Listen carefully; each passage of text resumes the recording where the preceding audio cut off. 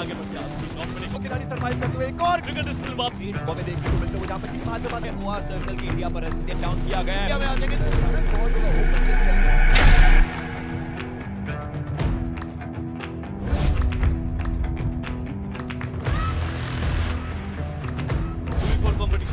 है। जोकर को मैजिक करना पड़ेगा, एक नेट जरूर आता है। निक को यहाँ पर नॉक करा जाएगा और नॉक प्लेयर को फिनिश करने के लिए जोकर बहुत तेज से आगे बढ़ते हुए नॉक प्लेयर को फिनिश करा जाएगा। अब ये कंपटीशन 2v3 का बन जाता है। स्पॉट यहाँ पे करा गया, शॉट लेने की कोशिश क्या यहाँ पे करेक्शन ढूंढेंगे।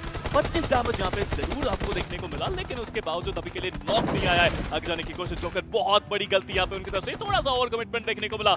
अगर बाहर ना जाते वो ज्यादा बेहतर होता, बट अभी के लिए कार ब्लास्ट करके शायद वो नॉक निकालना चाहते हैं। आई वुड लव टू सी क्या बिलियन यहाँ पे एक 1v3 करके दिखा सकते हैं। प्लेयर्स वेट जरूर कर रहे हैं, जब तक बैकअप नहीं आएगा तब तक मेरे ख्याल से जीओजी के प्लेयर्स नहीं आएंगे। बट लीडर को नॉक करा जाता है 7C अब इस पार्टी का हिस्सा बनते हुए। बहुत ज्यादा देर कर दी यहाँ पर, फाइट भी बहुत ज्यादा देर से हमें चलती हुई नजर आ रही है, लेकिन बिलियन वो एक और नॉक करेंगे। क्या वो जोकर को यहाँ पर रिवाइव कर सकते हैं? टीम जीओजी एक साथ यहाँ पर एंटर करना चाहिए था, बहुत ज्यादा देर, और अब वो जो भुगतान है वो उनको करना पड़ेगा। टीम 7C वो भी यहाँ पर अब इंटरेस्टेड नजर आ रही है इस फाइट में। बिलियन इजीली रिवाइव करेंगे, जो सेवियर का रोल है वो अदा करते हुए नजर आएंगे। टीम जीओजी पूरी तरीके से बैकफुट पर, अक्सर ज्यादा सोचने से फैसले कमजोर पड़ जाते हैं। स्पीरो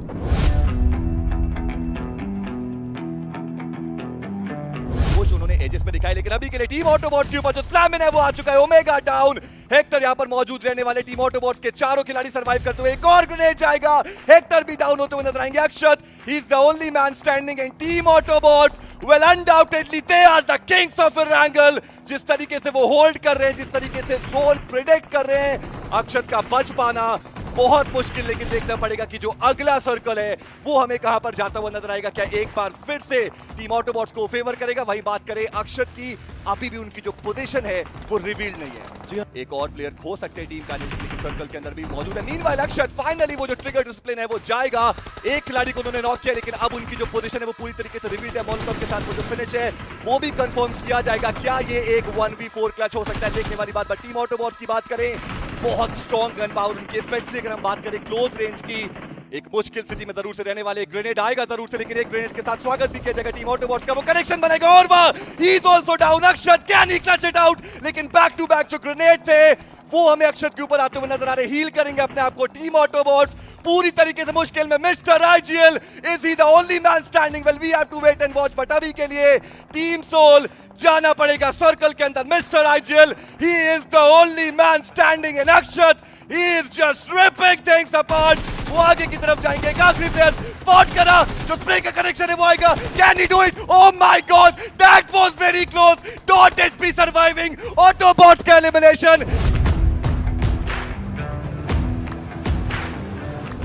WXWSF मुश्किल है, बहुत ज्यादा बढ़ती हुई। पिछला मुकाबला उसने भी कुछ खास प्रदर्शन कर नहीं पाए थे, इस मुकाबले में भी अपना एक प्लेयर जरूर से डाउन करवाया। जो बाकी के प्लेयर थे पोजीशन उनकी रिवील, मिस्टर आईजीएल मौजूद रहेंगे। एक और प्लेयर को डाउन किया गया। टीम ऑटोबॉट्स, एक और स्ट्रॉन्ग प्रदर्शन उनकी साइड से मिलेगा, जहां पर 2 प्लेयर जो कि नॉकड आउट है, फिनिश इजीली सिक्योर किया जाएगा। और टीम WSF एक बार फिर से पूरी तरीके से बैकफुट पर। इनके लिए हर टीम अभी डिसेप्टिकॉन बन के बैठी हुई है। एक अच्छा ग्रेनेड फॉक्स की तरफ से आता हुआ, और अब बचता है मात्र एक प्लेयर। उसके लिए भी ग्रेनेड किया जरूर गया है, डैमेज हल्का फुल्का पड़ा है, शायद इस चीज का अंदेशा हो या ना हो। हालांकि उसी डायरेक्शन में जा रहे हैं, उस घर के अंदर इनको लग रहा है वो प्लेयर है, लेकिन वो जो प्लेयर है थोड़ा सा चतुराई के साथ बाहर बैठा है, लेकिन अकेला प्लेयर किस तरीके से संभाल पाएगा? एक दूसरे के ऊपर ही शूट कर रहे हैं। इनको शायद समझ नहीं आया, गाड़ी में बैठ गए थे फॉक्स आकर के, लेकिन कोई गलती नहीं हुई। और गलती अगर करी गई तो वो थी ई-स्पोर्ट्स वाला WSF की तरफ से। वो टीम हो चुकी है पर एक कोने पर निग्मा गैलेक्सी के साथ जूझती नजर आती है। मोलोटॉव थ्रोएबल्स जो मिल रहा है निग्मा गैलेक्सी को, कर रहे हैं बुलेट इस सर में सर्वाइव कर रहे हैं, बट एमजे धीरे धीरे आगे जा रहे हैं। ग्रोजा है इनके पास, काफी अच्छा फायर रेट इस वेपन का, बट क्या इसके साथ साथ ही कुछ करिश्मा कर पाएंगे? वो है इंपॉर्टेंट सवाल। जीओजी की बात करें, 2 प्लेयर्स उनके डाउन, रिवाइवल वहां पर एग्जीक्यूट किया जा रहा है। बुलेट ओपी, एक बड़ी जिम्मेदारी उनके कंधों पर। निग्मा गैलेक्सी का वो जो पुश है वो हमें देखने को मिल जाएगा, बट बुलेट ओपी वहां पर रिवाइव कर रहे हैं। चलिए फाइनली उनको पता चला कि जो प्लेयर्स है वो आ रहे हैं। निग्मा गैलेक्सी पूरी तरीके से सर्कल के अंदर हमें देखने को मिलती हुई। जो ईस्टर्न शिफ्ट आया है वो प्रायोरिटाइज करेगा उनको, बट देखना ये पड़ेगा कि जो बाकी के आसपास के एनिमीज हैं उनको वो कितनी जल्दी यहां से एलिमिनेट करते हैं। दोनों ही जो प्लेयर्स है टीम जीओजी के, उनको रिवाइवल मिल चुका है। टॉप 5 में सारी टीमें हमें देखने को मिल जाएगी, लेकिन अब वो जो जोन का पुश है वो भी आने वाले, और टीम जीओजी को अंदर की तरफ आना पड़ेगा। ऐसे में निग्मा गैलेक्सी एक परफेक्ट मौका है उनके पास कि 4 और फिनिशेस निकाले जाए। टीम मार्कोस गेमिंग की बात करें, गोस्टी उनको डाउन किया जाएगा। जीओजी के प्लेयर्स ओपन में आने के अलावा और कोई ऑप्शन उनके पास बचता नहीं है। MJ Nyingma Galaxy versus GOG का अच्छी फाइट यहां पर होती नजर जरूर आ रही है, और उसी के बीच में ड्रीम्स के बहुत ज्यादा कम, उनको इनफैक्ट डाउन किया जाएगा। एमजे जरूर कर चुके हैं, एंड देखते ही देखते जीओजी का जीजी करते हुए निग्मा गैलेक्सी की टीम 9 फिनिशेस।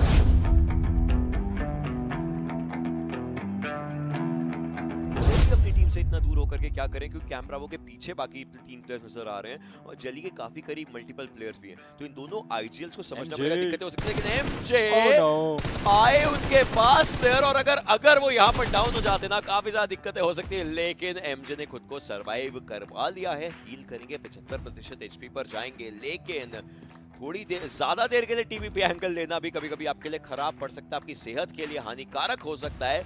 निग्मा गैलेक्सी वो तोहफा वापस देती नजर आ रही है। ब्लाइंड के प्लेयर्स को एक एक करके अब ब्लाइंड के प्लेयर्स आने की कोशिश करेंगे। हालांकि ब्लाइंड को पता है कि उनके पास नंबर्स एडवांटेज, तो एमजे के ऊपर यहाँ पर ये चढ़ जरूर सकते हैं, बट यहीं पर कवर किस तरीके से आएगा? एक स्मोक किया विजन ब्लॉक करने के लिए, जो काफी अच्छा डिसीजन है, और अब ऊपर जाकर के रहना चाहेंगे। हालांकि यहाँ पर अब जोन का जो डैमेज है हल्का ही है, बट आना शुरू हो चुका है। अपोलो भी बाहर के एरिया पर फाइट लेना चाहेंगे, लेकिन उनकी एचपी बहुत कम दिक्कतें उनके लिए बन सकती है, लेकिन नहीं, इस चीज से बिल्कुल भी अछूते नहीं रहेंगे। अपनी फिनिशेस यहाँ पर बटोरने की कोशिश थी उनकी, बट एमजे भी बाहर के एरिया में आ जाएंगे, दिक्कतें देने की कोशिश, लेकिन ब्लाइंड के विलियम्स एक अच्छी फाइट निकालेंगे। 4 फिनिशेस।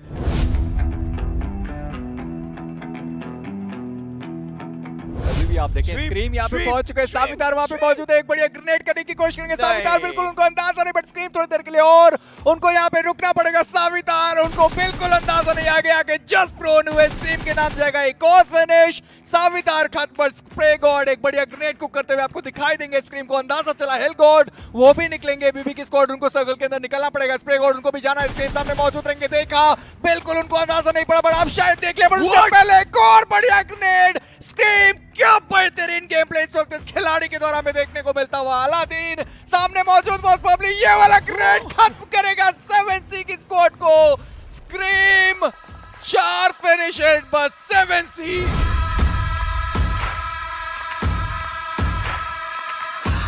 बात करी है इस पर्टिकुलर मैच में, बट वहीं पे केएसआर की बात करी जाए, डैमेज अपने ऊपर बहुत ज्यादा ले चुके हैं, बट शैडो उनको यहाँ पे डाउन किया गया रणवीर के द्वारा। इस मैच में उनकी वापसी हुई थी और आते ही उन्होंने एक नॉक निकाला जरूर, पर विलियम्स की बात करी जाए मोस्ट में फंस जाएंगे। एक बढ़िया ग्रेनेड वहां पे आया, मॉली एक आया, ग्रेनेड आया या फिर मॉली, वो तो नहीं पता, बट जैडी की बात करें वो यहाँ पे डाउन कर दी गए। वो मॉली था, बट मॉली मुझे लगता है कि वॉल को क्रॉस कर वो ज्यादा दूर निकल गया और विलियम्स अपने आप को वहां पे बचाने में कामयाबी उन्होंने हासिल करी। बट आदित्य सीधा अंदर गए, विलियम्स को उन्होंने डाउन किया। जैडी इसी के साथ खत्म हो गए। शैडो वो भी खत्म कर दिया जाएंगे। डेडपूल आखिरी खिलाड़ी अपनी टीम से जो सर्वाइव करते हुए।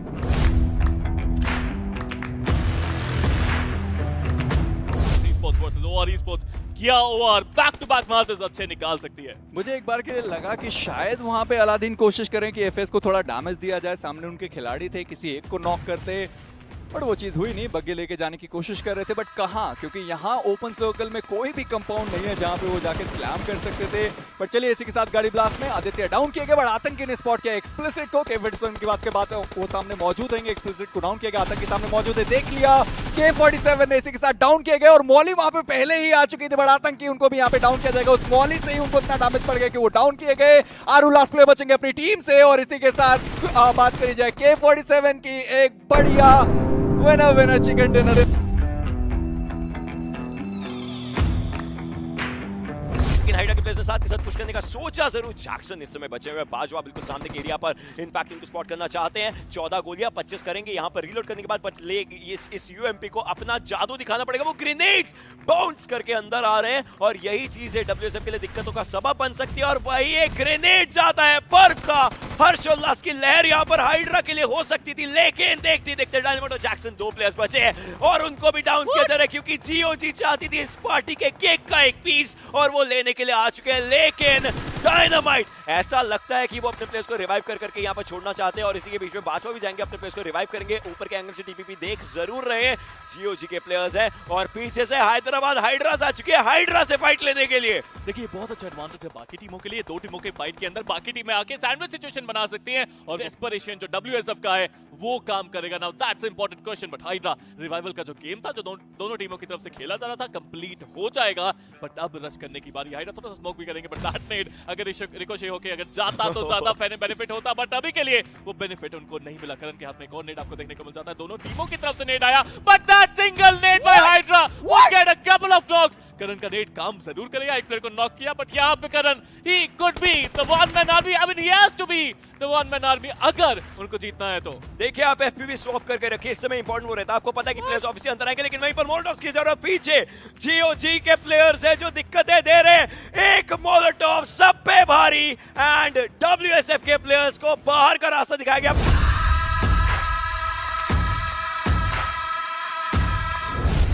लेकर के अपनी पोजीशन शायद थोड़ी चेंज करना चाहे। वो जो आखिरी बुलेट था उसका कनेक्शन आया जरूर थे, जो इंटेल है वो मिल चुकी है ओआर स्पोर्ट्स को कि जो उनके प्लेयर्स है जो उनके ओपोनेंट है वो कहां पर मौजूद है। बट अभी भी तारीफ करनी पड़ेगी करण की, जिस तरीके से अपनी टीम को टॉप 3 में लेकर के आए हैं। 10 अंक अभी भी उनके नाम।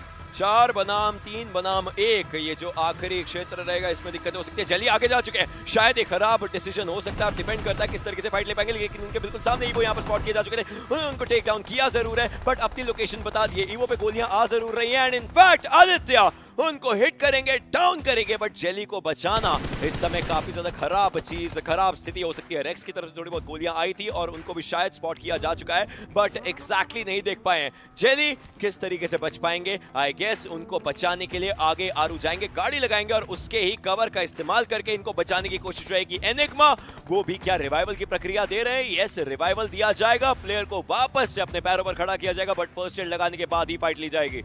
या फिर इन दोनों टीम्स की फाइट में वो एडवांटेज उठाएंगे और अपनी टीम को वो टॉप 2 में लेकर के आएंगे। लेकिन एक ग्रेनेड कनेक्शन बनाएगा ईवो डाउन, टीम एनिग्मा बहुत ज्यादा मुश्किलों में। आरू की बात करें आगे की तरफ जाएंगे तरफ से करण, उनको भी स्पॉट किया गया, लेकिन अब सामने 2 प्लेयर्स मौजूद है, डाउन किए जाएंगे। जेली की बात करें पीछे की तरफ वो बैकअप देने के लिए मौजूद, बट अभी भी ओआर स्पोर्ट्स का पलड़ा काफी ज्यादा भारी। 3v1v1 and OR sports they are taking it home. Finishes की बात करें 11 वो ऑलरेडी निकाल चुके और 2 फिनिश उनका इंतजार करते हो। बट एनिग्मा गेमिंग क्या बेहतरीन कमबैक इस आखिरी मैच में, 14 फिनिशेस और दूसरा पायदान उनका होता हुआ। बिल्कुल ओआर के प्लेयर्स आगे जा रहे हैं, हालांकि एक और प्लेयर को स्पॉट डाउन किया गया था, लेकिन उसका फर्क नहीं पड़ेगा। ओआर की तरफ से आता हुआ एक जवाबी chicken dinner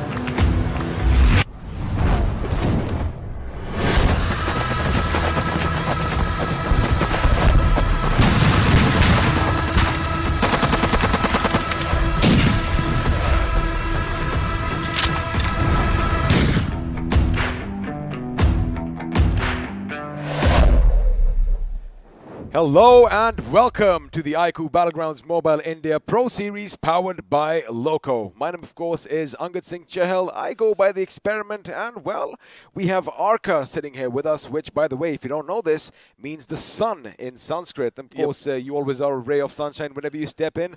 Lovely having you here again, and we are at day 4 now. Exactly. Finally made it to the end of week 1.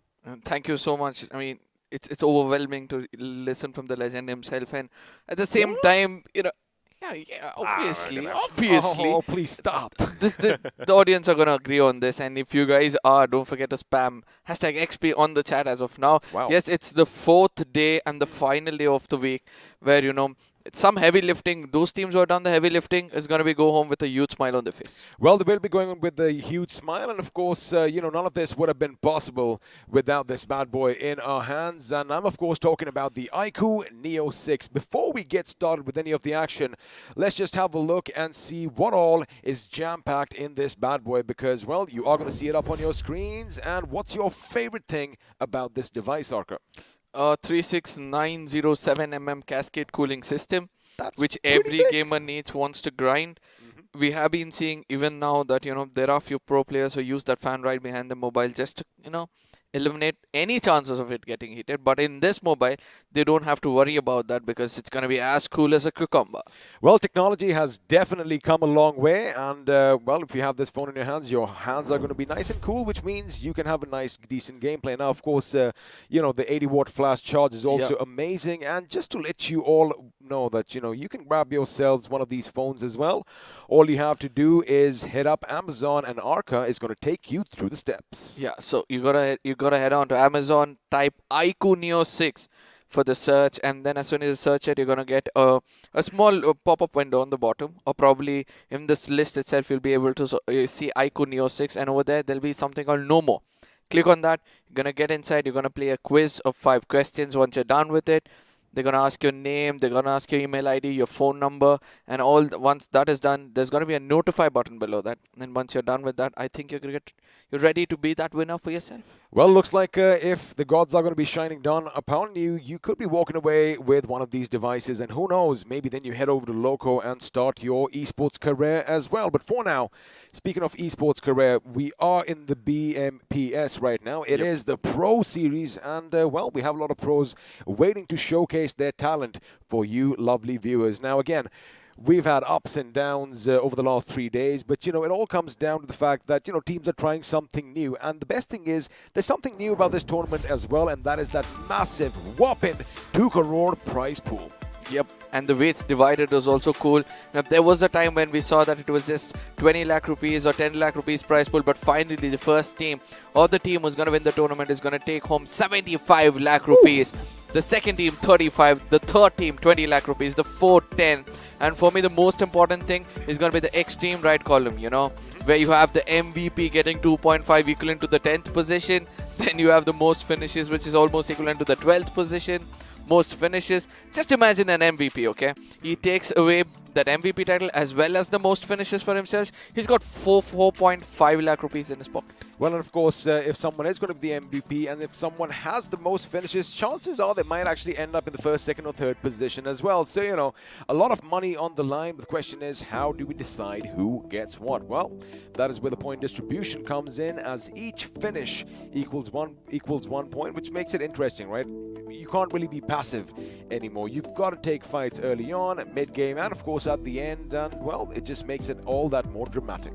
Yep, we have been speaking about the 6 finishes almost equivalent to 5th position for yourself. But let's not forget, the winner chicken dinner is going to get 15, the second is 12, the third is 10, and so on until, you know, they go down with nothing if they're below the 8th position. Well, I mean, if you do find yourself over there, chances are you can always come back next week and try again, because that is when League Stage Week 2 starts on the 26th of May all the way through to the 29th. Now, I like the fact that, you know, we do have 3 days in between, because all the teams and us, maybe, we need a little bit of a breather, right? You want to make sure that, you know, you don't want to be in the zone all the time. You've got to take a little bit of a break. And, well, speaking of that, in June, the action is going to kick off on the 2nd. Yep, and let's not forget in the June, the big event is going to be ending with a bang from the 9th to the 12th. We're going to have the grand finals the last week where most of these teams are wanting to play out. And let's not forget that with the teams in our hand right now, only 16 of them will have the opportunity to be present over here and fighting it for the big prize pool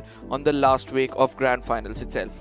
Well, of course, the question is which 16 teams are going to make it over there, but we do have a lot of games in store to decide that. Now, let's have a look and see what's going to be happening today. I'm sure everyone is going to be familiar with this on your screen. We kick things off in Erangel, then we have Miramar, Sanhok, Erangel once again, Miramar once again. No two Sanhoks this time because, well, we're going to come back full circle to the fan favorite map. Yep, AB coming in the first match, BC, AC again. 2 times. Whenever I see, you know, the same groups fighting out with one another, that is where I see redemption, you know, and revenge coming back. But AB is going to be clashing yet again after that, you know, in the map of Miramar and BC. So today we're going to see that the same groups are going to be meeting not once but twice throughout the day. So we can expect a lot of different kind of results every time we see them go head to head with one another. Well, let's see if the team that knocks one out, whether they're going to be coming back for some revenge or not. We're going to have to wait and find out. But again, action is going to be kicking off in the map of Erangel. And, you know, we talk about ups and downs. We had, you know, a lot of questions yesterday. But before we get into the discussion, let's just have a look at the pre-match segment powered by Loco because, well, all your favorite teams are going to be playing. I wonder if you can pick which one is yours. I think a lot of people are going to pick most of their favorite teams, right? See, it's not like, you know, there are new pros also coming in who have a little bit of a fan base already built up by the performance they've showed in BMOC. So yeah, there's going to be a lot of spamming coming in, but let's not forget that Team OR is the team which is right now dominating when we compare A and B together. And let's not forget Global Esports is also making, you know, making up slowly up the ladder, and they're going to prove themselves to be the strongest of them all, like how they did in week 3. Well, you know, we did kind of think that the throne is going to be challenged, but even Team Seoul, they did kind of etch out a little bit of a lead. Let's see if they're going to hold on. But before that, a massive shout out to BGMI Crofton for making this happen. And of course, our lovely sponsors, iQOO and Loco. Let's have a quick word from them. To make every day the best of my life. To strive for more. To beat my own score. To get that encore. I've got this. I've got the power to do more, see more, be more. I've got the power to win. I've got the power. Well, I wonder if you have the power to win as well. You could if you do have the iQOO Neo 6 in your hands. And once again, I guess we might just remind you, you can win a chance to get yourselves one of these bad boys. And it is going to be on Amazon, if I'm not wrong, Arkram. Yep, on Amazon, go over there, search for iQOO Neo 6. Make sure that you know more, and then you ask, there are going to be a few questions, answer them, leave your name, address, leave your email ID, to be specific, and then your phone number, and later on, you know, you're going to be rewarded with one if you're lucky. Ooh, I mean, if you're lucky. If you're not lucky on this day, well, we still have some more things to give away. I'm, of course, talking about all that nice BGMI merch. You might just get a nice little t-shirt. I'm wearing black, but it looks like the white and gold actually looks good. And, of course, you get those bottles as well. Now, if you want to grab this, all you have to do is head over to the BGMI Esports channel. Check that description down below. There is going to be a form that you are going to have to fill out. And, well, if, like I said, the gods are shining down upon you, like this man is shining right over here, you might just be lucky to get all these goodies. But now we are going to say bye-bye to you because the match is going to be underway. And, well, to kick things off, we are going to be at the military base. Oh, the map of Erangel, which has always been one of the most crucial map of most of these teams. Obviously, because, you know, it's the most played map in a day, and you want to dominate on that, or the most played map in the tournament itself. So, if you are performing well in this map, it's like half the work is done. Well, let's see if half the work is going to be done for a lot of teams. But again, you know, that is one of the reasons why we have 3 Erangels in a day, because you know, we keep saying it. Yes, it is the fan favorite. It is also the most, you know, played map for all our teams as well. So they must have done their homework. They must know the terrain, you know, like at the back of their hands or something. But let's see if that's going to be the case for now. Now, I'm kind of distracted because we do have a little bit of an extra screen for us. We can have a look at the shenanigans that are taking place on the spawn island. And, well, Looks like a few people are just trying to psych each other out. A few people are standing still, probably getting themselves in that little zen mode, and a couple seem to go on a little bit of a swim.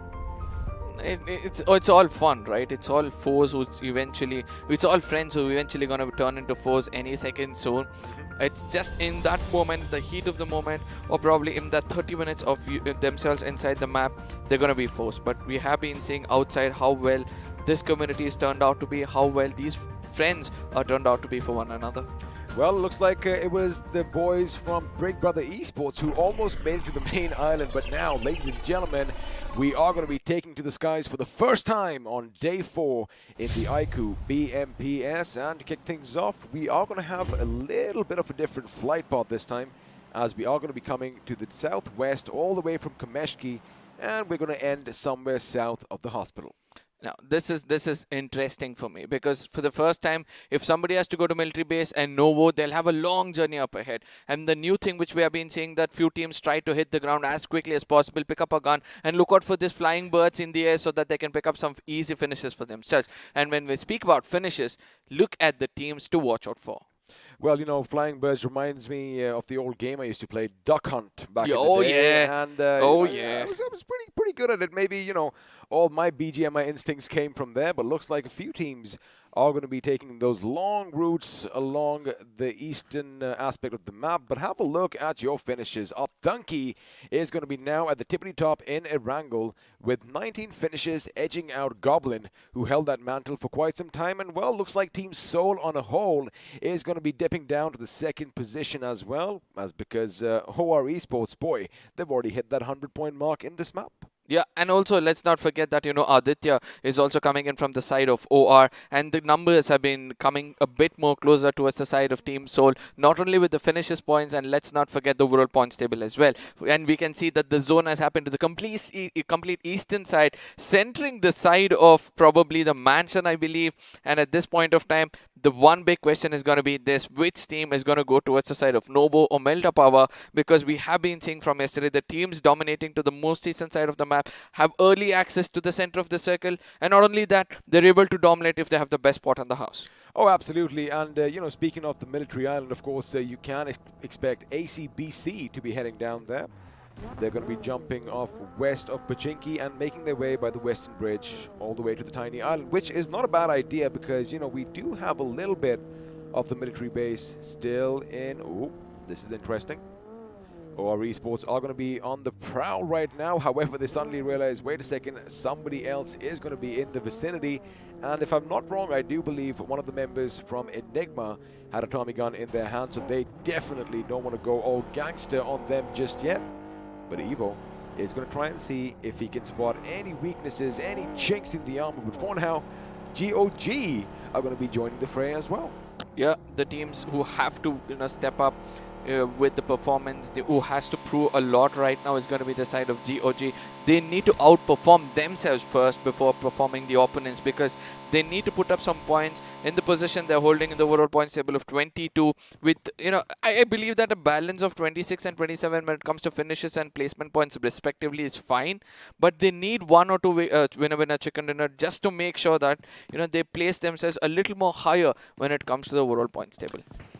Joker over here just making sure he has an idea where that vehicle is heading before he starts looting. He doesn't want to be spotted, of course. You don't want to give your position away, especially since you are all by your lonesome. Now, when the map is going to be popping up on our screen in a few seconds, the thing is, GE are spread out far and thin right now, which is fine.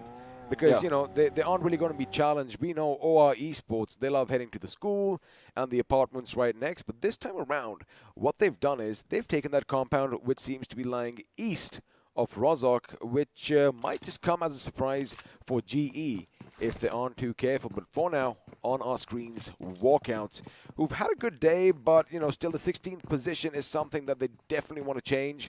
They want to make sure they cement, or rather fortify, you know, their position in the top 16. Let's see if today is the day for Yuva, OP, and the boys.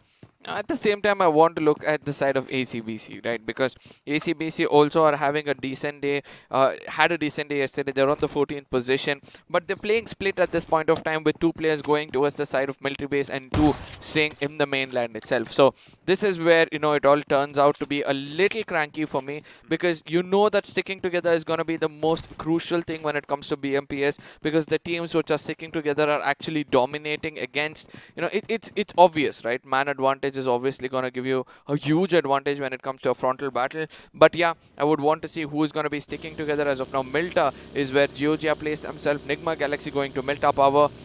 In case it was a different story, then we would have seen GOG going into the side of Milta Power, and somebody like Hyderabad Hydras would have gone into the side of Milta. Well, this is an interesting play, ladies and gentlemen, because INS, they probably obviously anticipated that, you know, Rozok is going to be occupied. Yasnaya is going to be occupied because they did have a little bit of a skirmish last time. However, they went outside the circle and now are going to be going past the ruins, and maybe they might end up on that hill south or maybe even west of Pachinki. You know, get the high ground and just have a little lay of the land, making sure they can see anything that moves around them. Or better yet, they might even take the fight to a couple of teams, because for now it seems like they are going to be heading on a bit of a collision course. If you keep an eye at the Gatka region right now, we do have Esports Walla WSF who are lying in wait, and suddenly I do believe INS realized, oh, wait a second, we are going a bit too far off, and looks like Evil Sky might have had a little bit of a fall because, well, there's nobody near him to damage him. However, he doesn't even have any meds on him. It's too early. They have to do the right kind of farming. We have been speaking about this, the importance of farming in the map of Erangel. Like in the map of Miramar, it's more pleasant for you to take that, you know, mid-range fight. So you have to have the best farming. But it comes to the map of Miramar, Miramar is always about hit, go take that loot of the person who is already down as a box, and then move further for the fights. So let's see whether that's going to be the case. As of now, we can see that ABZs are also on the rotation. They're not holding a very good spot in pre-mosque, if I'm not wrong. Yeah, I think that is pre-mosque where they're standing, right? It is. Now, of course, you know, pre-mosque is their drop spot, right? They've been going in whether someone challenges them. Whoa. I guess I'm having a little bit of a slur in my speech. Of course, you know, a couple of them are going to be elsewhere. I do see Orva is going to be a little bit up north. However, it doesn't really make any difference right now because, you know, we know a couple of teams do love dropping just north of them. However, they are not going to be playing this game. Now, interestingly, Initiative Academy, they're going to be heading down south along the western aspect of Erangel over here, and I don't see any collisions taking place anytime soon. But you know what? I want some drama. I want some action. And I think our prayers might just be answered, because GE is going to be on the move, and looks like OR Esports are getting a bit too close for comfort. I just hope that is where the early skirmish take place, because when the 2 big bulls lock horns from the get-go itself, that is an opportunity for the teams on the bottom of the table to actually, you know, rake up some position points for themselves with most of the elimination already done in the get-go. Now, let's not forget that, you know, most of these teams are actually conjugating right to the center of the circle itself. They're thinking that, you know, it's better to be there towards the side of Shelter, probably towards the southern side of Yasnaya, because yesterday when the same circle happened, it shifted towards the side of Yasnaya, and the team which was holding the compound at Yasnaya were having an amazing job. And let's not forget that Hydras, when they had everything set for themselves, they had to move away from there, and they had to pay a very hefty price. I mean, you know, I don't want to say it's indecision, because, you know, of course, they did try to make a little bit of a gameplay, and unfortunately for them, the circle kind of came back, and, you know, they were unlucky. Let's see if today, however, they're going to do something different, because, as you mentioned, right now, they are going to be at the mansion. They do have that little high ground to make sure that, you know, they can keep a 360 vigil around them. But speaking of vigil, looks like Hellguard has definitely spotted some movement in the distance, and we could see the first few shots being fired. Way too quiet right now as we've crossed the 8-minute and 30-second mark. But for now, Team MG, the god Dionysus himself and his teammates, they are going to be moving around because, well, you don't want to be in a position where you can get fired upon from multiple angles. But if you have a look, ABs, they're going to be coming in a bit slow. And as far as the circle is concerned, we might just have a bit of a southern shift. Let's see, it is going to be pretty much centered, which means, well, the action could even take place at the prison in the zones to come. But for now, again, no one really peeking out too much, no one really making a move, so to say, because I guess they all wanted the other teams to make those mistakes. But Hydra are going to be coming down. In fact, they might even go for the drop. Let's see if that's going to be the case. Now, this is one thing which we have been observing. Lipovka and Melta Power in these circles have always been abandoned. And just imagine, you want to start off slow. Obviously, you would want to place yourself in places like this where, you know, you don't have to be in the middle of all that chaos, but rather come in when the iron is hot, strike and pick up finish points when you do the right kind of third party. But now is going to be the moments where we all know it's been calm so far and we can expect a heavy storm coming in the map of Erangel. Oh, a storm is definitely brewing overhead. The skies might look a bit blue, but let me tell you one thing. It's going to be covered red sooner or later with all that blood spraying in every single direction. Now, Big Brothers, they are going to have a little bit of an interesting play. They do have the high ground over here. They know that they have the ridges for cover in case somebody does come towards their position. And speaking of that, looks like Deadpool might be the first one who is going to take a little bit of a chance, but have a look at how they're placing all their vehicles. They're trying to make sure they have, you know, contingency plans in place in case they need to skedaddle out of there or maybe go in for one of those pushes. But now, speaking of blind, they're going to have that little compound all for themselves. And still, it kind of seems like people are avoiding each other. But there you have it. The first few shots have been fired. Evo is going to get the better of iQOO. Now, this is where rotation classes actually come into play, right? So the southern western side of the map is where most of these teams are going to be clashing out as expected. But let's not forget that this one initial skirmish which took place was not to the southern western side, but rather to the dead center towards the side of Shelter, where Enigma is holding a very good hard compound for themselves. But the most important thing for us to see is how blind have placed themselves. Yesterday we saw 7Cs versus the side of GOG happen over there, where GOG did not capitalize when the time was right. They had to pay a hefty price. So let's see whether there's going to be any kind of deja vu moments. As of now, we can see the WSF Esports Wala is going to be waiting for blind to go rotate around, and they're just going to wait. That was close. That was close, and they are going to wait because another team is going to be joining them sooner or later. But IE are looking in a bit of trouble. They've already lost one man.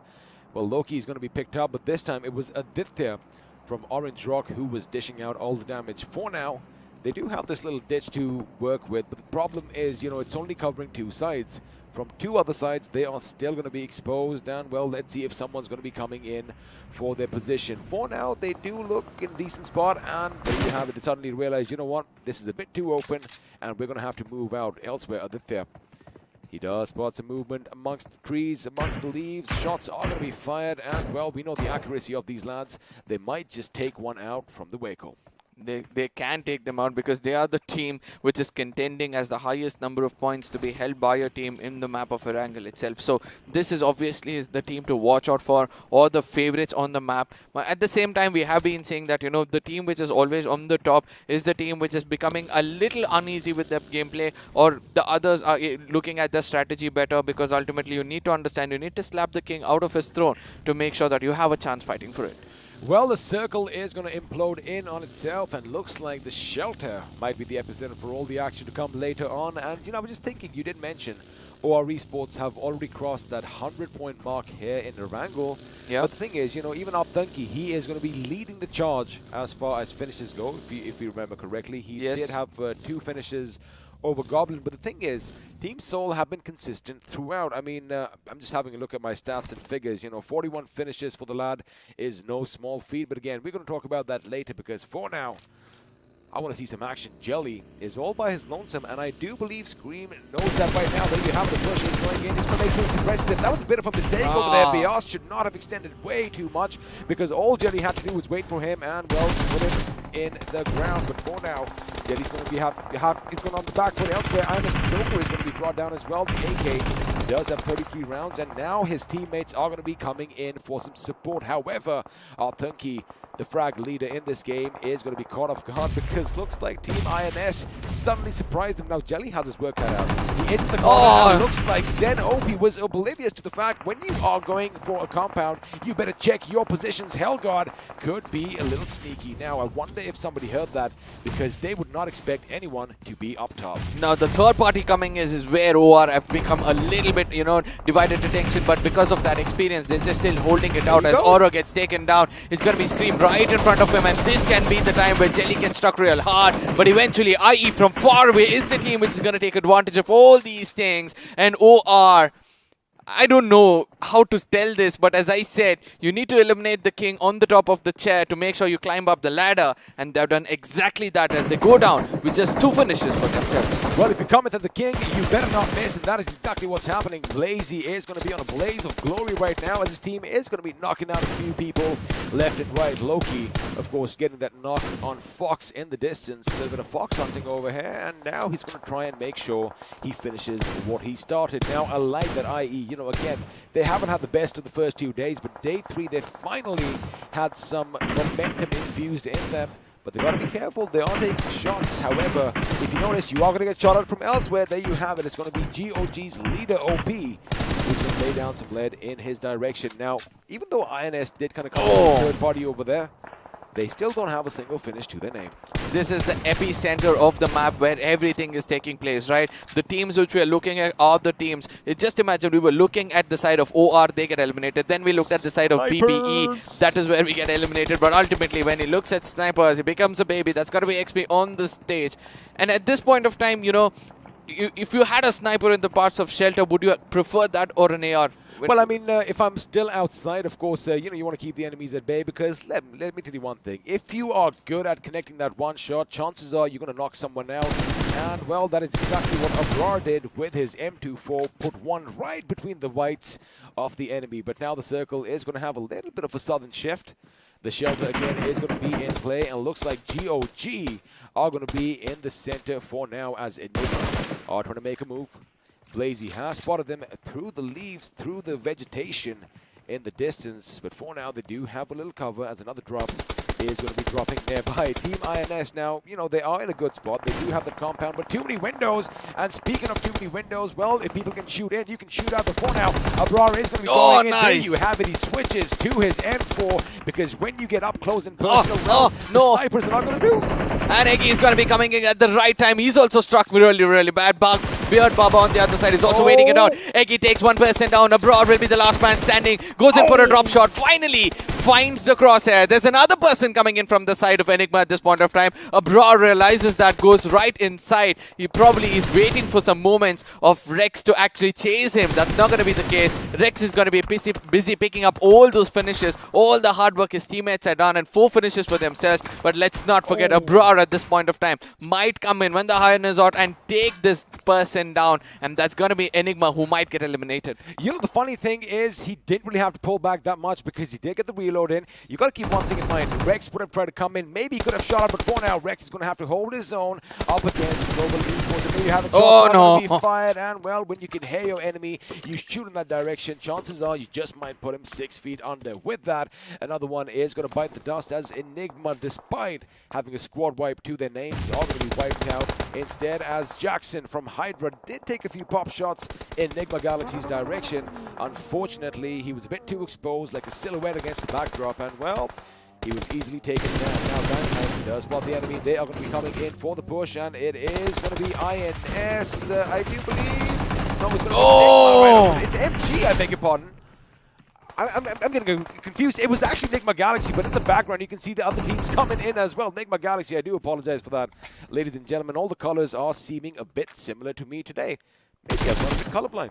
It's not that, because we all know there's a lot of teams in the circle right now, and this is what's going to happen to us. But it's like Enigma Galaxy is not stopping in. They're taking more than one fight. We saw them rush in towards the side of Hydras, and we also have RTR in front of them. But RTR persistent at this point of time, due to which they might pay the price. But no, as Vexy makes the mistake of going in for a reload or a change of a gun when both the guns did not have enough bullets for himself. But Dreams far away is also getting taken down. 2 players of Nigma already gone down, and Hydras are going to dominate on this and get some more finishes for themselves. They're going to pick up their teammate as well after losing Dynamite with just 1 finishes. They're looking a little weak as Legend takes down another player of Nigma Galaxy. Well, Legend is going to make sure that Nigma are going to be pummeled with bullets, which means only 2 members are going to be left standing, Wixie and MJ. But from the other end, MG's Pop Kilo is going to lob a grenade. It does look good, and if it makes its way inside, it could be devastating. However, it was just a bit too short, and there you have it. Legend once again living up to his name, making sure he is the one who's carrying his team forth right now on his shoulders,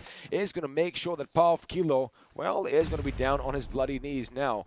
The problem is, Team MG are falling apart from every single direction. Only 2 members standing, one being Ghosty, the other being Dionysus himself. Now, they do have a little semblance of cover over here, but they are going to have to make a move for the zone sooner or later. And speaking of the zone, only 2 teams currently have the only compound in the circle, one with Team INS, the other with GOG. But the corners of the circle where the blue zone is still to touch them, it's going to be so hard for the side of GE as well to make it inside the circle, with gatekeeping coming in from both these teams. As you correctly pointed out, it's the hard compounds which needs to be controlled, and GOG have exactly done that. But let's not forget Nigma Galaxy versus the side of Hydras. I'm so sorry, not Hyderabad. They both are still in a conflict at this point of time, where Hydras decide that we have man advantage, we still have 3 men standing. Let's forget about all these things. Let's just head inside the circle. Make sure that we don't have any other problems coming up ahead. Nigma Galaxy is also choosing to do the same with just 2 people standing. We look at the finish feed right now, right? Those teams who had big numbers already got erased or down to just 2 players, whereas the team which has not got into any kind of conflicts have all 4 men standing. You see right now for the teams coming in from the east, it is a bit of a gamble because, well, the first few vehicles that are going to be going through are going to get shot. Oh my goodness, I do believe that was some amazing shots coming in from Rain, as he did rain some lead in the enemy's direction. And as a result of that, well, he does get a knock. Question is, can they capitalize on it? No, before he could get on the buggy off his teammate Evil Sky, death came in the form of, well, I do believe the team behind them who did shoot down for the hill, Nigma Galaxy, because you saw that, right? Yep. They were making a move in that Lambo, but suddenly they realized, wait a second, we don't want to be the first ones who get shot at. So again, that's the gamble we were talking about. But now MJ is going to go in for the remainder of his teammates, because his teammate is going to be taken down. ACBC in a world of trouble, and Wixie still alive and kicking on a sliver of HP. Can he get that first in the nick of time? The answer is yes. And immediately he's going to run inside the circle, because he knows the kind of damage they can rake up being outside the circle at this point of time, as GOG still is going to enjoy the location they're holding. But they have to realize there's another team pretty much close to them, and it's important for them to concentrate their firepower towards that person. But Nigma Galaxy, they're going to put up smoke, they're going to put up some hard covers so that they recuperate for all those resources they've burned so far in all those fights. But let's not forget, Blind is still alive from another corner. We have GE with 2 men standing, and they're still not stopping. They're also taking fights against MG Gusty, and I think that's an end for the side of MG as they get off at the 8th position with just 2 finishes for themselves. Well, Bajwa was knocked out by one of the members from Blind Esports, and oh my goodness, Rage, you have been spotted, because if you are going to shoot, chances are the enemy can shoot back. Curran, on the other hand, gets the better of Billion from INS's. Rage is going to come under fire. Now, surprisingly, I like the fact that WSF still have all 4 members alive and kicking up until this stage. And let me tell you one thing, that man advantage is going to come in handy.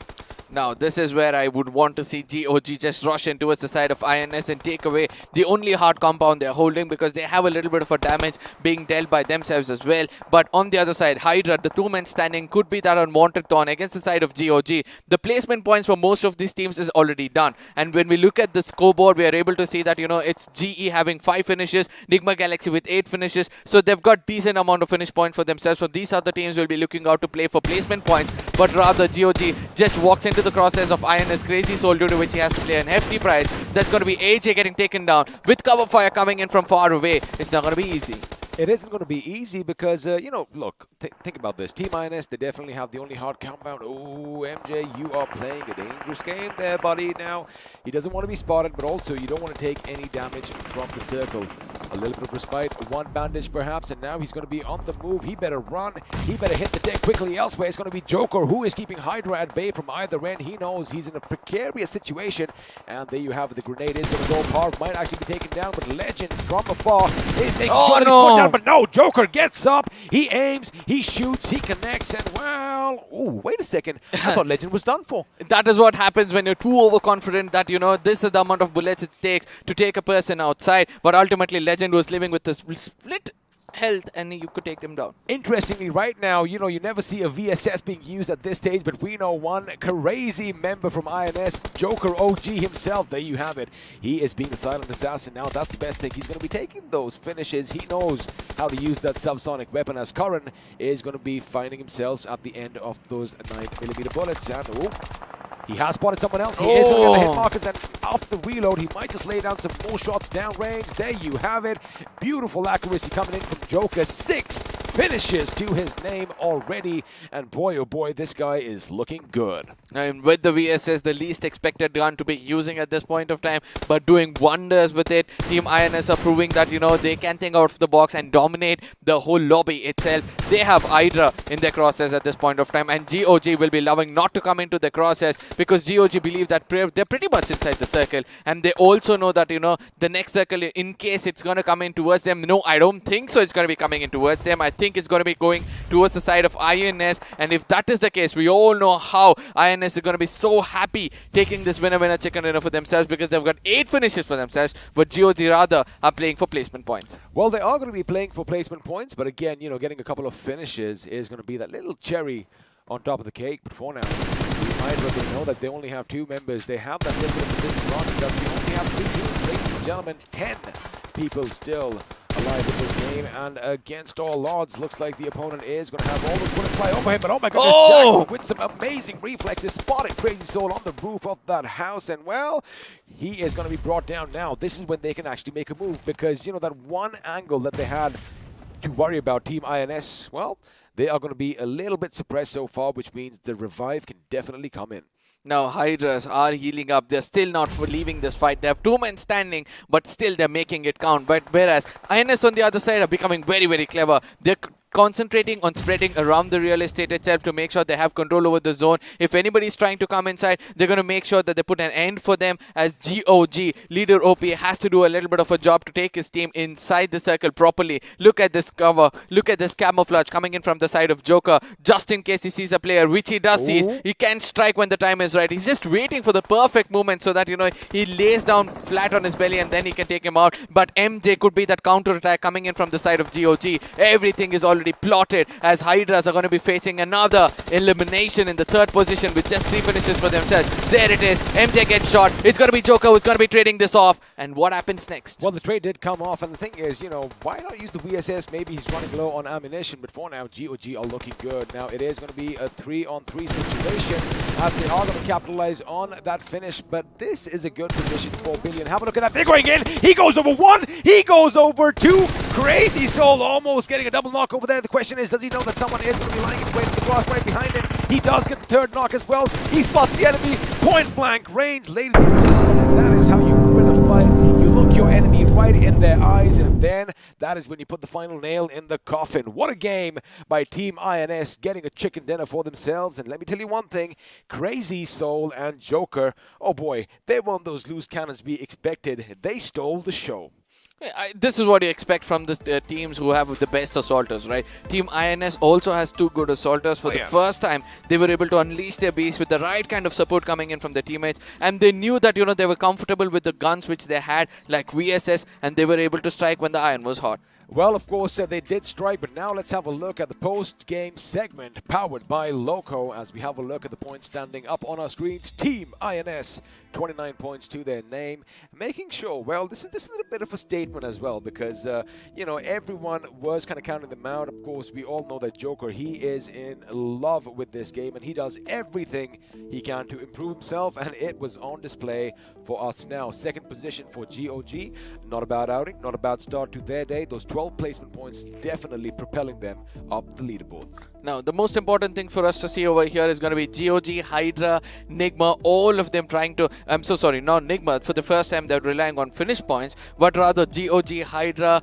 Esports, Wala, all of these teams are looking out for those placement points, and that's why they lack of the finish points they're holding. But Global Esports, to be specific, on the other end, was almost into taking off one more score and some more finishes for themselves before they got shut down. I'm pretty sure we might just, you know, see this coming up in the replays in due time. But the thing is, they were trying to hit Team INS's compound at an early stage. However, as soon as they lost one man, well, the plans went out the window. And I have an idea who the iQOO MVP is going to be. It's your boy, Joker OG. Yep, it's clinical, completely clinical coming in from his side. 700 damage and 7 finishes with 1 headshot and 1 assist. And let's not forget, the game came to an end with 24 minutes only. All the dominations of INS, all thanks to them. Also, I love the fact that, he still keeps the VSS alive, the subsonic weapon. As we have a look at the top 5, well, Joker is definitely going to be joined by his teammate, Crazy Soul, who has 5 finishes for himself, as does MJ from Enigma Galaxy. Now, in 4th and 5th, we have Wixie with 3 finishes, but a tremendous amount of damage. And, well, Joker, of course, who could forget him and his good gameplay. Now, the thing is, they were caught in such a... I wouldn't say it was a bad situation because, like I said, they were going for this particular compound, right? Suddenly, shots are being fired. And it wasn't just one person. There were 3 members of INS just laying down heavy, heavy lead in that direction. And still, for them to survive and get a few finishes just behind the cover of one tree is, quite an amazing feat. No, there's one more thing, right? Global before that were in a fight, and due to which INS had a complete information about them going in, and they were just wait for it. We know that one team is going to be vulnerable, but sadly, it was the side of GE coming in from their side, so they did the best of what they can. But Nigma Galaxy on the other side, the way they were rushing in against every team. Let's not forget RTR, as they took their fight against RTR, they took the fight against Hydra, and they still did so much of damage in the lobby itself. But looking at the match summary, we do understand that there's just one airdrop looted, and this is the least number of grenade finishes we'll get to see in the map of Erangel, all thanks to the firepower of these teams going in head on each other because of less early skirmishes. Also, the average healing is going to be less, I beg your pardon, because A, the action didn't start off until quite late in the game, and B, it was pretty much head-on collisions. That's what we saw. We didn't really see a lot of long-distance engagements take place this time around, which means if you knock someone, chances are you're going to finish them off. Now, again, we are going to see the highlights, right? I want to go back to that little fight at the shelter when Enigma Rex did finally move in. I believe the other team could have actually survived, and had MJ not run inside, it could have been a different situation. But again, coulda, woulda, shoulda, as we have a look at the FD graph and compare the finish to the damage.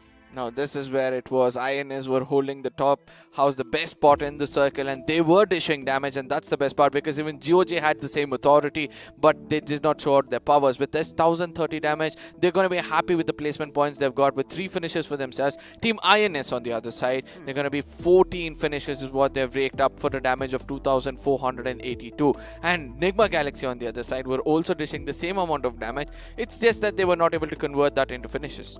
Well, they didn't convert into finishes, but again, they at least got their hands dirty, so to speak. But now let's have a look and see how this affects the overall standings, which are going to be popping up on our screens right about now. And, well, things are still looking pretty even. Steven, OR Esports still holding that 2nd position, but now the lead is going to be coming down to 10. However, keep one thing in mind, Team Soul still has a game in hand.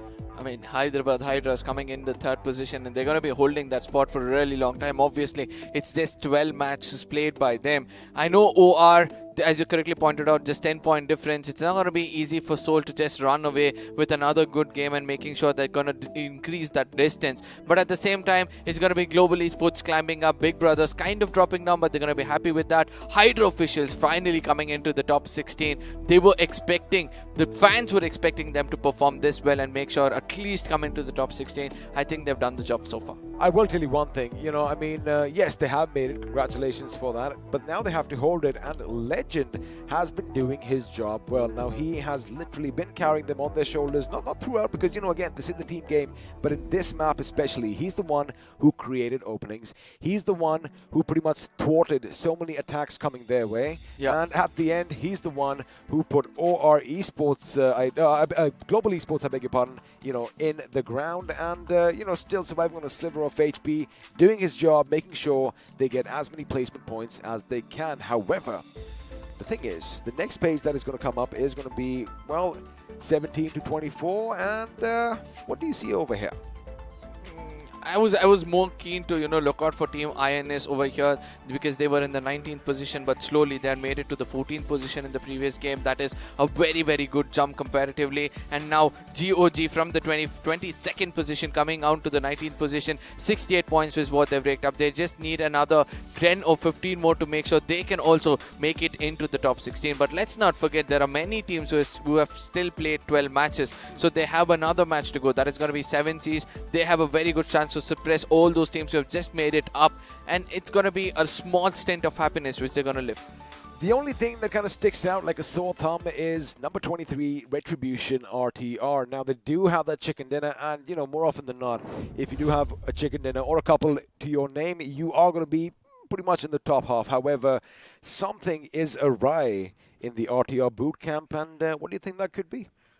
I really not able to understand this. Probably Fixes would be the perfect person for us to explain as to what could be happening inside a boot camp like RTR. But this is what I would like to say. They were taking that unwanted fight against the side of I think it's the Hydra, Nigma Galaxy, I'm so sorry, because they were on the top position. They knew that, you know, it was an unnecessary fight. Two players are there down below. You can hear that there are two players, but still they were keen of, you know, they're too confident of taking a 1v2, and they thought that they can dominate on it. But rather, if they're prioritized the zone, respected the zone, come inside first and then taken the fight, I think it would have been much more easier for them. Again, buts and ifs, right? We've got to take them out of the dictionary. But again, we got to have a massive shout out over here to our sponsors, iQOO and Loco, for making all of this happen. Let's have a look at the video from our sponsors.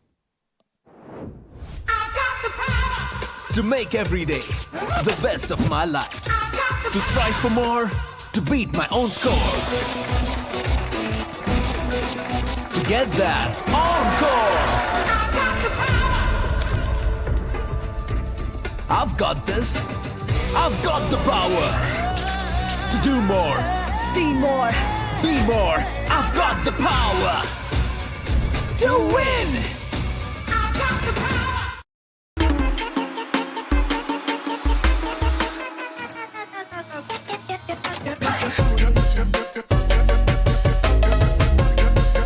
Watch it, earn it.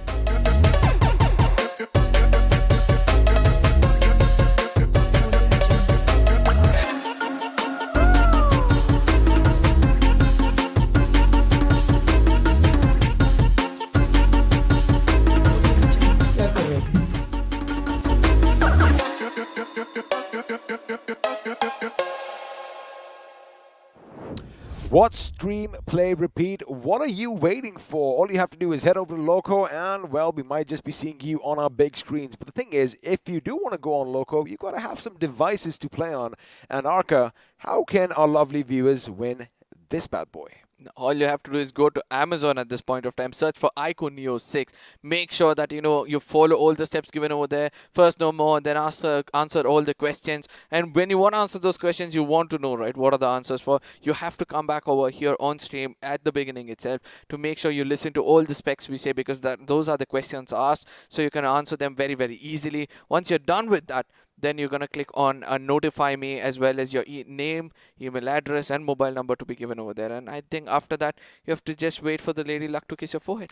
I like how you've made it kind of easier for all our viewers. So, you know, if you want a few more little things, make sure everybody joins the English chat and the English stream right now, because we're basically giving the answers away. But now, if you missed any of the action, make sure you set your clock perfect for next week. But well, we got you covered. Now, this little fight over here, OR Esports, you know, I like the fact that they did cast him off guard. Jelly did get a couple of knocks, but the fact that one of the members went up top and, you know, started raining down death from above, that is when they least expected it. And, of course, Team INS joining them as well was a bit of a thorn in the side.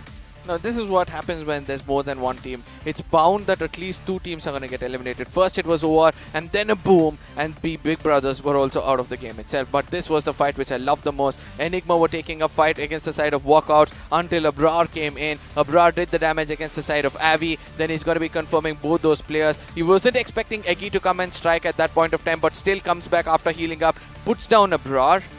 All right, now have a look at this. Now, Abrar is going to be going down. All right, I get it. He needs to reload. However, he went a bit further back. Now, Rex is coming in hot, right? And Rex has to come in the shelter. He has to, because if he stays out, buddy, he's going to get shot at from the back like Global Esports. So, again, you know, maybe they go back and have a look at that. And maybe, just maybe, Walkouts could have had a few more members alive till the end. But now, Enigma Galaxy, they were looking good. But I do believe, you know, getting picked off one by one was a little bit of an issue. Craniacs dropped. He shot. He connected. But again, MJ snuffed his life out. Now, this is where Hydras took a notch higher, you know. They knew that, you know, Nigma Galaxy was playing a divided gameplay. They were not bothered about anything else, and they actually dominated them. After finishing up 2 players, the other 2 were just walking out in open grounds, and they were able to put them down. The power killer, the grenade which came in towards him. It was just that he revealed his location, due to which he had to pay a hefty price. Autobotz on the other side were almost making it inside the circle, right? They had also got some decent finishes for themselves, but Hydra's officials' domination still continued, where they were taking it up, and that is when the circle started to shift, this is all moving away, and that was the only grenade finish, according to me, which we saw. We did indeed, and you know, I like how MJ just goes in. Vixie does a lot of the hard work, and well, that's what teamwork is. The glory does go to one, but again, at the end of the day, you know, if they do get it out to the top, they are going to walk away with a big chunk of the money. But Crazy Soul, again, he had that little position on atop the roof, and he did get a few knocks. He does go back in the nick of time, and well, Team INS definitely with a well-deserved victory over here. But now have a look at this. Joker gets one on the right. Jackson goes down. Parv is going to be blown to smithereens with that shrapnel as he makes sure he puts him 6 feet under. This is where he did get a few finishes for himself. Now over here, that is. I thought Legend was done, but Legend survived on a sliver of HP, and well, I guess he got a bit too cocky. Now, this is where, you know, Joker kind of impressed me the most today with that VSS. We all know how silent assassin that gun can be, and he started using it at the right time. That mid-range battle, that's the best one to use, and it's proved this time again. Team INS on the other side, it was pretty much easy for them, right? All they had to do was just wait for the circle to favor them. Eventually it did, and that was a vehicle almost finishing off the side of GOG Nick. And then when the rush came in, this is what I say, right? The person did not come out immediately as soon as the vehicle came in. He was just popping his head out and searching for enemies, and once he got to know all their locations, that is when Crazy Soul jumped out and took one player at a time. MJ, I don't know what he was doing. He was just waiting for them to get finished off. I wonder if you noticed that. So it was Crazy Soul and Shane who were in that vehicle. So now Crazy Soul ran one of the members over. He almost ran the other, but then the guy riding shotgun was shooting as well. Yeah. So, you know, I mean, again, they were vigilant. They knew that they had this game in the bag, and well, Team INS are going to be making quite a statement, as we said before. Joker, a well-deserved iQOO MVP as well. But now the question is, can they do that again in the games to come? Because, again, they're never going to lose that loose cannon tag. But this time around, they seem like a bit more disciplined team. Yeah, and at the same time, the final fight itself, right, where, you know, there was one person who really thought he had taken off the side of Hydras. It was a linear fight which was taking place. The reason why he was not able to take that person out, because the person was down on his knees, was acting as a shield for the person behind, and the person was just waiting it out. He was like, he's going to take shots. I know he's going to duck down because he's used most of his bullets, and once he ducks down, he was just coming out on the perfect nick of time and making sure they eliminate the person, and that is the best part about Team Hydra. And as you correctly pointed out, composure is already hit in most of these experienced teams. Bootcamp, it is not only GE, it was also the side of Team Hydra, because they had been fighting a lot of teams down that, you know, aisle, and they made sure that, you know, they made every finish count. And let's not forget, Team INS is also playing a very, very composed game. Now, I have a question before, of course, the next game comes up. It is going to be action taking place in the deserts of Miramar. Now, I'm going to just take the name of one team. UP50 is going to be coming in the next round. Now, yeah. What about them? So it is going to be the last day of week 1.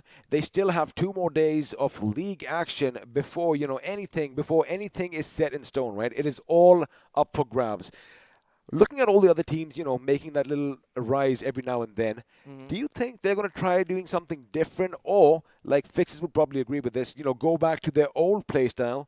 And so what do you think is the right move over here? I think that they're going to be playing it as safe as possible, because the early fights which are taking, especially yesterday also, we were able to see that, you know, they got taken down by Team Soul itself. So they would want to play a little safe from the beginning, get the right kind of farming first, and then take fights when they're pretty confident about it. Get more than one knock for yourself and then go in for a push. Just one squad wipe will be more than enough to build the confidence that what Fixes keep speaking about them, and from then on they can go for an onslaught. But I agree with you. But again, what do you think is going wrong when they are pushing? Now, it's not. Is it the confidence, or is it just it's a split? I something believe. You know, I right. think it's something which got to do with the split. Miscommunication, maybe. Yeah, see, again, when you're going in for a split, you need to make sure the person who's going away from the team has to be the person who is the safest, right? He's only going to go and rely information and strike only when required. But in case he also gets taken down, that is when things can go wrong. I mean, if you lose your flank, well, chances are, you are going to be dwindling down your numbers slowly and steadily. But let's see, this is all speculation at this end. Maybe UP50 might just come in hot and, well, walk away with a chicken dinner. I wonder if you guys agree. Let us know what you guys think. What should be their game plan? Now, before we head over to Miramar, I like the fact that this time around the action, when it did start, it was non-stop. And, why I say it was head-on collisions, because...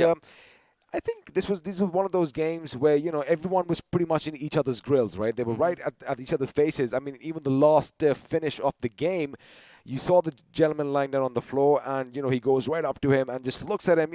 It's all about, that's the best way to do it, right? And he puts a bullet right over here, right between the whites of his eyes, and I just enjoyed that a lot.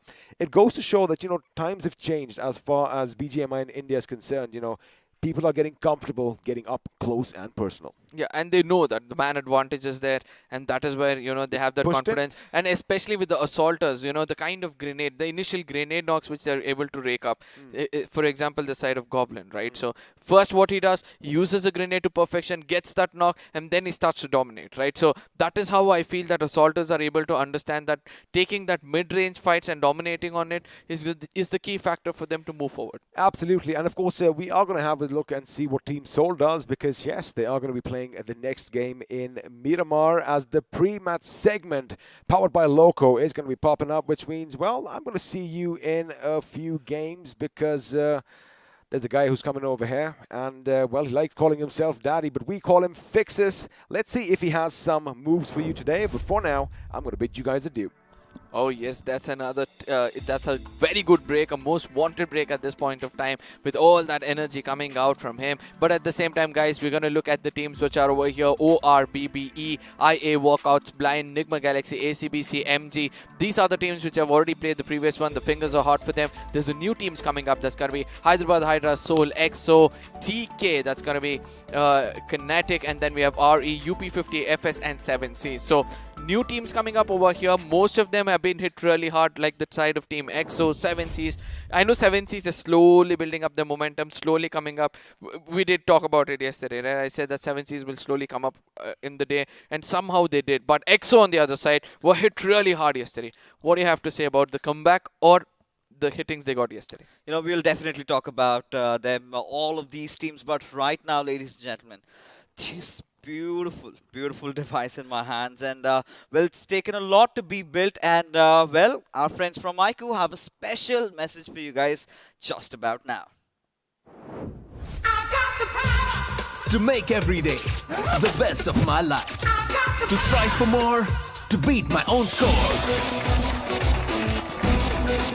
To get that encore. I've got this. I've got the power to do more, see more, be more. I've got the power to win. I've got the power. Took a lot to build, but here it is, right? Beautiful device, the iQOO Neo 6 sports the Snapdragon 875G with that 80 watt of flash charge, and well, 3 of you lucky winners. Every day we're giving it away, and Arka is gonna explain about it how. Now, you gotta head on to Amazon. This has been that thing. Don't consider me a broken record about this, but I'm just making sure that, 3 of those people who are watching right now have this beauty in your hands. So go head on to Amazon. iQOO Neo 6 is what you're gonna search over there. You're gonna answer a few questions, which is gonna come in below. And as soon as you're done with that, your name, your email address, and your mobile number to be given. And after that, you're gonna keep your fingers crossed and wait whether you're gonna get a call or an email address from iQOO themselves. Oh yeah, they're going to do that. But even for all you viewers, if you do not have a chance to win this device, you can also win merchandises, right, that we have to offer. All you've got to do is predict which team is going to stay at the top today from just day number 4. Of course, it's the last day of week 1, and hashtag whatever team it is. Could be Soul, could be EXO, could be HH, could be OR, or could be anybody, the way INS has started off. So if it's hashtag INS and they stand top just on behalf of today's standings, you never know, you could use those merchandises for yourselves, those sippers, those t-shirts that you're getting, and a little bit of a secret will definitely help you out. chances are, if you watch the English stream, then you are gonna have it increased up to 30%. You know, Obviously, little bit obviously, you're of gonna a giveaway there. obviously, you have the best of the best sitting over here predicting Yes. what's going to happen next. But ladies and gentlemen, it's time for us to jump into the map of Miramar, where the talks are going to continue. So listen keenly as we're going to discuss more about these teams, their analysis, their strategy, and try to understand what's going to be coming up next. As we all know, some new teams are coming in. Yes, coming back to the question which I was asking you. First, let's start off with 7 Seas and their slow, glide open. It's like they're now spreading their wings and making sure they're ready for a proper takeoff in this game. Yeah, I think 7C at this point have been looking a little stagnant, right? First day was not really the way they wanted. Second day was where they started getting a lot of finishes to their names. They started engaging themselves in the fights. The third day had been pretty much same. You could always look for a graph that kind of goes higher. But it's been on a plain slope right now. Nothing's really happening, and this is where they need to decide if they're gonna pick it up a notch or not. Wherein teams from Group A, INS had an amazing game. Hydra official, even GOG, they have finally stepped in. But the worst part is they're not going to be playing in Miramar. So wondering that they would have wanted to keep their momentum rolling in their favor. That's not going to happen for now, because we do have teams from Group C who have been the best group so far amongst the three, finally chiming in. Yep, and I'm also looking forward for the side of Team EXO, right? Yesterday was reality hitting up their faces that, something is not working out for them. And what could you feel that is that something which they can rectify, or they will rectify and play better in the map of Miramar? Their fights. The way they've been taking fights is not how EXO likes to do, right? Mostly they've been caught off guard in uncomfortable situations. Even the squad fights, the micro positioning of the players has been a little off. They've been always trying one little stretch, try to sandwich the teams, and sometimes it works out, sometimes it absolutely goes awry. But that being said, ladies and gentlemen, it is time to take it up to the skies, as we do have the flight path trajectory almost dissecting the map into two halves as we head in from Torre Ahumada towards Los Hicos. Now, we all know there's a birthday boy coming in from one bootcamp, right? Oh yeah. And I just A hope legend. that, a legend himself, and we all know that his name is there in the players list of the bootcamp itself. It's Team Soul Mortal, wishing him a very, very happy birthday, and also expecting him to come in and, gift something for the audience, because rarely we get to gift when it's your birthday. I mean, he's a generous man, and I'm pretty sure I would have loved to see him play a game today, right? I mean, that would be the best gift for the community if you have Mortal playing on his birthday from Team Soul. But could go either ways. He's out of touch, and you know how emotional, how attached the Soul fans are. Now, if he doesn't perform, then it could be completely otherwise. We did have to say goodbye to Clutch God on his birthday. That was the most unpleasant gift he could have ever asked for, but that is how ruthless this esports scenario is for all the other teams. You need to perform, but finally making it right now, as we can see, no real drop collisions, as we do have a southern circle finally after a long time, because from the past 3 days it's all about those northern circles somewhere around water treatment. We've seen some circles go a little towards the Monte Nuevo area, but that's just about it. A final southern circle where we can have some action around the Chumacero area, or maybe towards Los Leones. Now, before that, let's go down to the numbers over here, right? It's Team Soul Goblin coming in over here with the highest number of finishes. Oh, yeah. Right behind them, we have Hyderabad Hydras, 2 players, showing us, why this team is the strongest, or this team's strongest map is the map of Miramar. No early skirmishes as of now. Obviously, you've already pointed it out. But let's look at the team which are actually doing wonders over here. And for my shocking, I'm able to say Nigma Galaxy in the 2nd position. I did not expect them to be one of the, strong contenders in the map of Miramar. Oh, I think we've been witnessing a lot of that, right? First 2 days we had Team MG, Enigma Galaxy, as a matter of fact, is always one of those teams that kind of steers off from any fight from the beginning, right? They always focus on the circle, they always pay attention to how they rotate, and pick their fights quite wisely. Whenever it is needed, they go for it, or else, they're just the ones backing off. As a result of which, I think they won a chicken dinner yesterday in Miramar, and that is how they have themselves so high in the order. I'm really wanting to see how EXO is going to turn out. You did explain, right, that they're placing themselves in a very wrong position or some kind of a weird position in which they're getting taken down. Somewhere I feel that, it's all coming down to that one where they're relying on the dunes and the map of Miramar. Not once, but 2 times I saw that, they lost at least 1 or 2 players when they're in the rotation where they went in for a dunes and they were all lying down and there were some shots fired in towards them. And I believe that, that is where they lost Sensei right from the get-go. Snacks was the last man standing in several games or a couple of games where he could also, we could see it in his webcam. As soon as he got taken down, he was like, no, and he banged the table or something like that, thinking that there was some silly mistakes which is going on from their bootcamp as well. I kind of beg to differ a little bit because, it's just not Miramar where Team EXO are having a problem. It was every single map that they went in. One of the major issues with Team EXO is the reluctancy in engaging in fights. Now, this is one of those teams that has the firepower also, right? It's just not Snacks, it's just not Punk, it is not just Fierce. We've seen them in moments, right? Everyone has capabilities to pull off a 1v4, even Sensei in that manner. He's one of those leaders that does lead by examples, right? And it's always been with Sensei that he kind of goes on for a scouting soiree and eventually sort of gets picked off. And then we have also seen that, his team somehow manages to pull it off. Now, the only big problem with Team EXO has been the uncomfortable spots that they've been taking lately, right? And I would really want these players to start taking fights, start picking up fights. You're a team to be reckoned with.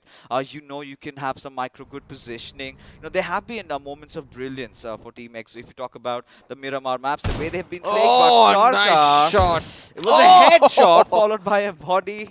Will, of course, open it up as BO gets finished in a blink of an eye. And the first blood comes out for UP50. And this is good. This is good. This is exactly what we wanted, right? Just roam around, find some, variables inside the map, go after them, and get those finish points because if they still are on the rock bottom by today's evening, that's going to shatter the confidence. Now, I strongly believe that this is a very different UP50, right? Look at the split again coming in from their side.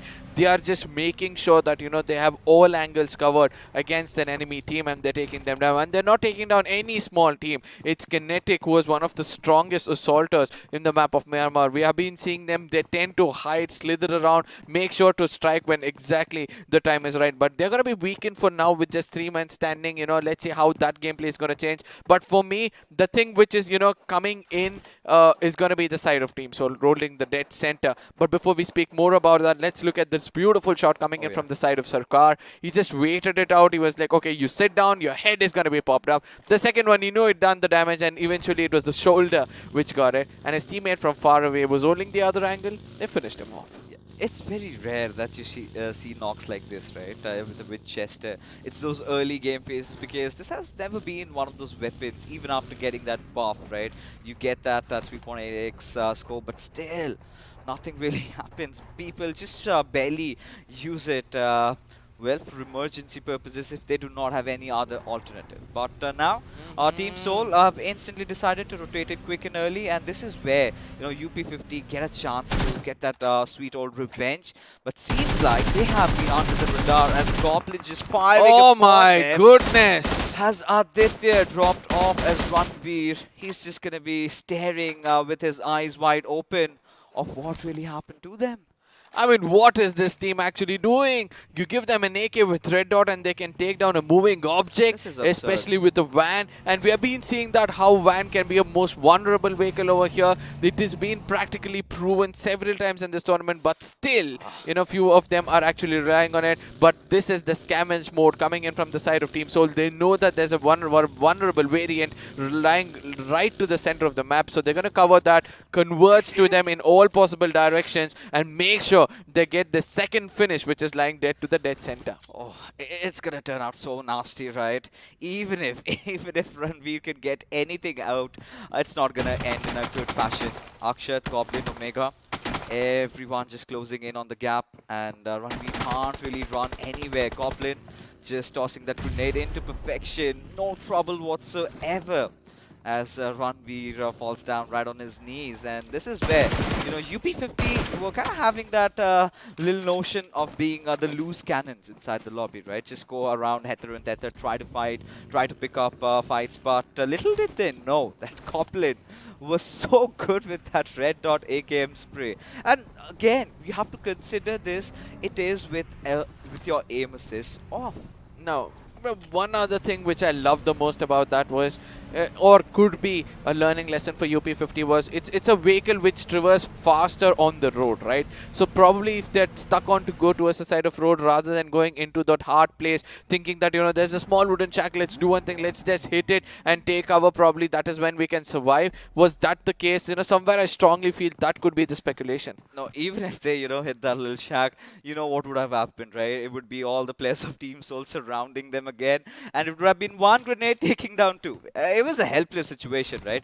Now, what UP50 could have done was never really rotate from the center, right? Could have gone in from the edges and tried to, you know, just float around, because the way they've been playing, trying to play around the edges is always a better idea. But taking rotation early on, and when you know that Team Soul, they are heated up, they want fights, they've never been shying away. It's pretty bad idea, especially to be just hovering around the southern areas of Picado, as a lot of teams have started congregating. Circle has been formed.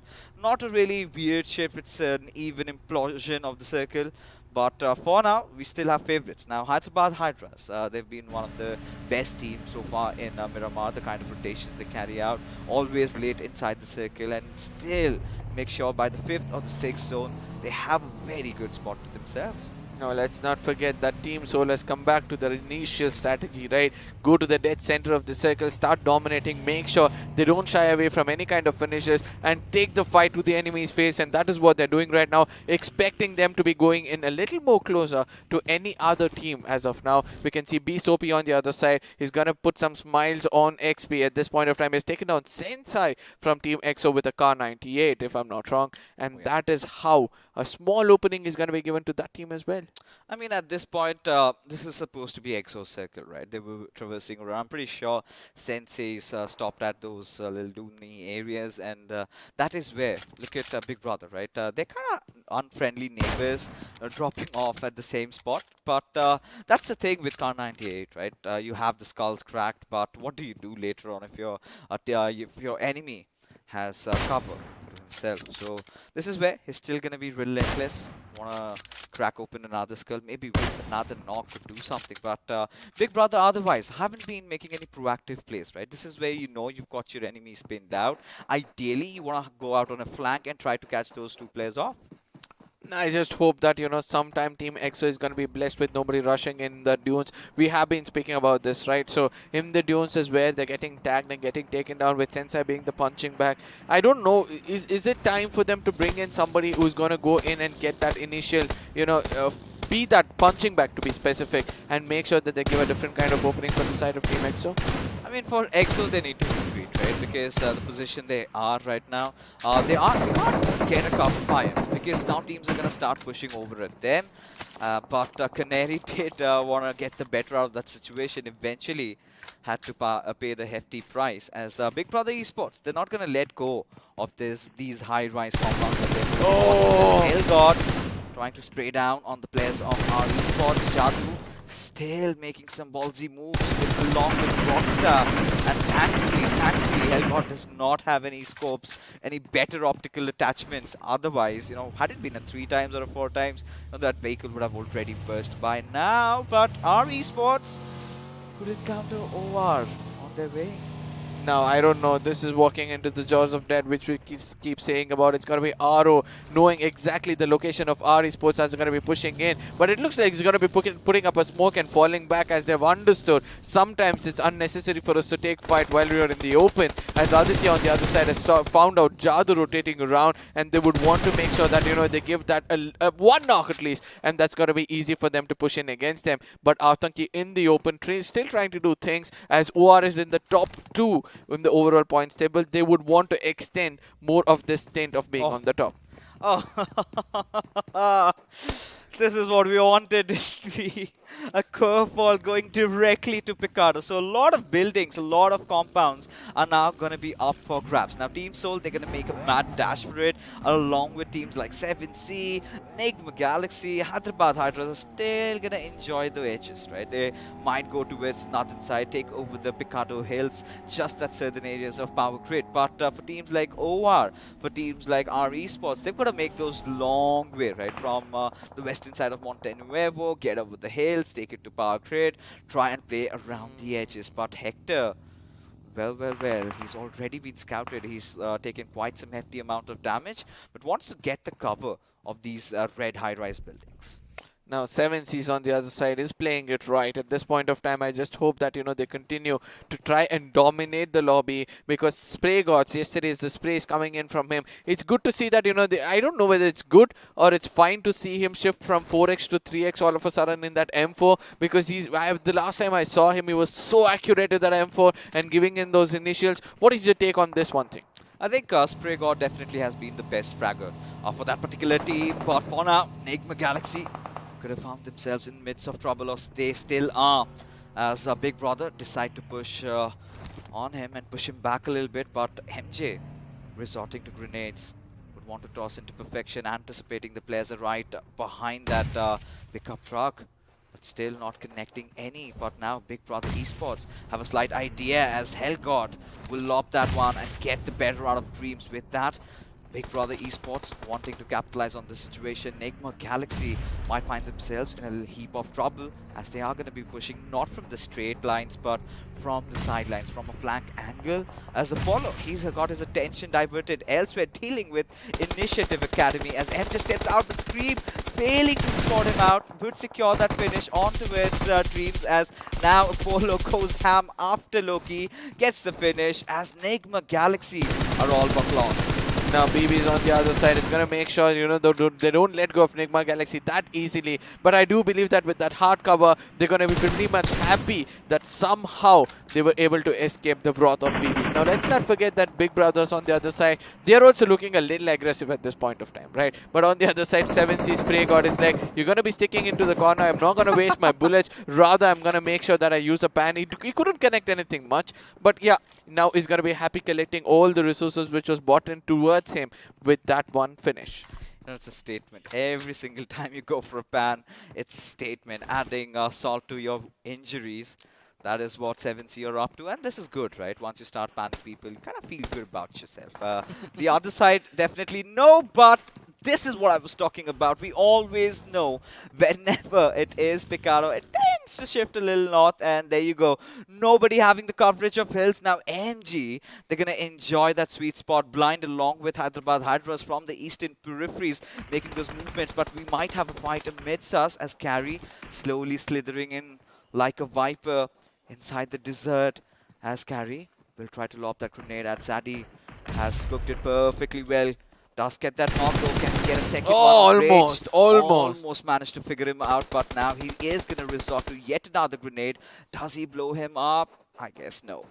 Now this is where I would want Carry to actually go in for firepower rather than a grenade. I believe that, you know, it is a very well cooked one, but eventually there was a trade coming in. Carry almost down to his knees, but the perfect cover fire coming in and making sure that they have another few seconds to breathe around, as Hyderabad Hydras on the other side is going to be locking horns towards the side of blind yet again.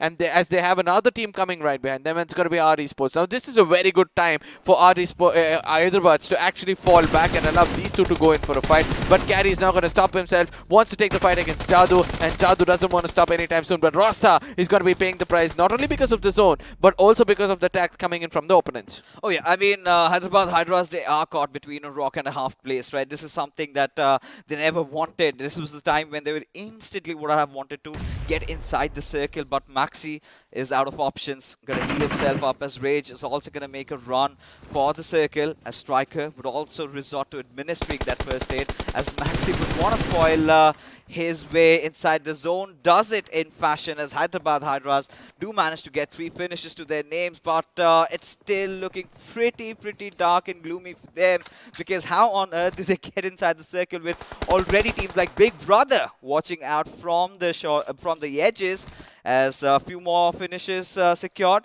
but Hyderabad Hydras still in a whole world of problems. Somewhere I feel that Hyderabad Hydras can come out in flying colors in case they just go in with the instant reply coming in. We'll understand much better. They've taken the vulnerable van at this point of time. So this is OR trying to, push in towards the side of 7Cs at this point of time. That's Walkout eliminating another one as well. So OR Jelly knows a vague idea of where the opponents are, but gets traded off, and due to which, he's kind of vulnerable at this point of time. Only 2 men standing for the side of OR as more shots is going to be fired in towards them. OR, the flow was absolutely lava. Did have to lose out on 2 of their star players, the IGL and Aditya, who's been racking up so many finishes, but still some glimmer of hope in form of Atanki, and Aru prevails as Pragon completely oblivious about Aru's position. Had to be traded off, but this is not good news. Atanki needs to enter inside cover with Aladdin making a push. This is going to be so bad for OR Esports as they're instantly going to resort to the revive, steps away from it as Aru knows he's got a fight to pick against Aladdin with his arms discharging at his direction. Has connected a lot of shots, but still hasn't quite succeeded in getting the finish. But it is going to be someone from elsewhere. It's going to be Goblin from Seoul who puts the final nail in the coffin, and Team OR Esports, they've been eliminated pretty early as Goblin also has been traded. Now this is the time where 7Cs has to make sure that they clear things off as Saran comes in a bit more closer, ends the game for the side of Goblin as well. Now 7Cs, I really don't understand how Spray God went in for that, right? He lofted the grenade in another room, but rather entered the one which he didn't choose to, clear off. If the grenade had come in perfectly, the story would have been different, as this is the moments where, 7Cs struck really hard against the side of Team Soul, and that Goblin, the man was trying to rush in and make sure that he leaves a big mark towards them, was also getting taken out because of Saran coming in at the right time and striking the up. That shows that Team Soul is left out with one last man who probably will be playing for placement points. Hector, the solo survivor for Team Soul, he's done this in the past as well. Every single player knows how to put off a show, but for now, Team Soul making some big mistakes, resorting to vehicles in inside the cities. It was bound to happen. It was bound to flip, but for now, Walkouts having that higher ground advantage will not let anybody close to them.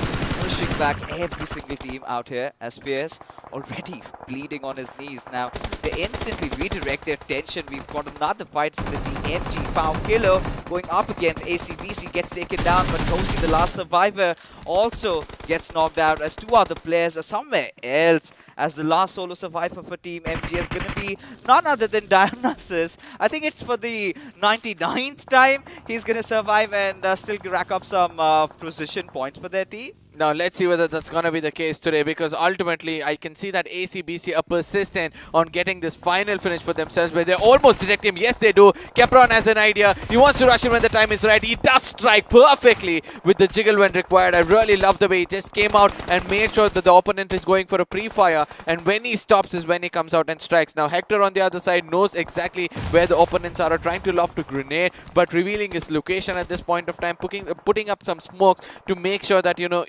it's just a deception coming in with that smoke. But ultimately 7Cs are going to cook up and make sure that's the carpet bombing going on and trying to get this player off the map. It's going to be much more easier for them if so. Hector, I mean, he's been quite notorious, hasn't he? But for now, 7C, death finishes strong. We've been talking about them, finally getting that drafts a little higher. They have not been shying away from taking battles and have been on the winning side of things as Yuva. Some beautiful reflexes shown by this lad as Walkouts, being the king of the hills, are trying to disorient every single team around them. As we wait in line for our next shift to happen, as Big Brother have put some massive spread to themselves, as now Walkouts, they're also being spotted out. Some heavy fire as the circle kills and chips away towards ACBC, out of which, Hellgod wanted to capitalize, but in turn, it's going to be Evil Sky from above who gets the knock. Now ACBC versus BB is inevitable as both of them wants to hold the high grounds, and we all know that they're going to be meeting up any second soon. But at the same time, ACBC, I don't know how Walkouts are going to be taking this fight, because they're just concentrating on the side of 7Cs at this point of time. They have Team Soul right below them, right? So there's one free finish which is lying right below them. They're not going to talk about it. They're not going to be worrying about it. They're going to rather prioritize the zone and just make it inside it. But on the other side, Mr. Spree sees some smoke, and that's why wants to tag them out, as it's going to be Ben OP, Zeno OP, who's going to be doing a little bit of a damage against the side of 7Cs, and Aladdin is cooking up a grenade. If that connects, that's going to be a finish point for them eventually. Yeah, I mean, that definitely would be, right? Considering how Walkouts, they still have a very good spot. But ACBC, they're the favorites to win this battle round, right? Made the perfect rotations at the right time. Practically thinking the circle is going to rotate like this as Hector, off to his mischievous ways yet again, does let loose of all those bullets. Has his position compromised as 7C now realize they get into the periphery of the circle. Savitar somewhere down the line, he's going to look back, but has his attention diverted elsewhere as Beard Baba does have all the smoke trying to protect him, as Hector spotting out Aladdin, but has it been reciprocated in the same manner? No, as he's still going to be creeping in, slithering through, but now Hector somehow made his team go up to the top 5 position all by his lonesome and carrying the burden of Team Soul on his shoulders. Yep. This is where I really want to see whether some grenades are going to connect, because this is the moment of truth for the side of BB, as well as they're going to be lofting in perfection. Savitar almost gets it, but it's just surviving by 1 HP for himself. The second one is also going to be going in the same direction, and in case this connects, it's going to be the beginning of the end for the side of 7Cs, as they had to make it inside the circle. Somehow these dunes are just helping all these reptiles have to make it inside the circle. They're going to be, you know, crouching, crawling, everything possible at this. And on the other side, Mr. Spray is not going to stop as he puts down the side of ACBC Capron, and 7Cs at this point of time looking really strong with the 11 finishes. Everyone's scratching and crawling their way to inside the circle somehow or the other. Now Hector resorting to a healing battle, knows that could meet his makers any moment from now, as Walkouts have sent someone, have sniffed him out, maybe still in on the lookout though. But Hector does not really care. Spots everyone around him, just waiting for that last first hit to get finished off. So he makes that last stand, that's the last move, as you are getting the better out of Scream over in that situation, as he's going to be screaming for some help, as Hector finally comes out of cover just to get eliminated. The 5th position is all he could take Team Soul to, as Walkouts instantly redirect their attention to the team that had the best position inside the circle, but not anymore. Now it's going to be ACBC versus the side of Mr. Spray. That's going to be Walkouts. But at the same time, I'm able to see that, you know, 7Cs have placed themselves inside the circle. They're like, we have done most of the hard work. Let's just wait it out. Let's wait for the others to, you know, fight out. And when the time is right, that is when we're going to strike. As Rain, the last ray of hope for the side of ACBC, is just going to wait it out over there. Wanting that Walkouts is going to be running inside the circle anytime soon, as the chances of getting this winner chicken dinner is going to decreasing, as he's taking a big risk over here to go in for a heal battle rather. I mean, for now, ACBC having such a good vantage point and could not really make anything out of that game. But 7C, they have definitely dug in deep pretty much, especially considering the situation they were in. Had to fight it through and still have their players alive. Raid, the solo survivor, finally finds Yuva. Does manage to take a few shots though, but it is going to be another of his teammate chiming inside the battle. Sliver of HP, almost wanted to clutch it out, but Walkouts have to cut on their losses, have to make a move inside the circle, as Big Brothers wait for them in broad daylight, just waiting to bounce at their direction. There you go. Mr. Spray already picked off with the grenade already tossed, and there it goes. Is it all she wrote? As Beard Baba still alive though, but has to get the better out of 2 of the players. Still resigns from taking any shot. Will still move forward ahead, as now 2 of the players completely oblivious about his presence, but still regardless, Big Brother Esports coming in with that big chicken dinner. As ladies and gentlemen, we head into the post-match segment powered by Loco, and what a game of Miramar. I mean, we were just looking at one man from ACBC, but on the other side, Big Brothers just come in like a ruthless, I would say, pack of wolves to be specific, and taking down the side of 7Cs first, and then concentrating on the side of Walkouts, where they almost had it done, and they're going to be happy with this 29 points winner chicken dinner for themselves. 7Cs on the other side is also going to be happy that finally they're coming in the first 3 places of getting 19 points for themselves. Walkouts on the other side, it's just the placement points because of the terrain they were holding. I knew that, they had more capability of getting more finish points, but it's just that, ACBC, they concentrated too much and invested more time on them. I mean, yeah, of course, I would agree with what you just said, because at a certain point when the circle kind of shifted a little north, right, that is where we had the curveball striking in. That is where all the teams wanted to try and take over the hills. That is where teams like Seoul, teams like 7C still had their money placed on the circle, taking a circle towards the southern side. But regardless, we're going to talk more about the match, but time to know who the iQOO MVP is going to be. None other than the new boy on the block who's been making a lot of noise, the second top fragger in our overall leaderboards. It is going to be Big Brother's Cream. I mean, this man could be the future of BGMI.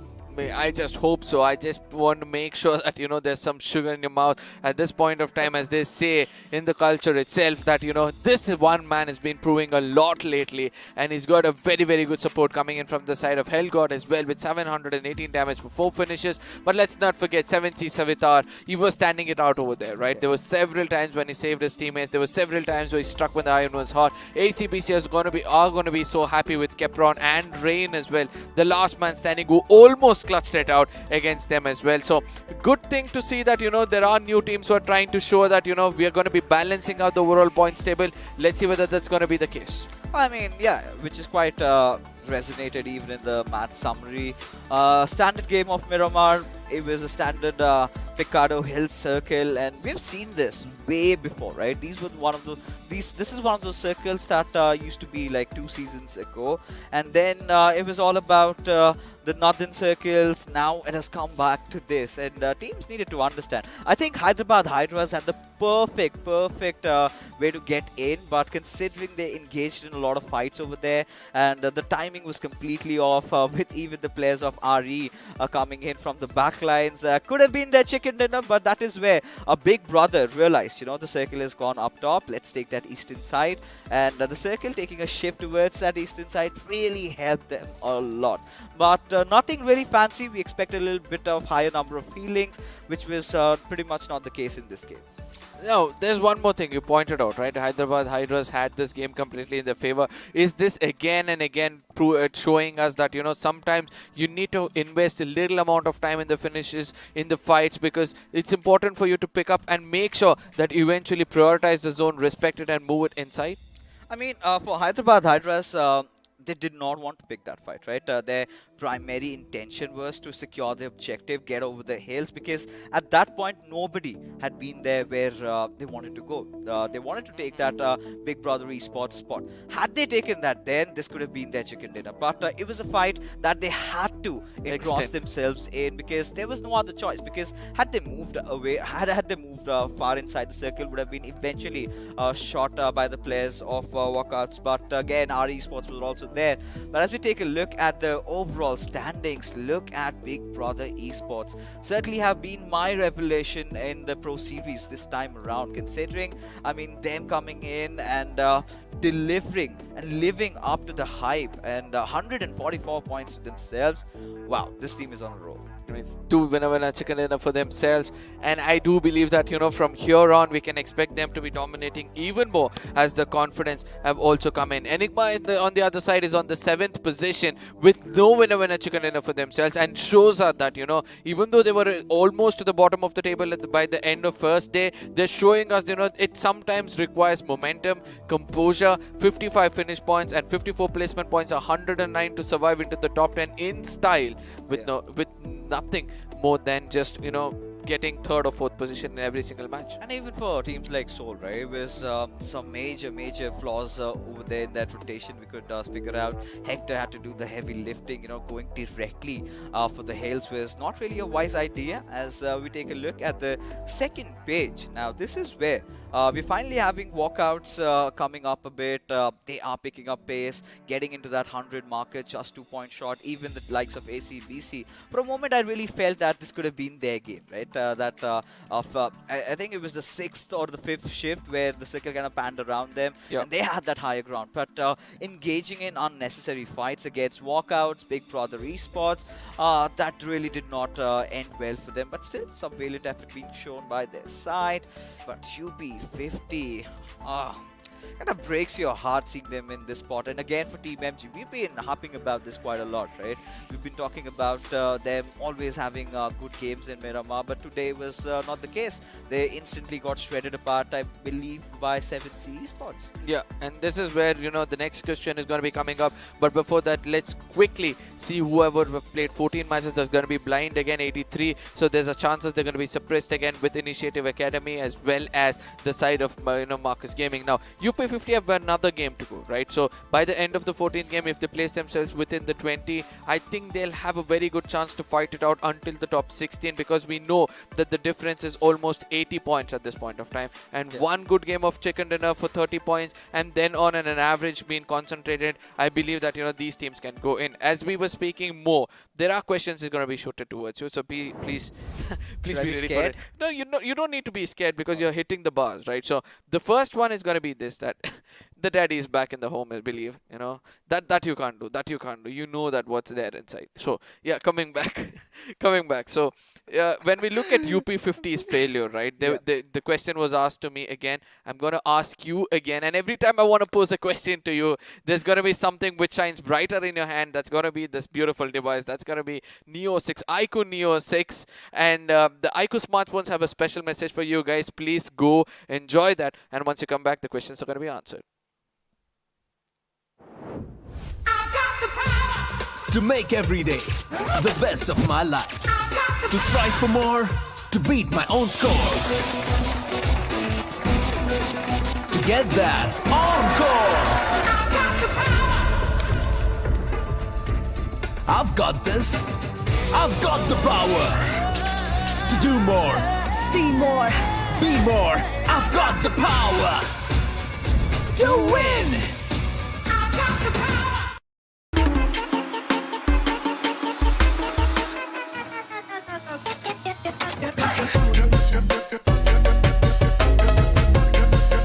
Watch it, earn it.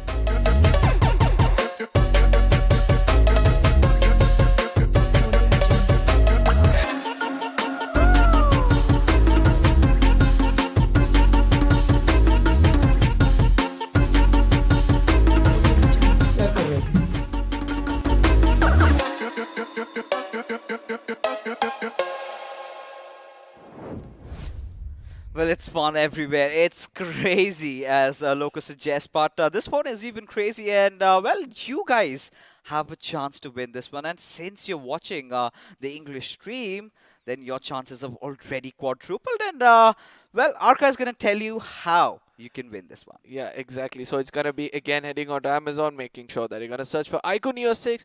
From then on, click on No More. Answer the questions which are going to be coming there. Then after that, your name, email address, and the mobile number. And then you're going to click on Notify Me. And immediately after that, make sure that you have proper network on your device. So eventually, if you're getting a call from iQOO themselves, you're going to be the lucky one. Or you certainly will be. And again, a huge shout out to our sponsors, Loco, as well, right?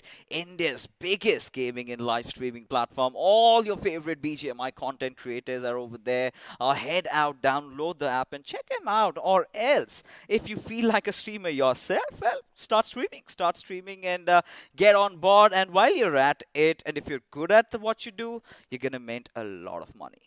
Now let's see how things are going to turn out, right? So it's time to get into that mode of, trying to find answers for the failures of UP50, right? So previously, when I was posed the question, I speculated that, it's the split gameplay, or probably the gameplay where they're getting taken down, or probably that one lurker going around and he's the one who's not able to deliver probably the information, or he's the one taking the hittings, and due to which the rest of the teams are, kind to come in. What is your speculation on the failure of UP50? I mean, for UP50, like we already discussed during the forecast was them trying to rotate through the center, especially when you know that Team Soul's going to be around and they're going to be up to mischief. That is where they should have resorted to playing around the edges, wait for that curveball to hit. Of course, you got that first knock and finish. You were happy, you're doing well, but then trying to resort to try and play around the center in Miramar is not quite the wise idea, because again, the second circle shift was quite even, right? Nothing out of ordinary. It was the third circle where we saw that shift up north, right? And that is the moment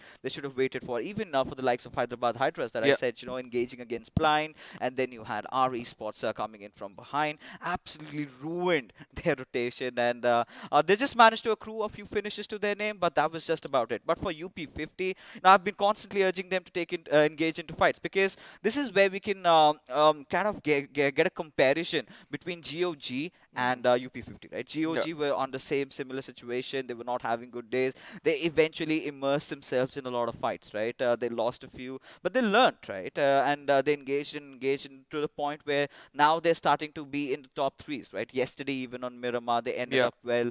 Even today, in the first game of Erangel, they had such a good game. So I think they have to follow their footprints, and if they do so, you never know. It could be about UP50 also staging a comeback, because it's pretty early, right? Now, all the teams' attention it is to make it to the top 16, especially the ones that have qualified through from the iQOO BMOC, the whole rounds, that all the stages they've played. For them, it's so much on the line, and top 16 is a dream right now.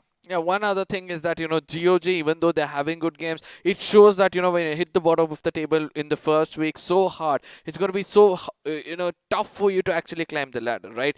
I know it's just 1 week. They have 2 more weeks to work around with, but still with 2 good games, we should have seen them going into the top 16 eventually. But it's just that, you know, they're still crawling their way through because of that lack of points and the kind of, you know, differences which has been taking place. And I think that's going to be the case with UP50 as well, right? Because they have hit to the rock bottom with so less points, and RTR Retribution as well, because one good chicken dinner is that the only placement points which they're able to rake up for themselves. So if these 2 teams don't wake up by the end of the day or do wonders in the first 3 maps or in the first 3 days of the week 2, I don't think so it's going to be easy for them to make it to the top 16. I mean, again, at this point, top 16 is the goal.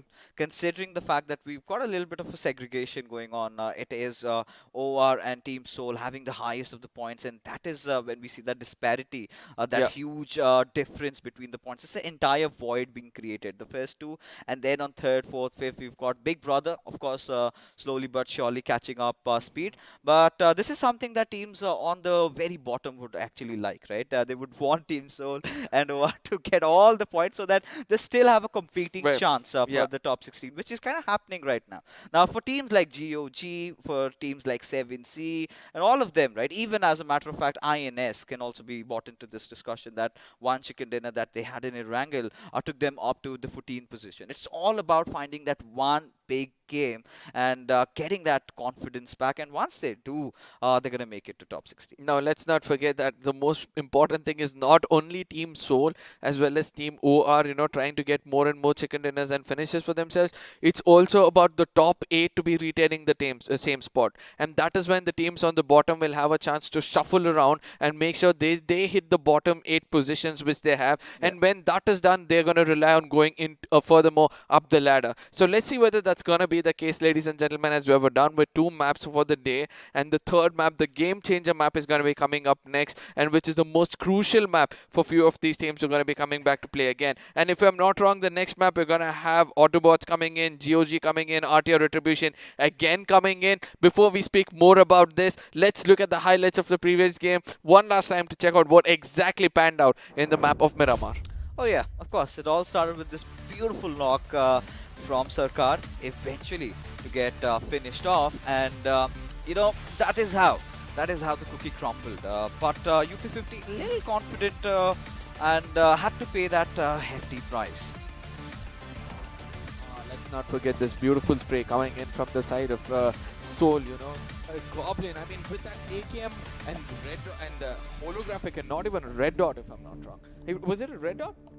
I think it was a red dot, right? So with that red dot going in and spraying and then going in and dominating against the only man over there shows that when you're a big dog, that brawl, the ragging thing which they come up with, that also pays off a lot. Oh yeah, I mean, of course, Goblet's so well versed with the spray patterns on that AKM. Got so much better results. But again, after that, it was a huge blunder committed by them. But my favorite team has to be 7C Esports. Considering the situation they were in this particular game, they managed to rack up so much, get a lot out of it. And I think having a lot of finish points, this is the kind of a graph that I was talking about. You know, you build it up. Do not have it on a linear phase, in a very straight phase, right? But again, this was again where Hyderabad Hydras had a lot of trouble trying to rotate around because of so many external forces.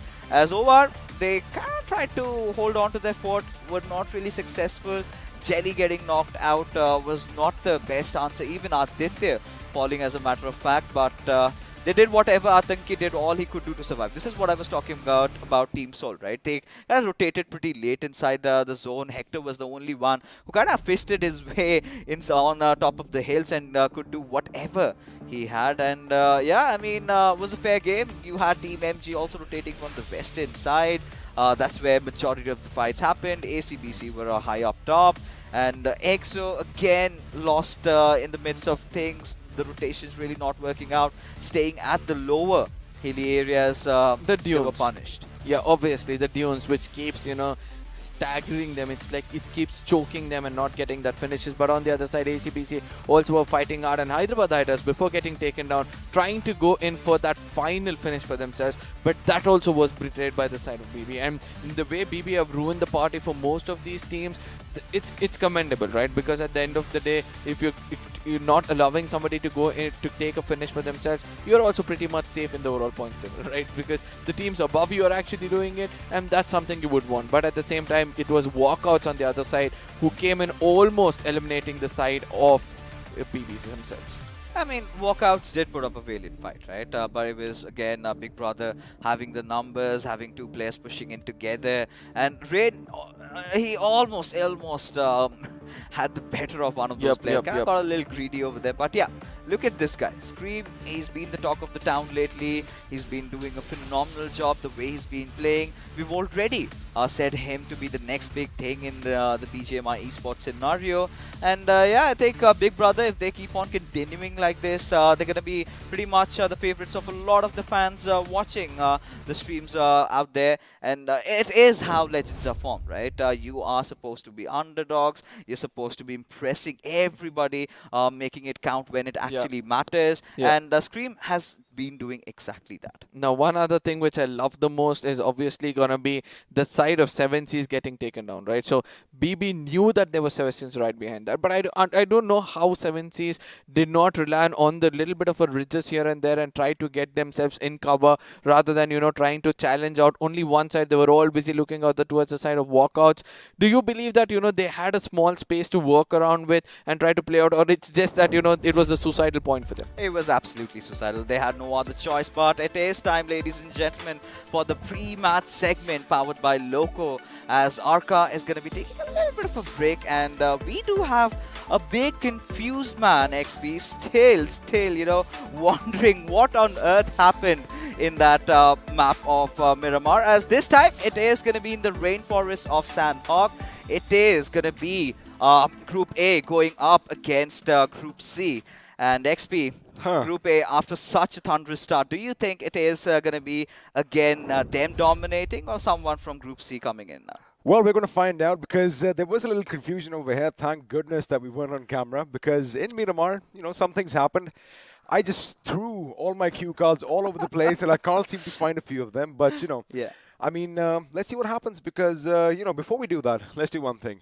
None of this would have been possible without BGMI Crofton, right? Oh, yeah.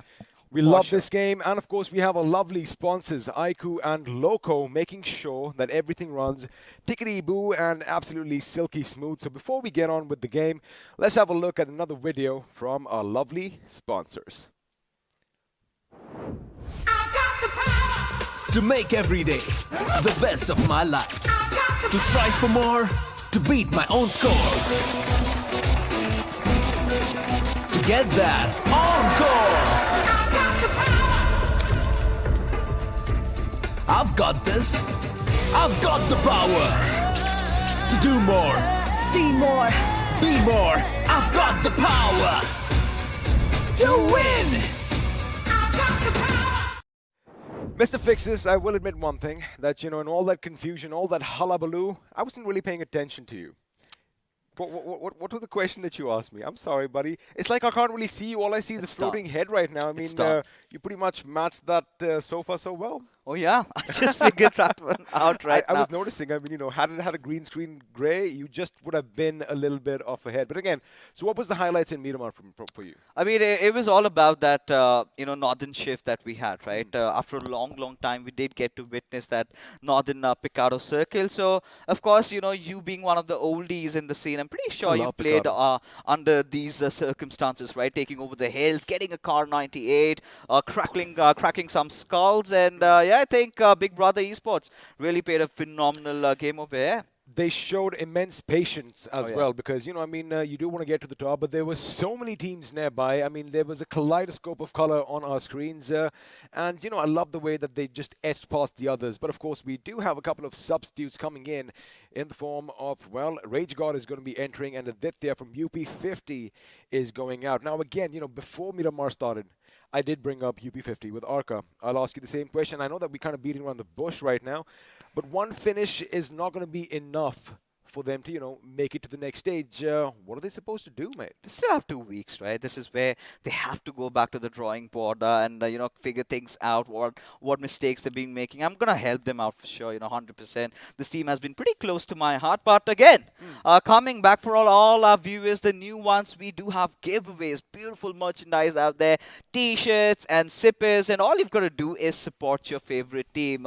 Whoever you think is going to be at the top just on the behest of today's standings, right? And you've got to do hashtag XYZ, your team's name, and if that team stays on top, you are qualified to win, and 10 lucky winners are going to be getting it. How do you do that? Head over to the BGMI official esports channel, and on the description button there's a link below, and all you've got to do is fill it up. Pretty simple, pretty straightforward. I'm pretty sure the ones watching the English stream have no trouble in figuring that out, and you also have your chances quadrupled if you are here, so call your friends to the English channel. In my mind, you just took a dig, absolutely, because, you know, we just explained it a little, well, dare I say better, but of course, you know, we know what the steps are, and even for the giveaways, right? We've already basically told you what the questions are, so, you know, I mean, bring your friends along and, well, hit a like, maybe for this guy over here. If you can see him, of course, all I see is a floating head. But boy, oh boy, the next game is going to be Sanhok. Oh, yeah. It is going to be that unpredictable map, the game changer, as Arca likes calling it. And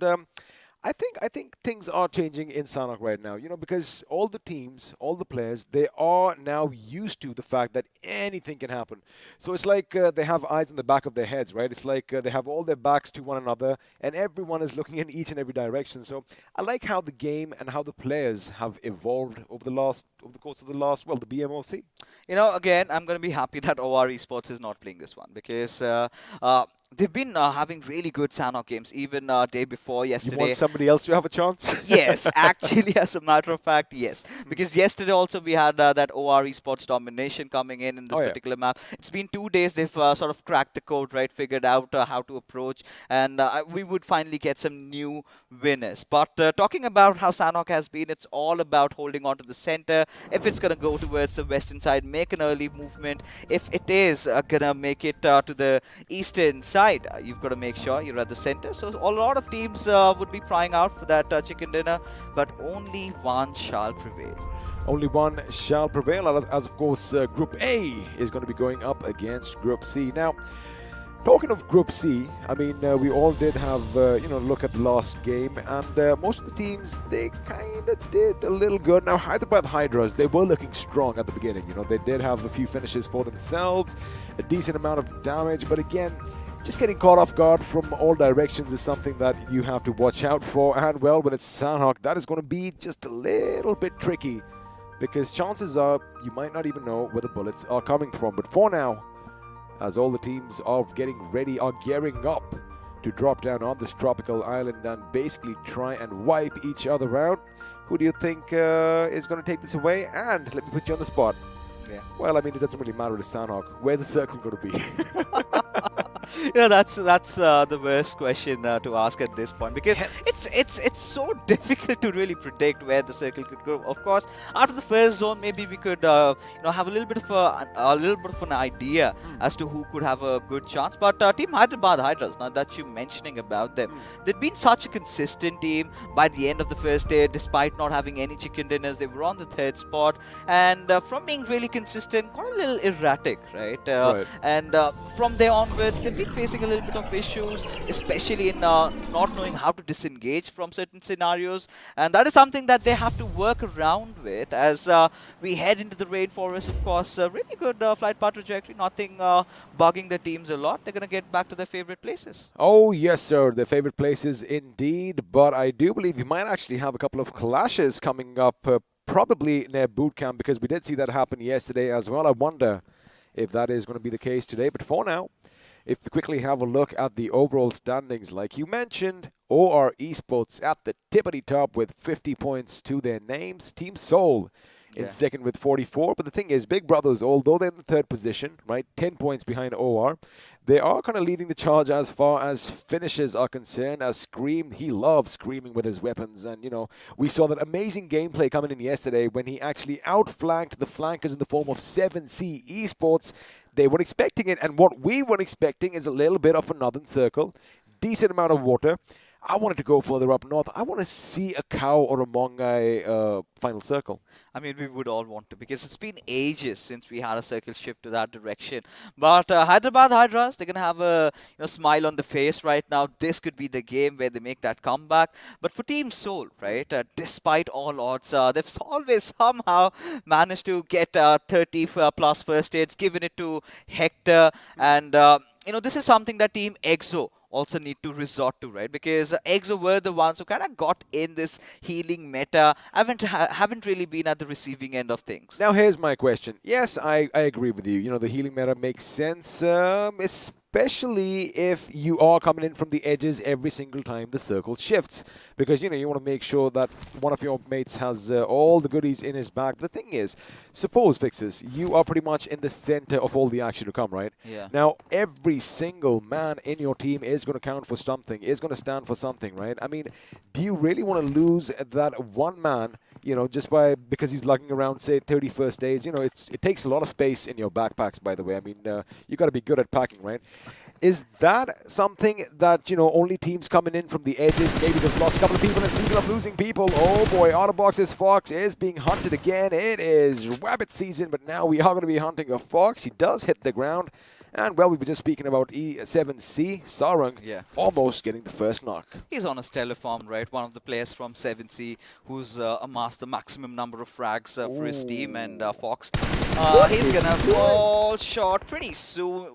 If not, Sarang is going to be Aladdin, who, you know, puts an end to Fox. As Autobotz, again, one of those teams that loves to prioritize the center, have trouble starting from the early game. I understand, right? I mean, they do like dropping a bit near Tatmok and those, you know, compounds to the south, but, you know, you can't be all by a lonesome. I'm pretty sure no cavalry is coming to pick up the fallen Fox, and his days, well, are definitely numbered. And there you have it. The feet pop out, and within the next 3, 2, 1, his life is over. You know, some really bizarre things are happening right now. If we could have the map feed in front of our screen, Team Seoul, they're up to a lot of mischief. Now, I would want to redirect your attention on the mini-map feed to where Akshat is on Ruins, right? All right, let me do this. Let me think. All right, let's have the map. How long do you want it? Oh, a fight. Oh, well, we're going to have to hold on, because looks like Canary has stepped into the wrong house. He has no idea. Again, you know, it was a similar situation, just reversed yesterday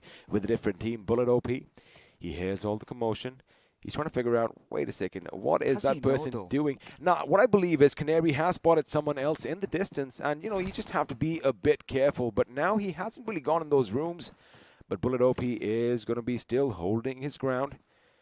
He's going to be biting his lip. He's going to make sure he doesn't stir. Not a muscle moved. And, well, let's see if something's happening. But I do believe he might have a little bit of an idea that, wait a second, someone's near. Or you know what's happening? maybe he wants his teammates to come back a little closer to him to, just regroup a bit before he does something silly. And, well, fix this. It's happening. He is being careful. He's trying to use that TPP advantage. Now, this is what you need to do, right? He has no idea whether someone's in there, but you better check every single corner. I think he may have spotted out. Well, this is Oh, when impatient. Bullet just steps out of his cover. Here's that grenade being clicked, and will capitalize on the situation as Canary, well, won't be able to sing the songs of death in this game. But this is where I wanted all the viewers' attention at. Look at where Akshat is, and look at where the remainder of the players of Team Soul are. It's a 3-1, really, really ridiculous split. I mean, look, the thing is, Akshat is obviously going to be the one who is in charge of basically staying out in the blue. And, once all the teams around him are going to be, following into the circle, all he's got to do is make sure he visits every single compound that's been untouched, pick up as many first aids as he can. And, well, maybe that just might be the game changer for Team Soul once again, relying heavily on those position points. But again, action is going to break out as Team Kinetic's Onyx is going to take the fight straight to the boys from 7C Esports. And this is something that 7C really never wanted for themselves, right? Getting a single knock and then being finished off. Esports Wala, WSF, haven't really had the best of the times, XP, as now we're going to take a look at an instant replay. Oh, that's quite some distance. Yeah, indeed it was, right? Ensuring that finish to their names. And you've got to be wary of every single direction, especially when in a game like Sanhok, it's going to be those teams trying to congregate onto the center as fast as possible.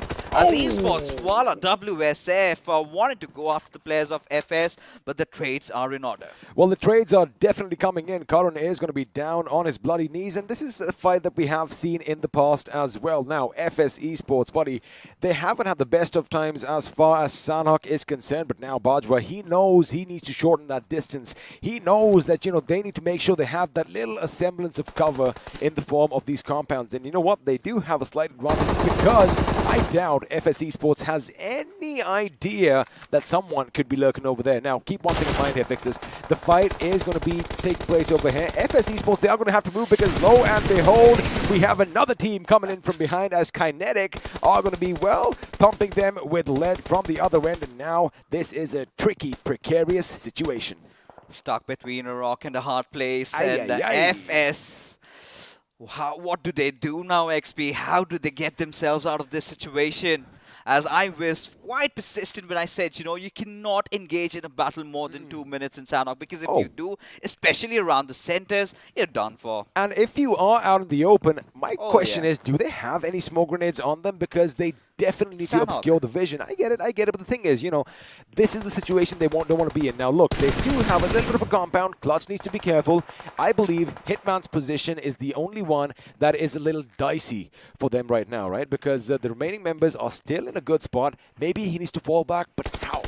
It's always viable if you're taking the center, avoid taking fights till the very end, because you're going to have those radical ships. You would not want to give your position away. But Esports Wala, WSF, a really big game for these lads, right? Considering the form that they're going through, they need to have a big one in order to, stage a comeback that we're all hoping for, especially the way they played in the iQOO BMOC, the transition into the iQOO BMPS hasn't really Give me a little bit of an idea what's going on in your mind as far as that team is concerned. So how have they transitioned? I think they're kind of finding themselves pretty settled in after joining a new org, or maybe they're kind of uncomfortable because you join a new org, you get your new devices, you settle into a new place, the atmosphere. It's not just inside the game, but it is also the outside surroundings that kind of hamper your game a little bit. I always love it when you leave no stone unturned. They kind of settle in, or maybe they're uncomfortable. So basically 50-50, and you are going to be right. But of course, given the two options, given the two options, it is going to be one of them. And well, let's have a look and see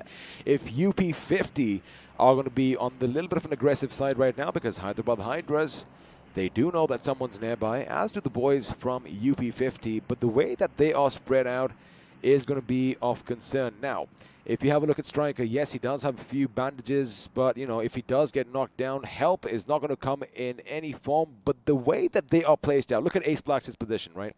Now, he is probably not going to be the first one to take any shots, but if anybody peeks over those walls, just overlooking Carry, right? Or if anybody goes to the roofs of those twin houses to the south, he's going to spot that. But he isn't going to spot Hydra officials out on a long little nice boat ride with all that fresh ocean in their faces, and you know, who can blame them? The weather is nice, and well, the four lads are going to get through without any hindrance.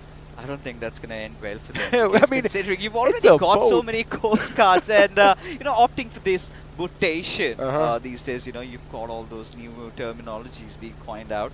But for Hydra official, they have to steer off as far as they can. Because if they do not, if they come under the crosshairs, have a look at that. They're going to leave our screen. Enigma, I mean, they have to resort to those measures, but this is really good for Hydra officials, because if they kind of stay aloof from all these fights, because this is where majority of them are going to start. And look at Team Soul. They still have no intention whatsoever to make it inside the circle. Let me ask you just a general question. Now, since a lot of the circle is still, you know, in the water, we have about almost, say, 30, maybe 35% of it out in the blue. Could basically 3 of them swim to shore? You know, one of them can be left over there. I mean, just way out of even probably just go for the healing, just chill out over there, and just, you know, be all the way out in the blue, and just, you know, no one's ever going to do something. And in case he does need to come back in, you know, he can. I'm going to try that someday. You know, I love this. You know, this is why we urge you viewers to watch the English stream. A lot of sensible discussions being made over here. But you know what, XP? I think your wishes have been granted, right? You were looking out for maybe a cow circle, maybe somewhere around Mong Nai. Yes, sir. And there is a slight possibility of that coming true. Oh, another possibility is, of course, you do see Goblin over here patching himself far. But the thing is, as they do move further, they don't have any vehicles right now. But there is someone nearby, Team XO, right next to them, driving past them. Giving out the sound cues, I get it. But if even one man from Team Soul was spotted out, they could be gate capped. But meanwhile, on the other hand, it looks like Hell is going to be raising some hell, as Bayo is going to bid us adieu, and well, KU is going to be following suit as well. The Autobotz definitely on a bit of a tear. Oh yeah, I mean, at this point, Team Soul, they would ideally want to avoid any kind of fights, because they're completely banking their game upon the healing battles. They realize, you know, if we do that, we can get ourselves to the second spot, like I believe Hector did yesterday. But for now, Hell just peppering down those bullets, finds the end of things as God finds himself knocked out. This is where Onyx is at his most vulnerable position. He's got to make a hard decision over here. Does he go for the trade? Does he try to push the Autobots back? Or does he go in for a fight? The distance between the Autobots and Kinetic is a bit too much. So, you know, I think he made the right choice to go in for the revive. They did reposition themselves, but now this is when they need to be quiet. Because, yes, the Autobots might just pop over this ridge, but keep one thing in mind. You have 7C Esports probably just listening to all this commotion. They probably have their weapons trained on this spot. And the question is, can they really go forward? Because have a look at that. Hells is going to be shot at, and I'm pretty sure it's someone trying to stab them in the back. It could even be that one lone man from Kinetic who is lying in wait down below as well. Grenades are going to be struck. They are going to be flung. Mr. Erangel could be in a spot over here. Wait a second. Kinetic not making a single sound here. Fixes God with the right choice over here. Grenades are going to be flung. But again, see, AB came fourth. They came, they saw, they didn't conquer anything, but, you know, they made the right decision to retreat back to the safety of that little compound. Oh, yeah. I mean, at this point, Team Kinetic, they really need to wait for the next circle to form, because the way they are positioned, right? They even have opened their flanks from their tails, right? Even 7C can step in. And for 7C, I really like their rotation area. And this is where Hydras, they kind of have submerged themselves in the water. And Avi, you know, like a Coast Guard, is just waiting for Legend to come out. The moment he does that, he's done for. Now, the thing is, it's like a Navy SEAL incursion, right? Basically, they are going to be coming in the amphibious route, but Legend, you have no idea someone's waiting. There is going to be that little bit of a beam blocking his view. Did he spot him out? I don't think he spotted him out, but he feels that someone could be in the compound, and this is where he might just let loose a few shots. He's going to hold his breath. The trigger discipline. Now he goes, he aims, he shoots, he connects, and now that is going to be the end of it for Legend, because, well, Jackson has been spotted. So Hydra officials' game plan. I think they just threw a wrench in it themselves. Oh yeah, I mean at this point it's rather wiser to get back on the boat and Go resort for to it. the healing battle. I mean go for it. But for Hydra, Because they- have a look at the circle. yeah, I mean they are in tatters at this point basically. They have no options really. Can't get on the land and could not really stay inside the water for quite a long time. But Rex, he's just going to be trying to search out. It's going to be a fisherman looking out for his hunt. But either ways, we do have GOG engaging against Team X. Well, there is a lot of fish out in the sea, but for now, we're going to come back to the land as MJ is going to try and finish off Fierce in a fierceful fashion. Team X are realizing, you know what, again, the thing is, you know, even if you are getting shot at from distances, going in for the revive is going to be a bit tricky if you are spread out the way Team XO is. But now, it does give MJ enough time to kind of be near his teammates as well. If you have a look at your mini-map, right, you are going to see things. Now, this is what I wanted to point out. Soul are now going to have Hector join Akshat out in the blue as well, trying to get as many different, you know, pretty much vantage points on the circle as possible. Before now, Enigma Evo, he is going to be taking the fight, and Waco is going to be going to the water. This is going to be a little bit of a silly decision by our Esports. They were oblivious to the fact that someone is going to be nearby, and now the grenade is going to be chucked. It is going to go boom. The Molotovs are going to be flung as well. Although the thing is, you know, it does defy physics as to how that water is going to be still so bright. And there you have it. Jalta being brought down. Elsewhere, we have another fight breaking out. Before now, oh boy, what is our Esports doing here? Coming out for oxygen, instantly getting hammered and poured with all that lead. As Rex, he is not going to be, letting them go. As Rockstar just waiting to meet his makers. It's going to be eventually soon. But Oh, yeah, it's happening. for the others, That's it. Hector is just trying to reach out to Akshat, collect all those meds, and instantly go for that healing battle. As we do have two teams getting out over here. As Billion, he's a snake in the hiding inside this little container. Do the players of Autobotz have any idea of where he is? Well, for now, Billion is definitely contained. However, I still don't understand the R Esports' little plan over there, because sure, you want to take your vehicle in the water because, you suddenly panicked because shots were being fired left and right. But the thing is, Fixers, you can't really do something from that position.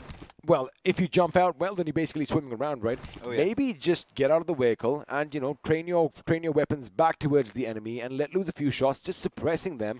So at least you can get a little bit of a footing underneath your feet. But again, I do believe they will be learning from their mistakes. They have been wiped out in the 15th position, which means 14 teams are still going to be alive and kicking, 44 players. And you know what, in case you missed any of the action which we just saw, something happened elsewhere as HH are going to be taking on FS Esports. And now there you have it. Ace Black is going to be the last man, surrounded by the enemy, and K47 is right outside the door. He comes in, Ace Black shoots. His magazine, mind you, is running low. That reload was not the best decision in that situation. 12 rounds, buddy. Still could have done a lot of damage. This is one of those circles that 7C have been yearning for so long and have been one of the stronger teams. But UP50, oh, they just get clobbered down, decimated to the ground as FS again catching up those two finishes off there, sticking at 4 now as... look at the circle shift XP. This has to be 7C written all over it. Oh, this is, but the problem is that Soul has a couple of members behind them as well, and I do believe 7C Esports are going to think that, we have our backs against the wall. There you have it, production, beautiful timing. Now have a look at Sarang's position to the left of your screens, ladies and gentlemen. Savatar and Aladdin are going to be joining them, but Soul Akshat is in a position where he could literally be knifing them in the back as well. Nick has spotted something moving down below, and a knock is going to come in as Coops is going to be a little bit disabled right now. No he way. jumps. Now this could be problematic. Well, they don't have a footing. He does get the first one. In fact, since he is going to be the one who gets to ground quicker, he knows exactly where the position is, but things could go wrong for him. However, for now, his teammate MJ is going to come in and save the day. Craniacs are still lurking in the back lines. Could be a little bit of a thorn though, but for now, GOG, they look quite confident, right? Especially their body language. Now they're engaging for the fights. They know it's those final few last circles. They still have to get inside the circle, and they're still going for it as Goblin finally having been taken down, but still gets the better out of one of those players of FS as Omega is going to try and resort to a heal over here. He needs to patch himself up with all the bandages that he has, and next needs should finish with the first hit, but no, forget Mega it. No, just sir. going big as he gets the better out of Team FS. And look at the finish numbers on Team Soul. Now, I understand FS's predicament over here because, you know, from the distance, Curran did lay down a few shots, but they thought that Soul was done for. They thought maybe it was just Goblin because Omega, although he did take some damage, you know, I do believe they presumed that, you know, we've knocked him off They were being complacent. They were being a little complacent, and, well, they actually have their backs to the enemy, which is, again, a little surreal over here. And now we find the two gentlemen from Seoul in that same position. But, again, it was a little funny before now. Punk, he does have a few first aids on him, 17 to be exact. The thing is, he's got two snakes near him. Looks like one of them is going to get up, and he did kind of mention Craniacs moments ago. Oh, he has him. He has him. He's going to track that sound like a bloodhound. And right now, Craniacs is just trying to find out if someone's nearby. I do believe they do know that someone is, you know, right besides them, as grenades are going to be flung. And if that is a good one, it could be problematic. It is, in fact, a good one, taking a bit of chunk from Exopunks' HP. Craniacs making all those movements. Punk needs to realize, needs to take him down, but will not be the case this time, as now he's just going to gift away those 17 first aids, and now Retribution, RTR also can get themselves into the mix of things. But this is something that I absolutely detest, right? People resorting to the healing battles. Of course, it secures you a lot of points, but look at the set. It's kind of looking a lot vacant. I want to have a look at Soul Akshat's backpack. I want to see whether he has the first aids because he's out in the water. It is going to be Hector because, you know, that is why Hector actually went back to his teammate, making sure that, hey, I'm the one who did all the healing yesterday. Let me do it again right now as Enigma's Evo. Yeah. He just want to spot the enemies. Ooh, bullet came up for a breath of air, and he was spotted. However, there he sees him, he shoots. But again, he dives down in the nick of time. Again, it's going to be a cat and mouse chase, but looks like, he's going to be taken out by his own doing. Now, had a little bit of a dolphin movement out there, right? Coming out, going in. Look beautiful. A lot of blood in his lungs, though. All that gurgling. Yeah, all that of it. And now, you know, again, Autobotz resorting to the Sanhok central style of play every single time. As Goblin, he's going to make a dash for the circle, but considering you've got 3 players of Kinetic watching out for you, I do not know if he's going to make it. But Team Soul, they've always impressed us. They've always pulled off a rabbit out of the magic hats. You know, but can they do it again? We were just imagining that Soul Hector is still going to be a little further back. You know, he is still out in the blue zone, mind you. However, have a look at your mini-maps right now. You see those maroon markers coming in. That, of course, is Team Soul, which means Onyx has no idea. But wait a second. Hector might have done a little bit of an oopsie if he was the little insurance policy. Well, all those first aids are going to be lying uselessly on the ground, which means now Goblin and Akshat are going to be the last 2 men standing for Team Soul. But for now, again, Team Kinetic, buddy, oblivious to the fact that, well, something mischievous might just come and strike from behind.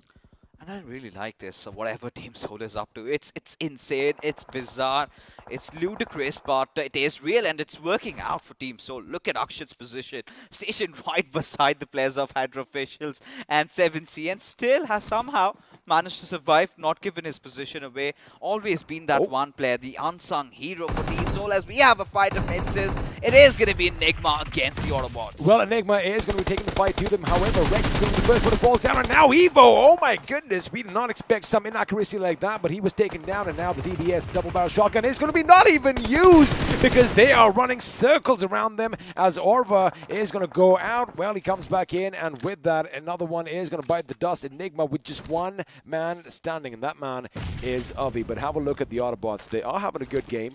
Orva with 3 finishes, and I just want to bring one thing up. You know, as Goblin was trying to, you know, rotate around Kinetic, I do believe Onyx might be the one who puts him 6 feet under. Ooh, Avi going to be lucky that the grenade did blow off just on the other side of all that moss-laden rock.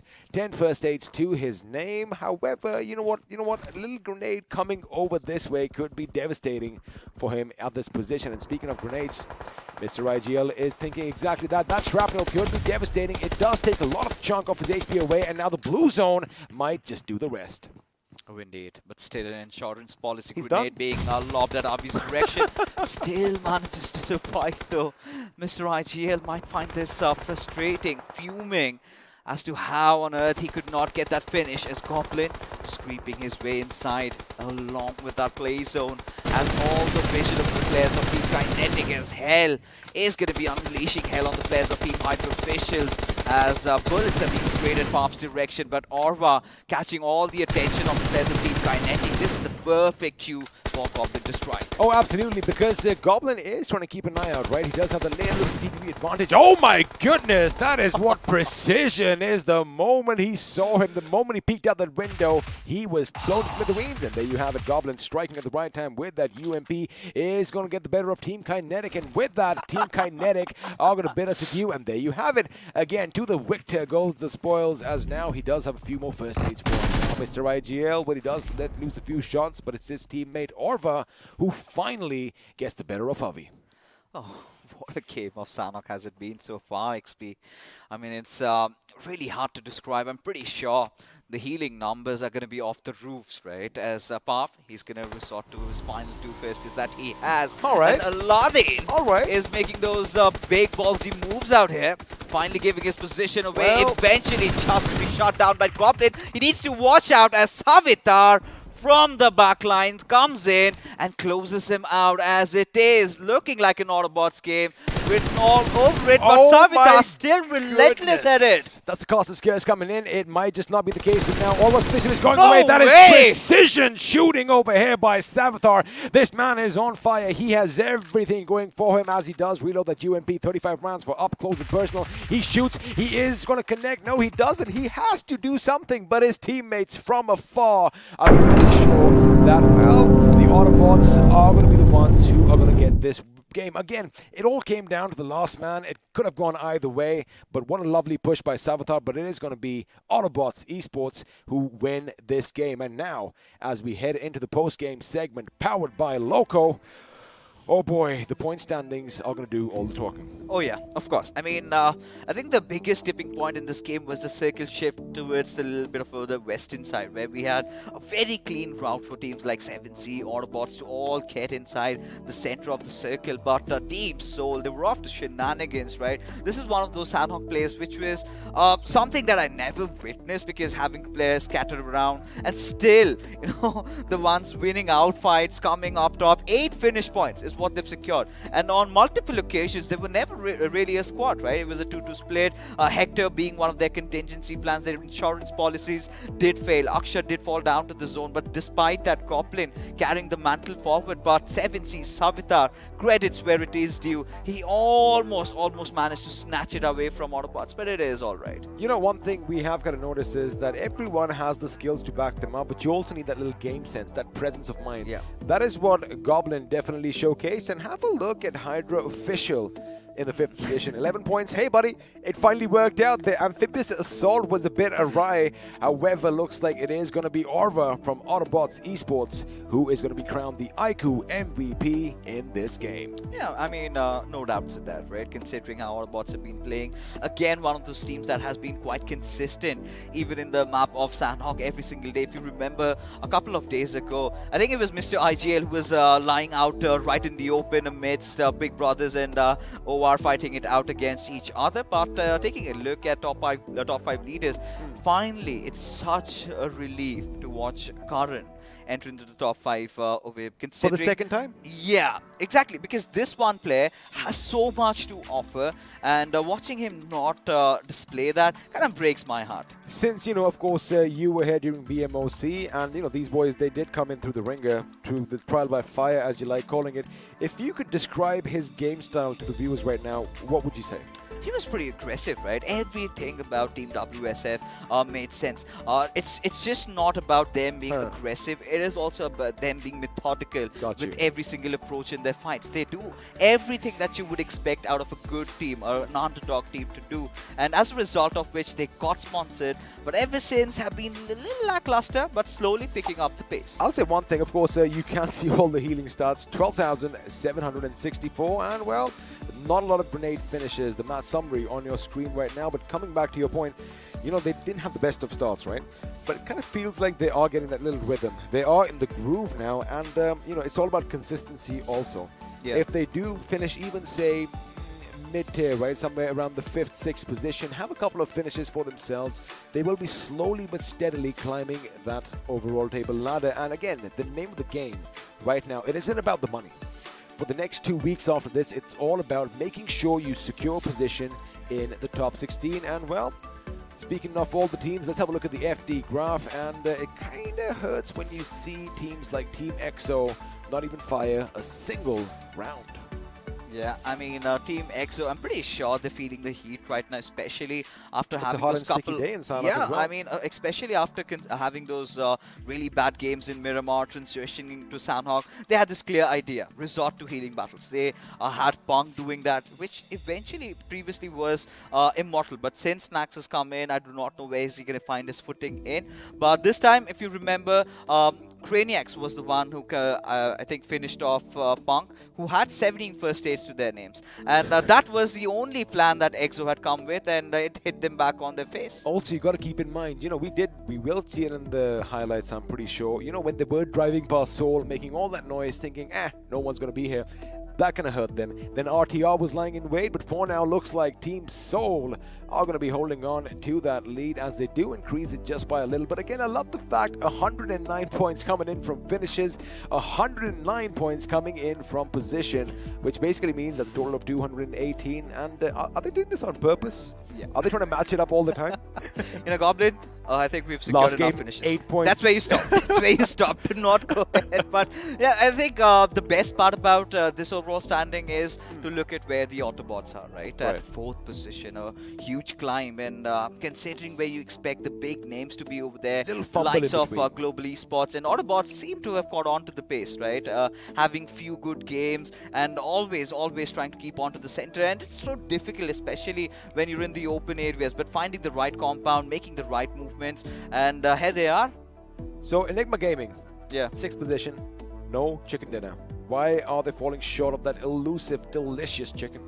I mean, this comes down to the style of play, right? Even if you see just in this previous game of Sanhok, it was Abi the last lonesome survivor. They kind of scatter out a little bit more in those fights. And, you know, that's a sort of bugs me, right? Either you stay as a 2-2 split unit, or you kind of have a 3-1 split. But having your players in, you know, different areas, it's so difficult to go on for those revives. Now, the thing is, even though, remember, they did have that little compound down below, they were getting shot at from above.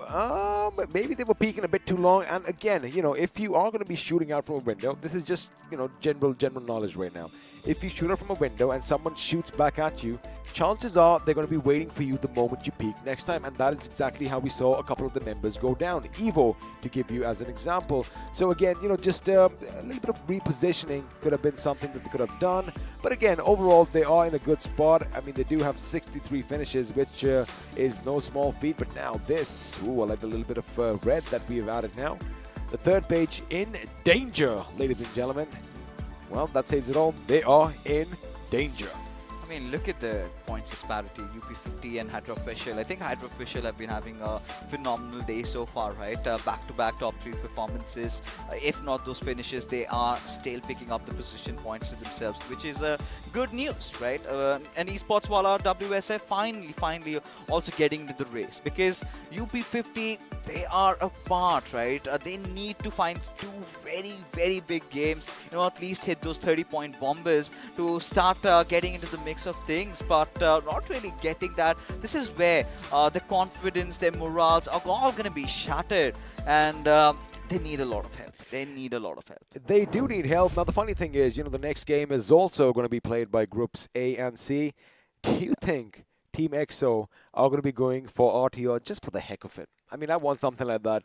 You know what I mean? I do want some drama. I do want a little bit. I mean, we all love drama, especially this guy. But again, you know, all of this drama would not have been possible without BGMI Crofton for giving us such an amazing game, and our lovely sponsors, iQOO and Loco. And I know we've seen this video a lot, but we just love it. So let's do one thing. Let's watch it again.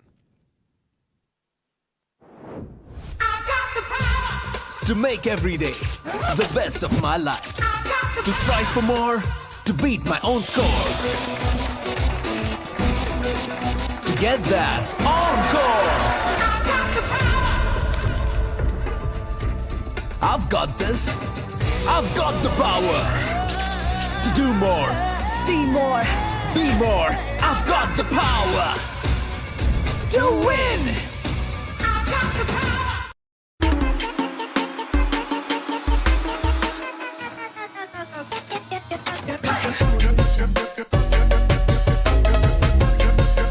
Watch it, earn it.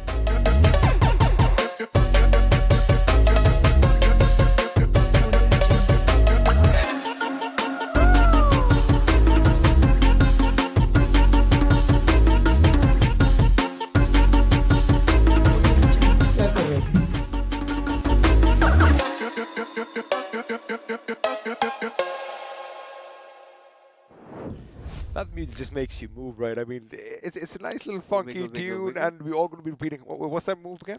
No, I'm not gonna do that. Are you all right? Anyway, but you know, I mean, that of course was Loco over there, India's biggest esports gaming platform, where you can start your esports career. And if you have this bad boy in your hands, the iQOO Neo 6, well, chances are we might just be costing you. But how do we get one for ourselves? All you've got to do is head over to Amazon, search for iQOO Neo 6, and then you've got to play a little quiz, and it's pretty simple. We're going to ask you about the specs about these phones. I'm pretty sure you're all aware of it. And then, if you are lucky, 3 winners by the end of the evening, they're going to have their hands on this beauty. Give me one. Come on, Fixus. Pull some strings, mate. Do something. I know you have some clout over here, but again, you know, what happened at the beginning was that little Canary switch over there. We thought Canary is going to be completely oblivious, which apparently turns out he wasn't, because he probably smelled something.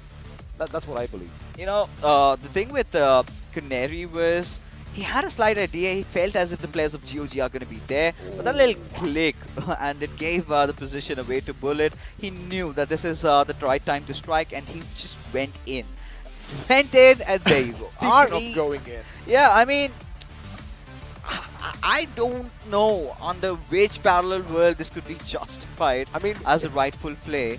But what could you think their intentions would be over here? I do believe it was panic, because the moment they broke past that broken wall, right, I do believe it was Evo who just let loose a few shots. They assumed that, uh-oh, everyone's over here, and they went...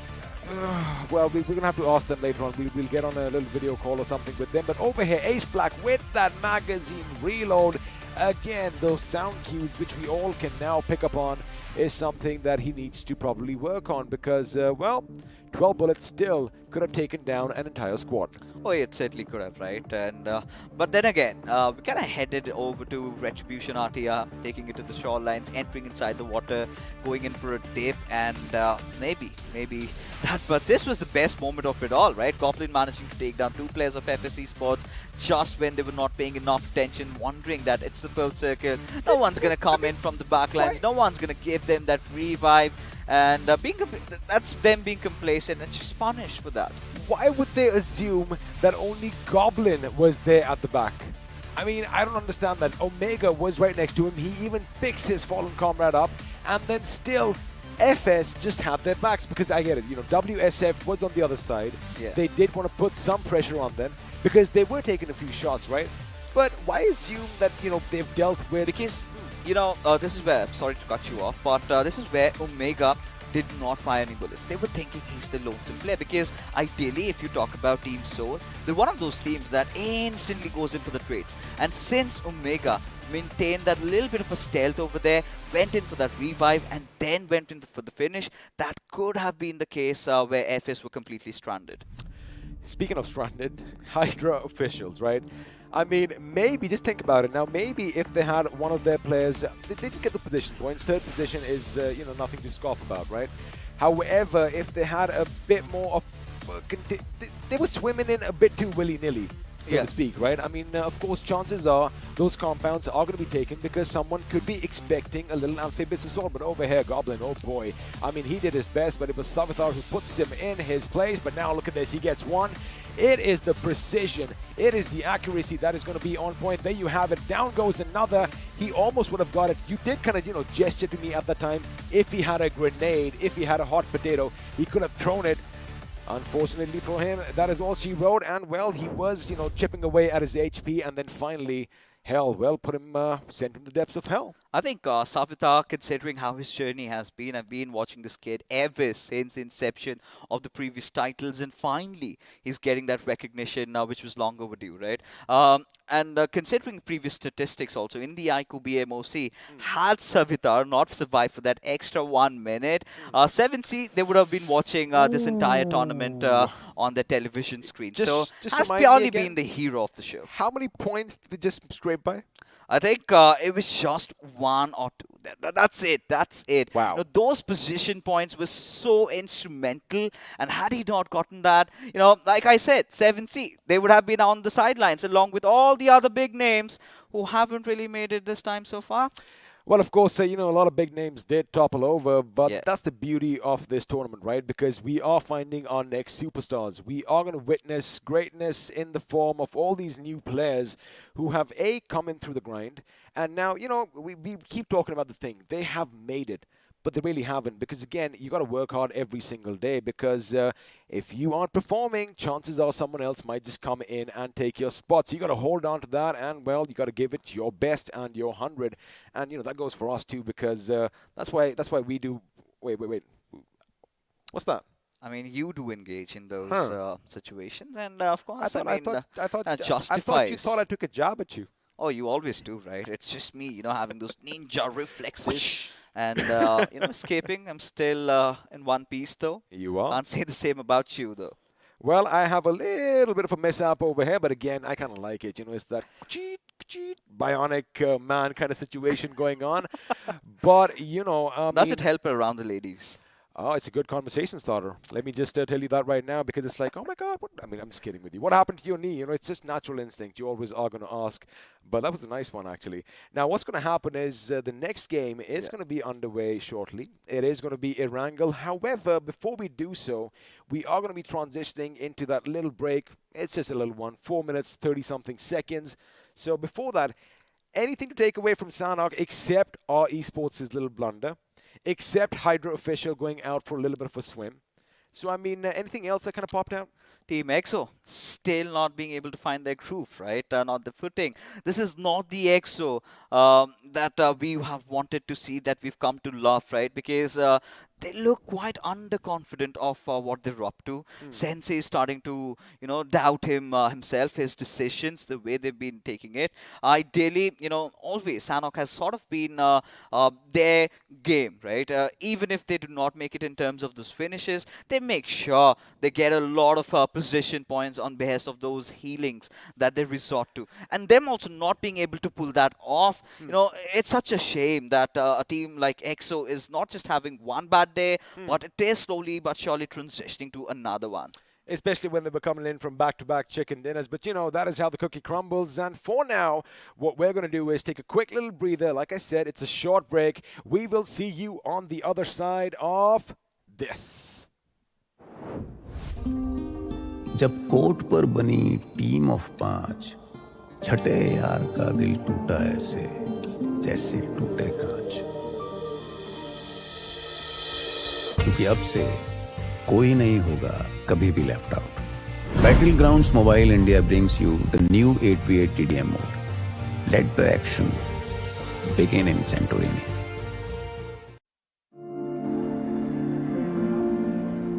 It's not about being like everyone else.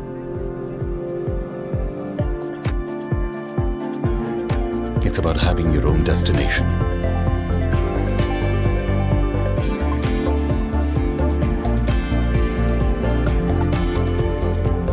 It's not about how you fit in. It's about the skin you choose to fit in.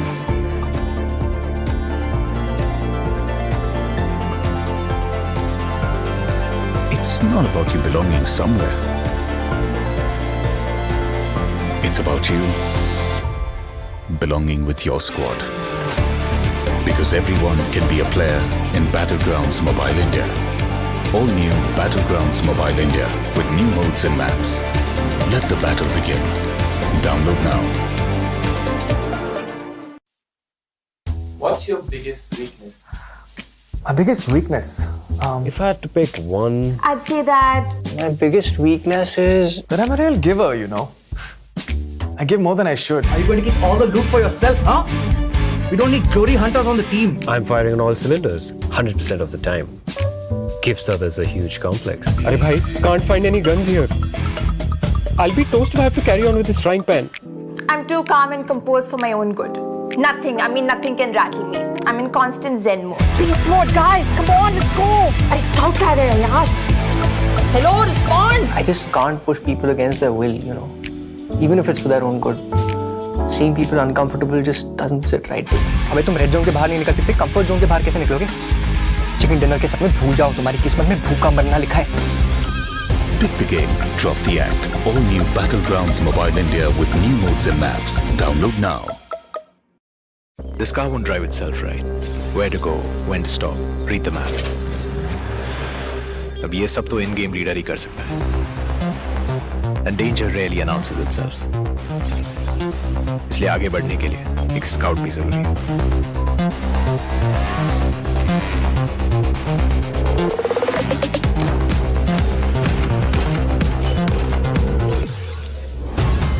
And without the fragger being there to wipe out the enemies, moving forward तो भूल ही जाओ.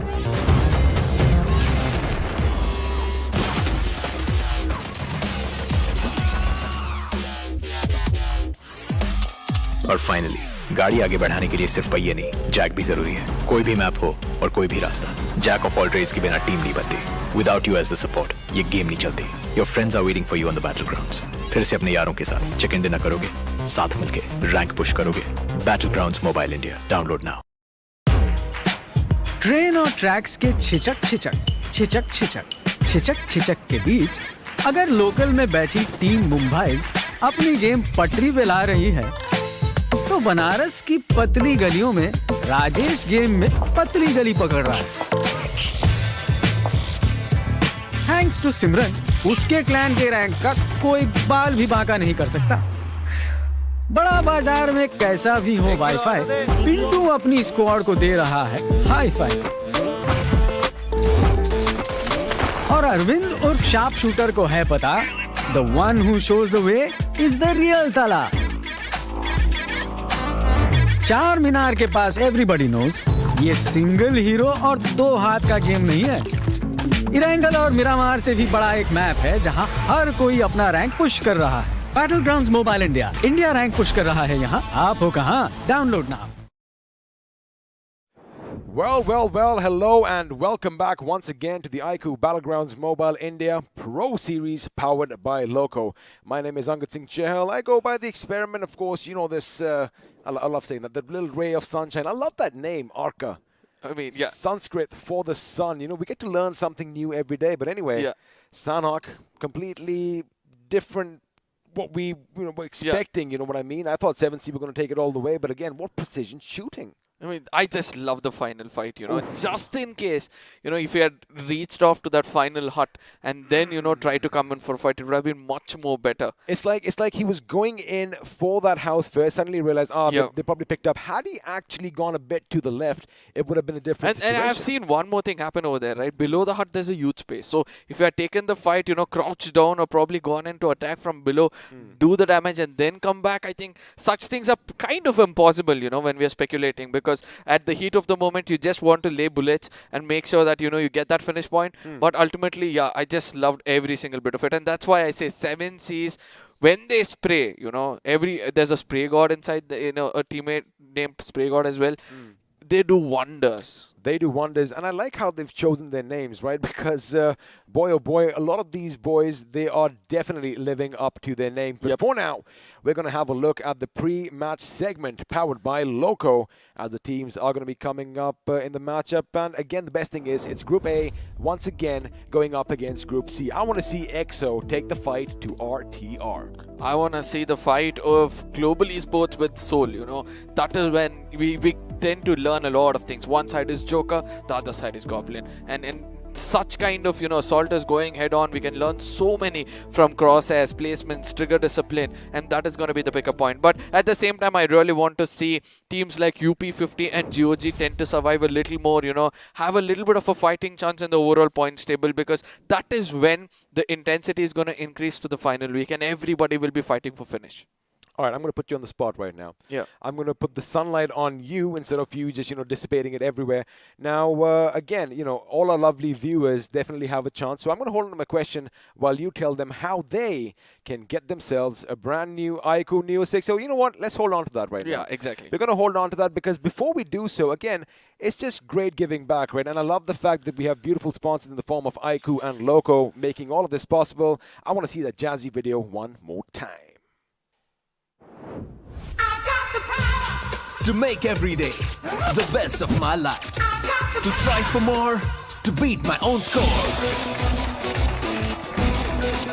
To get that encore. I've got this. I've got the power to do more, see more, be more. I've got the power to win. I've got the power. Oh, I love that. It just reminds me of the back old days when I actually heard the song for the first time. But do you have the power to win? Well, if you have the iQOO Neo 6, you definitely will. And now is when my man Arka is going to talk to you about how you can get yourself one as well. Yep. Just head on to Amazon as quickly as possible. Make sure that, but you got to come back, okay? Because there's going to be a lot of answers where you can earn some goodies for yourself. But yes, coming back, coming back, it's going to be Amazon. We're going to type iQOO Neo 6 over there, and you're going to search for it. Then there's going to be a no more button as soon as you see this device on the screen. Click on that, answer 5 questions, put your name, email address, and the mobile number, and then make sure you click on the notify me button. And once this is done, you're just going to wait and get yourself pretty lucky, You need to have that lady luck kiss on your forehead for these. I love how it's so smooth, and I love the little pearlescent coloring of it, because in every different angle, it kind of just changes the color. So again, it's a good-looking phone, and it does the job well as well. But if you aren't lucky with the phone today, well, stay a bit calm because we have a lot of merchandise to give away as well. You can get yourself those shirts, you can get yourself those bottles. All you have to do is hit up the hashtag of your favorite team on the Esports channel. Hit the description, fill out that one form so we know who you are, and, well, you just might be walking away with these goodies. And speaking of walking away, looks like Ranveer is walking away from UP50 in this game as Aditya is coming back in. And I think that's going to do a lot of difference because Aditya is one of those persons. You want him to assault, he's going to assault. If you want him to be a very good support, he's going to be the support. And every now and then he's also done wonders with the grenade. So I believe that, this time UP50 could be the team to watch out for, just in case they have a little bit of a composure. That's about it. So again, what's happening with UP50, in my opinion, right now is they do try and take some fights. And like you mentioned, they definitely have the firepower. However, the thing is, as soon as one person goes down, it's like the entire game plan is just, it does not exist. It's non-existent. So, I wonder if they're going to come back stronger in the next week, because we're going to say bye-bye from the studio, as now we're going to be heading over to the map of Erangel once again. And oh boy, that missile silo does look... Oh, it's the plane. Yeah, it's a plane which is broken and fallen. The plane. Look at the plane. I wonder if anybody knows that reference. But again, oh my goodness, I am... Oh, of course, that is the plane just around the shooting range. And this is sometimes this is so beautiful. I wish, at some point, just random, because there are all those crates lying around, just randomly, one of them has some amazing goodies in it. We might just see that in the future, or maybe we might see that plane come crashing down as well, because now I understood why Crafton always tends to listen to you so keenly. You give them so many ideas. And that's why they love you the most. Maybe I should not do it. I'm just kidding. Of course, I love the fact that, we have this relationship. And, once again, a massive shout out to BGMI Crofton and Tesseract for hosting this event and, well, having us over. But anyway, back to the game. I want to see some French warfare, man. Oh, I want to see some, 3-way, 4-way Mexican standoffs to see who's going to be standing out. You were wanting for a 1v1v1 situation in the final circle, right? So even I'm waiting to see whether there's going to be such scenarios. But we have to see this, right? Every team is playing like a team specifically. And that's the best part of it all. I wish, suppose the situation when it's just a one-on-one, right? And it's not like a team fight. And, because, you got to keep one thing in mind. Most of these teams, most of these players, in real life, they are friendly with one another. Sure, there's a healthy competition. That is always going to be there in any community. And since the community over here in India is probably one of the biggest esports communities in the world. You know, I mean, I want a fist fight at the end. Maybe that might happen at some point. You know, just drop down all your weapons, put the gloves on, and then let's have a little bit of a skirmish. But for now, the plane path is going to be dissecting the map pretty much in half, and well, looks like we are heading to the land of the rising sun. We are going east. Now, this is the most important thing for us to see, right? The map is dissected right to the center. Nobody has to go in for a skirmish. But still, if a team chooses to do so, we can get to know how, you know, intruding they are to actually break up those finish points. And for the first time in the map of Erangel, you know, it's going to be Soul Goblin who's going to be going to the 3rd position as Joker is going to be picking up and to come in the 2nd spot. I know the numbers doesn't look that fair. I know it's 18 rather than 16. There's been a small glitch over there. But let's not forget that FS47 is also still on the run. This man is been popping up on the MVP every now and then, and he could actually take away the limelight from both Joker and Atanki if FS play a very good game in this one. All right, speaking of K47, you did mention, you know, gentleman has long hair. He's got long locks, which of course do look kind of cool. But let me tell you guys one thing. The man sitting next to me had hair 3 times the length. Boy, oh boy, that must be like touching all the way to the ground. But again, you know, how did you manage all that? This is the best part, right? Everybody needs to understand this. You're going to love your hair. You're not going to take care of it. It's not going to be something like you need to take care of it. The hair takes care of you. Wow. Well, have a look at what's happening over here, because the circle is going to be a little bit of a curveball over here. We are going to have an eastern trend. It is going to be... I'm just trying to do a calculation. Maybe Sosnovka military base is about 3/4 in. Buddy, I want to see something go south, and I think my prayers might just be answered today. I might see maybe even something happening just southwest of Novoripnoy. I think that's where the final circle is going to form. That is what even I'll be looking at. But one correction from me, it is Joker giving 16 finishes for himself only. But it's just the position points is so good from his side. The damage is so good that he's been placed over there. So sorry for that. But coming back right into the game, we were able to see that Milta Power and Milta, as well as that sector on the eastern side of the map, is having more than 2 teams. And the skirmish is going to be so welcoming for all these teams, as GOG is stuck between Team EXO as well as the side of Team RE, if I'm not wrong.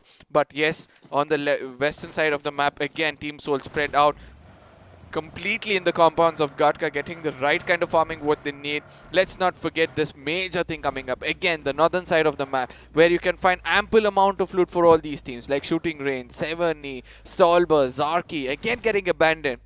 This thing has become so common that probably we'll stop speaking about it anytime soon. I think because, you know, it happens so often, right? But I wonder if one thing is going to happen now. Of course, Hyderabad Hydras are going to be in this game. Ladies and gentlemen, they are going to be in Western Georgia. Ooh, I'm going to hold on to my thought right now, because Nick definitely has an idea someone's over there, and it looks like Team EXO knows that someone is lurking in the shadows. The vehicle is coming, and maybe they might see him. Now this is time to shoot. Punk is going to get taken down. Now he's going to get on. Sensei is coming in. They are coming in all around him. Good decision by Nick over here to get out of harm's way, and well, these teammates, perfect cover. Team EXO once again almost getting wiped out. They just have one man standing. Well, Punk is definitely not feeling lucky today. And, oh my goodness, I love how Nick just maneuvered around them right now, because they thought there was only one person in that compound, but his teammates, oh boy, they had an ambush set up for them. And let me tell you one thing, that was beautiful. I mean, this is the first time ever I saw GOG execute something like that, right? That shows they're evolving. That shows that, you know, they're coming to their senses at this point of time. It's important for you to strike when the iron is out, and that is exactly what they did at that moment. But also, let's not forget that one last player of Team EXO immediately realized that, you know, it's an unnecessary fight for me. I'm just going to back off and be that last ray of hope to get some points for ourselves, and that is what he'll be living up for. You know, I agree with that little fact, but again, I just want to go back to the fight. Maybe we might see the highlight coming up at some point, because I want to point something out. Now, the way I do believe, so Punk was the first one who gets knocked out, right? Then one of their members goes all the way around, which again, I do understand. He didn't stop the vehicle when he had a visual on Nick, right? He still kept going. He thought he was going to get some information, but then it was too late, because when he did get off from the shadows, from the grass, from the thickets, from the bushes behind him, shots were fired, and boom, that is the last thing that man saw. See, at the same time, we have to also realize this, right? So, GOG had it all planned up. They were like, in case I get taken down, that is when you guys are going to fire. And they were just waiting for it. And when he was getting into cover, the support was like, no, this is when I press the trigger. And he did, press it well. But at the same time, and immediately shift towards the side of Milta is where GOG is going to be paying a hefty price, as one person from them has already gone off. That is MJ getting taken down by Esports, who came into third party. They eventually knew, they heard the sound, they came, they stuck. But now Fierce, can he replicate what GOG did previously, as he's holding a very good ground? I'm just concentrating on that, well, thing over there just dancing around, because that is kind of creepy. But now, see, GOG, again, that was perfect execution. I'm sure all of you watching at home are going to agree as well. Fierce right now is going to make sure he doesn't bat an eyelid, he doesn't move a muscle, and, well, he's going to be very, very quiet, as GOG are frantically still trying to look for him. But again, they got to be careful. Remember, check your corners, like we did see Canary do in the last game. But, you know, we were talking about the replay. Let's have a look and see how it all went down. Now, well, looks like it's going to happen. Now, keep an eye on this. Look, Nick, right now, he lets the first car go. Punk gets taken down. Sensei should have already disembarked. At this point, that Tesla goes by a bit too quick. And, well, from behind, it's going to be Bullet, who is going to be lying in the wait. He's, again, you know, going to be a snake in the grass, a predator on the prowl. And, again, Nick, boy, he just stole the show over here. I like the fact that, you know, he knew Sensei was coming in. He maneuvered out in the nick of time. And it looks like another fight is breaking out right now. Global Esports taking it on against, I do believe, RE, was it? Yeah, no, RE again, there was a fight, right? So Global Esports actually took on the side of FS. Missed that, my bad. One last guy was over there. So Global just rushed in and it was like one free kill. That's going to take it FS versus them. But right now, speaking of RE, this is what I was thinking, because on my map right now, I saw something else. The Canary goes up against Evo, but once again, the little birdie is going to come a bit short, and Evo, well, he's got to patch himself up, as Enigma are going to make sure they give him some support. Now, this is the best part about Enigma. Every single time you see the kind of support they're given, immediately they're going to converge with their teammate, right? So they're going to be like, let's not bother about the winner chicken dinner. Let's make sure that we have all four men standing, and they just come in close to one another. Our Esports on the other side, they made two big mistakes over here, and one which they had to pay a hefty price, and one that's going to be Canary getting taken down. The second one where they had a very good chance of taking down the side of GOG, and they took down MJ. I do understand, but if they had come in as a pack of wolves, it would have been much more easier for them to take one more finish from the side of GOG squad itself. But look back into the circle and see how teams are actually making it to the dead center, and wants to make sure that they pick up as many finishes and take up as many shots as possible against the opponents, so that they're going to be feared and have the best spot in the house. Well, let's see if they are going to have the best spot, as the circle is going to be shifting in due time, as three teams still find themselves out in the blue, but looks like everyone is going to converge once again near Milta and south of Shelter. Let me tell you one thing. The minimap is a buzz with movement. Like I love saying, it's a great migration, and there you have it. This is a good position for 7C. Exo's Fierce, the last man standing for his team, makes sure that he is not going to be in the line of fire this time, as we have a little seahorse out of its element. And well, what do you think of that skin? No, it was decent, right? It was something, you know, I wouldn't say was wow, but the artwork was, you know, it was pretty yeah, dope. It was pretty. I like that little intricate, you know, calligraphy on top. But right now, Soul, as they are making their transition into the circle, Esports Walla WSF, we support farmers, are going to be lying in wait, making sure they don't fire a single shot. Because keep in mind, have a look at what's happening in Pachinki, right? Invader and one of his teammates is already over there, and there you have it. The circle is going to shift a bit to the south. We do have Milta still in contention. Milta Power is somewhere where the action could go as well. And now our Esports, just moments ago, they had Milta Power all to themselves. Now what they're doing is they're trying to get that little back against the wall, right? I mean, if you have the water behind you, no one's really going to be coming, especially on those cliffs. But it looks like Fox made a bit of an oopsie as he kind of ran himself over with his vehicle. Now, the most important thing for us to observe is this, right? When you're putting your back against the wall, against the waters, and you're thinking nobody's going to come in and strike from behind, most of these teams want to control the corners of the circle. They're going to be like, you know, the assaulters, right? They're going to be like, we're going to come in from the corner. We're going to make sure that we challenge those circles, because least expected place is where they're going to be. But on the other side, before we speculate more about that, 7Cs versus the side of GOG has already taken place, and one person has already hit the ground as 7Cs have pushed in hard towards the side of Milta. They want the center of the circle. They want to make sure that they make a lot of noise. At this point of time, it's going to be Savitar doing most of the job. Savitar, of course, is going to be one of the MVPs for his team as always. Now, Nick is going to be picked up, but have a look at UP50. Now, yes, they are transitioning in the back. They have no need to, engage in this particular fight, but it does seem like they might be circling around, heading towards our esports. That's a fight for another day, for another time, because for now, GOG, Bullet, finally realizes, wait a second, I did see some movement in the distance. I did see some vehicles go past me, and possibly they could be shocked up in that compound where UP50 are. Now again, UP50, let's see if they are going to do something different. Again, this is only day 4 of the first week. They still have 2 more weeks of league play before the fate is decided whether they are going to be in the top 16 or not. But on the whole, most of the teams are coming in, but oh boy, Milta is going to be abuzz with activity.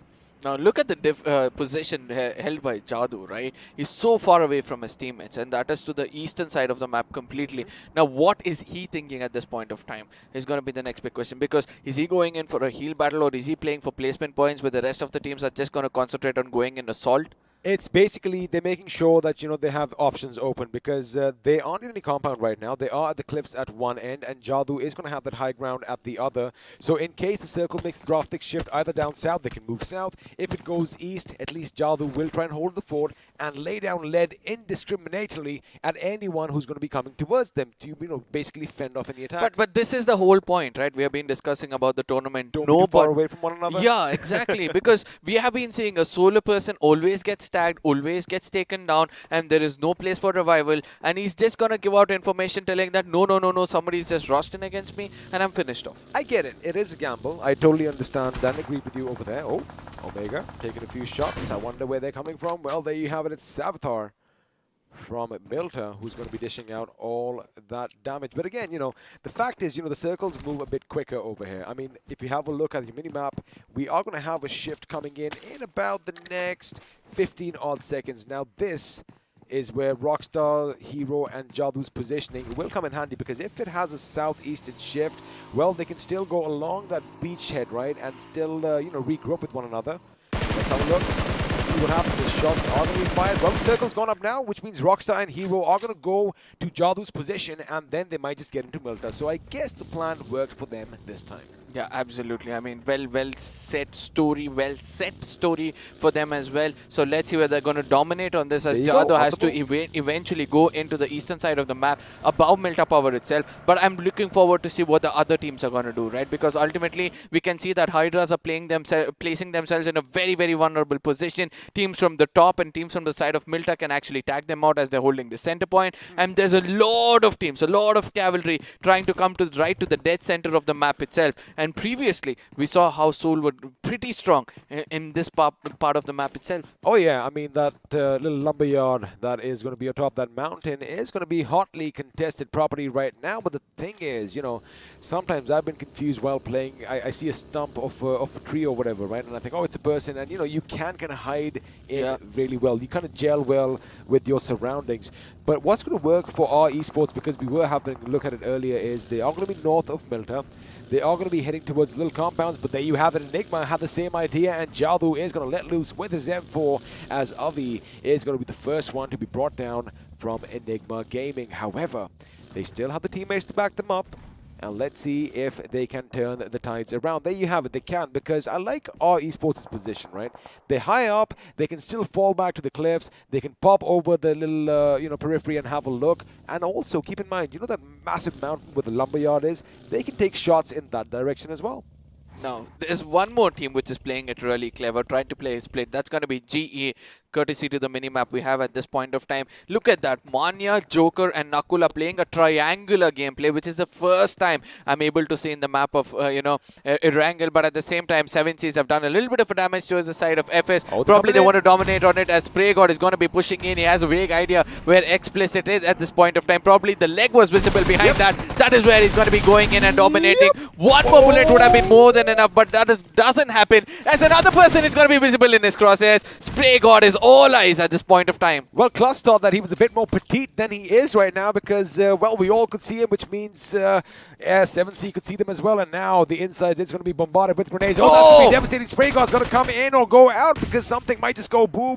Unfortunately, it wasn't time to perfection, and now K47 gets the better of you. They have a little crossfire setup. He tries to go for the finish. Had he not tried to go for the finish, it could have been a different story, but again, 2 guns were trained on him, so, you know, his days were numbered, but that was a valiant effort coming in. Clutch, maybe next time hide on the other side of the room. And that is why he's there at one of the top MVP board, right? Like, he's holding the 3rd position, and you just proved to us as to why he's over there. As you rightly pointed out, the crosshairs had to be set for the next helmet walking into that room, and it would have been much more easier for him because he was doing everything right. It was the AK UMP combination which he had, 2 of the most deadliest which he could have used against the opponents. He knew, he was running out of ammunition. The magazine was pretty much depleted. He knew that 2 more people are rushing towards him.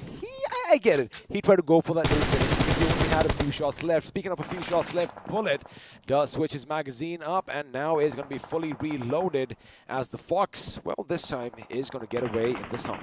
Now, there were 3 to 4 teams who were inside the circle who chose the side of Milta Power, right? One is going to be Esports, GOG, and Enigma. And it looks like GOG have already given up to their position, due to which they might have to regret because they're holding that lumber place, you know, which you keep speaking about. But at the same time, Enigma and Esports, the best part of a drop location is this. You know the terrain and topography much better than any other team because you have already been there. You know the dunes better. You know the houses better. No matter how many scrims you have played and you know that place, when you place yourself in that map, that is when it's going to be mattering a lot. Now, an interesting thing is happening, which I see on my minimap. Remember what the path that our esports took along the beachfront? Another team is going to be coming in and contesting them for that position, and that team is RTR. But for now, looks like Bullet OP is going to get the better of Sarang, and now this grenade. Oh, it looks good. I think he has an idea where it is. He has to throw it behind that vehicle. If it's time to infection, it's going to blow up. There you have it. Savitar is going to be brought down just as he was trying to make his escape with that vehicle. And now Nick knows that there's only one man who is going to be standing. In fact, the sound cue is going to be given away. Aladdin, do you have your genie on your back, on your lap, or no? Because shots are going to be fired. In fact, he's going to go out to the blue to survive this little onslaught. Question is he going to be taken down by the zone instead? But for now, that was a wonderful decision. He is going to make a hasty retreat as Soul Hector looks like he's in a little bit of a situation. Now, Rage God has a very good opening to strike against the side of Team Soul, but eventually they fall back. They realize that this is not the fight for them, and this is the best part about Team Soul, right? They exactly know which fight to take. They know their vulnerable position. As soon as they feel vulnerable, they're going to fall back. But this time, I think they were a little bit late. They're just not going to bother about it. They know they're on the top of the table. They just want to capitalize on it. UP50, which they had covered in 2 different directions or 2 different angles, are going to be happy picking up finishes. Quick thinking by the 2 members of Team Soul right now. They realized that, you know, if they kept going in the direction they were heading, it was open season, right? Everyone is going to be shooting at them. They went out to the blue, and now they're going to get a little bit of a position higher up on this mountain. But the problem is they are heading straight towards GOG's position. Shots are going to be fired because, well, the position is given away. This is what you're supposed to do. Fight from the vehicle itself. They suppress them. In fact, it does look like they got a little bit of help from another team, as one of them is going to be knocked down, and now Bullet is going to be knocked down as well. Again, you got to be careful. Remember, shots could be coming in from the other side, not the mountain itself, and looks like it is going to be the Autobotz who are going to be laying down all that damage. Now, Soul Esports, Team Soul eliminated by UP50, and, you know, we were talking about it. UP50 already with the 4 finishes to their name, looking a lot better. Now, UP50 have already pushed in towards the side of GOG as well, right? We can see 2 players have already gone in a bit more closer, somewhere far away. It's going to be the grenade which is going to be cooked to perfection as one more person gets taken down. The second and the third one is also be coming in. This is carpet bombing against the side of GOG. Nick OP has a lot of job to do. He's going to be cooking up grenade, but, you know, the projectile is not perfect as the buggy is going to be coming in, giving him a little bit of an information. If he tosses perfectly, it's going to be the opening. No, that's not going to be the case as Sarkar is going to be walking into his crosshairs. The final person's location is also being revealed. A jump shot to perfection as it's going to be Georgie running for their lives. He's taken down 2 players. It's going to be someone far away who's going to be tagging him out as well, as Georgie's last man standing has got a lot of hard job to do. Well, I love the fact that he jumped, he shoots, and he scored right over there. And UP50, boy oh boy, 6 finishes for themselves. themselves. Looks like they might just be a 4-man squad. Oh, this could be problematic because lurking in the grass, we have a man in the Guinea's good. It is going to be Tango, and that grenade could be devastating. Unfortunately,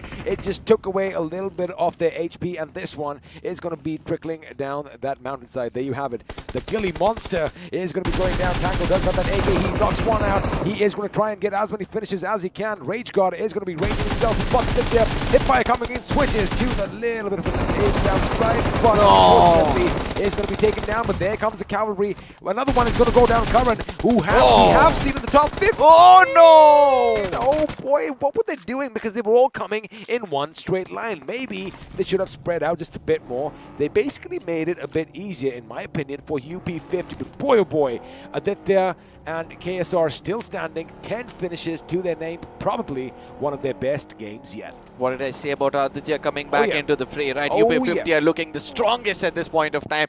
10 finishes already what they've got. And they're going to be very happy going down right now because they've done most of the hard work. Or probably they'll be playing for placement points from here on. Let's see what that's going to be the case. As Hydra have got the best spot in the house. They've got 4 finishes. They're going to be welcoming anybody inside right now with a pour of lead as GE is heading towards that. Hyderabad. The Hydras on the other side are going to look at this and they're going to be like, just wait it out. Let them all fight it as we have a little bit of a zone open towards the western side, to the left side of Ace Black. That is where he's going to be concentrating, because GE has got a little bit of a dunes to work out with. One good grenade, and this place could be the dunes of death. Oh, they do have that little... well, it does kind of look like a dune because there isn't any grass on it, but of course they have that little ridge to play around with.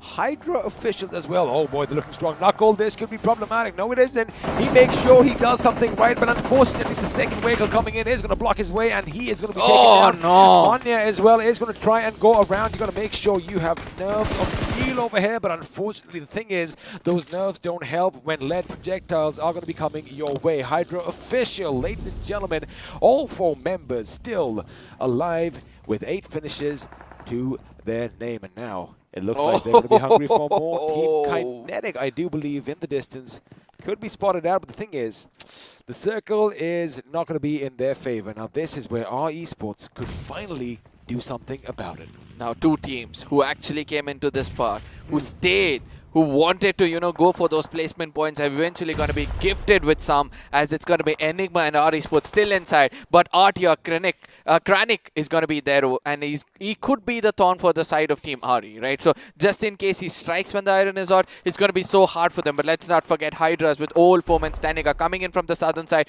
They have a little bit of a high ground to work out as well. Let's see what's going to happen as the slithering snake is looking forward to strike. Now the thing is, the grenade is going to be tossed. It looks like a good one. Jadu could be in some trouble. Unfortunately, it fell on the wrong side of the fence. Rockstar, take a bow. That was a grenade that was thrown to perfection. And well, our esports, well, they just took that thorn out of their sides and they're like, this is not going to do anything right now. But now this is going to be a little bit pushed up there. Kinetic going in up against Enigma. They have set up a little bit of a crossfire. Unfortunately, Eggy is going to be taken down. Now Kinetic God, he does patch himself up. Bayo is going to be taken down by Rex's AK. The thing is, they have no idea where the members are. Kinetic, you don't want to come out because there you have it. Grenades are going to be coming in from the other side. Avi is going to get the better of Kinetic. And well, Onyx shall fall as well, which means only 1 man was standing. And that is going to be it for the team. Enigma Gaming, boy oh boy, again, they like these compounds, they like Erangel, and the way they set up those crossfires, making sure that every single house is occupied, well, they are definitely showcasing why they are And this is, I think this is the game Enigma was looking forward to get that winner chicken dinner. But one team which is doing more stronger than them is going to be the Hydras. As they prioritize the zone, they're going to be looking forward to get as many finishes as possible from here on. As we can see, Parv is already taken the fight. Jadu is trying to steal some finishes over here. We do understand that, they want some finishes for themselves. But that is going to just allow the compromise of their placement, of their position towards the side of Hydras, who's so busy pouring leg towards the side of Enigma, as Avi will be the next one in the crosshairs of Jackson.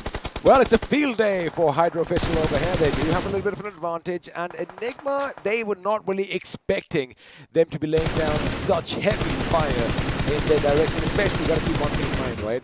Enigma, as they were coming, I do believe, was it Avi or was it the other one? Because he kind of fell down from his vehicle. He knocked himself out, and, they already lost that little man advantage. Now, Rex, oh boy, he's the last man standing for his team, and Rockstar and Jadu, they are going to see if they can get something over here, because if they see anything move, Oh, he knows it. Oh, he knows it. Oh, he knows it. But no, it's not going to be enough. Rockstar, with that stability of the DP28, gets the better of Enigma Gaming. Now, Hydra is written all over this map. The Hail left of- Hydra. Yeah, that is what's going to be the call coming in the boot camp at this point of time, as Rockstar is trying to do the difference with that DP, but eventually gets tagged off. And this is what you have to do. Give the cover fire when there's a rotation coming in from the teammates. Jadoo, can he do that magic which he owns in his fingers right now? Pixels is what he's looking out for in the bottoms. That is where it is. He connects few of them. He's going to make Jackson a little vulnerable at this point of time. Got a little bit of a hard cover, and that is why nobody's able to tag him at this point of time. And Jadoo might get tagged off, and that is where it comes in. Well, you're absolutely right. He does, in fact, get a few shots in his direction. And, well, sometimes they do prick just a little bit too much. Legend making sure he has that little flank secure for him. Because if Jadoo gets up or kind of slides to the right, he is going to be laying down some cover fire. Now, Rockstar trying to find a little semblance of cover. That vehicle is dangerously close to be blown up. He better slink away from it. There you have it. Grenades are going to be blown. Wait, I think it should be a smoke, or maybe he's going to fling it right towards that smoke. Now, they are expecting Hydra to make the move. Oh boy, now this is where the problem is, because that's it. It's going to be a 1-on-4 situation, and well, talk about going out of the bag, and that is what they did. But it's Hydra official who are going to be walking away the winners, getting that delicious chicken dinner as we move into the post-match segment powered by Loco. Hydra, the way they place themselves, I really felt. Hydra. I mean, I did speculate that they're holding the worst part in the lobby because they were holding the right dead center itself. But ultimately, they proved me completely wrong, telling that that one hard compound was more than enough for us, buddy. We just knew when to strike because they knew to the corners of the circle there are so many people alive at this point of time that they're going to be fighting around, and we're going to be picking up those finishes when required. That was actually kind of brilliant. Now, we did kind of say, you can easily kind of hide or, at least conceal yourselves around that lumber yard. And that is where we thought it's going to be a little tricky situation. And, well, they waited for the right moment. And because of that, they've got a chicken dinner and 26 points to their name. Now, our Esports, a good outing for them as well, despite having a little bit of, bad luck as far as RTR was concerned.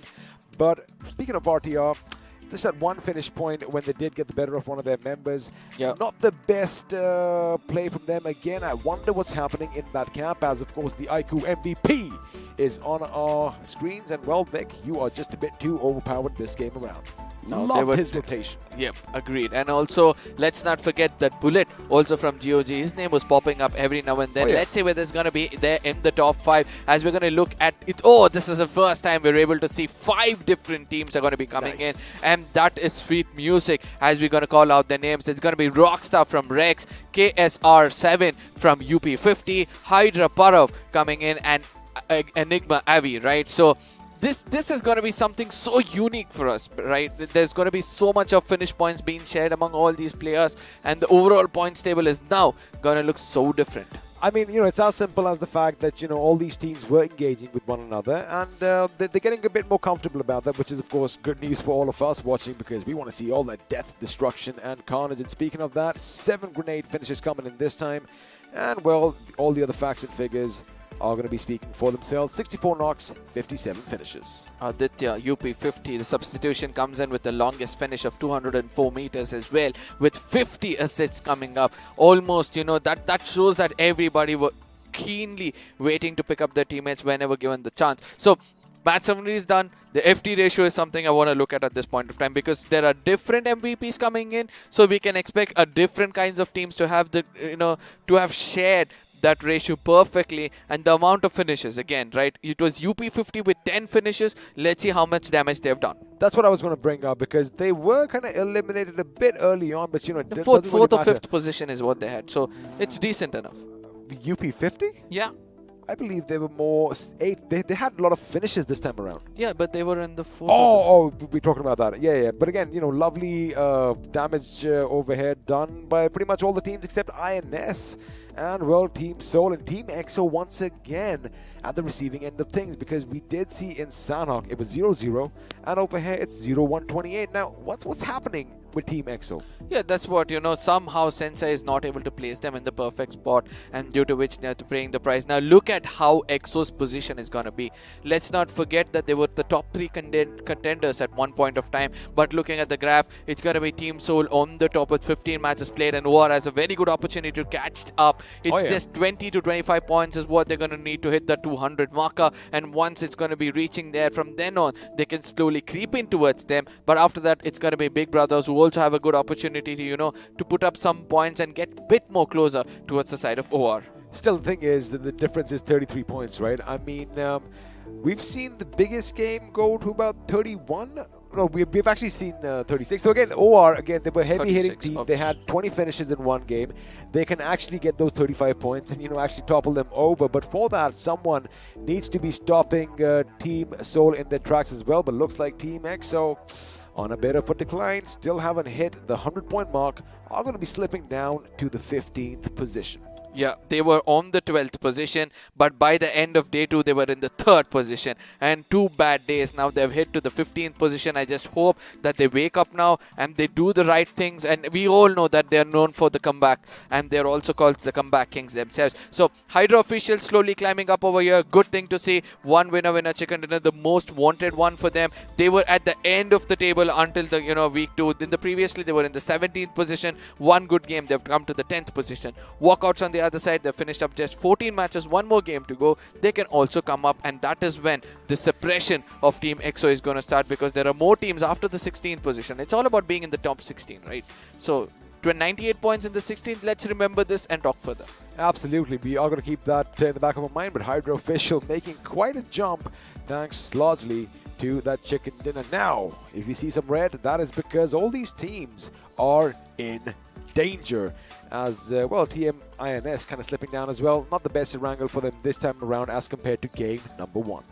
Now we can see that GOG is still doing some hard work, but yet restricted on the 19th position shows that you need to do the hard work on the first week itself. But let's see what's going to be the difference. As we said, 96, 3 more points required for the side of Team INS to rake up. But the bad news is they've already paid the 15th match, so it's going to be hard for them. But Blind Esports on the other side will need 13 points to make sure they get into the top 16 themselves. But GOG, again, 15 matches done. Now Initiative Academy have got a good chance, right? So they get another 15. Obviously, they also have a very good opportunity. But Team MG, this is where everything is starting to tremble. RTR Esports, Team MG and UP50. 200 marker is where the tops have already crossed, right? Yep. They're still in the 40s.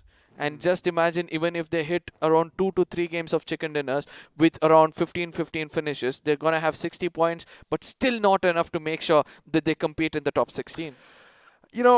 I guess it's a good thing that today it is day 4, right? Because it's the end of League Week 1. Yeah. And the thing is, 2 more weeks of action are going to be coming up, and they might just turn it around. They might just need that little break. But what's going to happen right now is, we have to thank our lovely sponsors, iQOO and Loco. So once again, let's have a look at that jazzy, snazzy video. We'll see you after this. To make every day the best of my life. To strive for more, to beat my own score. To get that encore.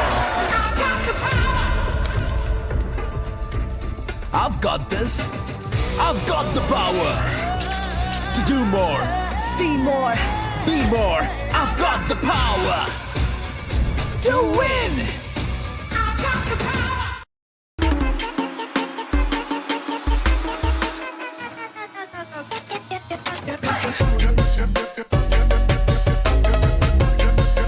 Watch it, earn it.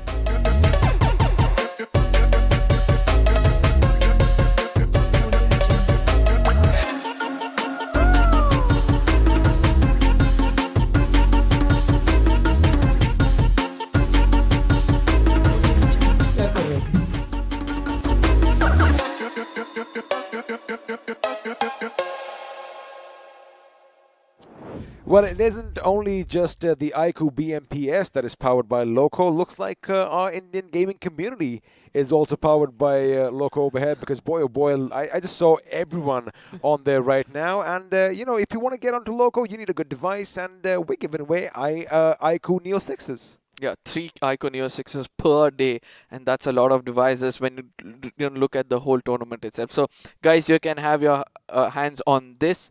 For that, you have to go to Amazon, make sure you search for iQOO Neo 6 No More, and then quiz, and then name, and then address, and all those stuff.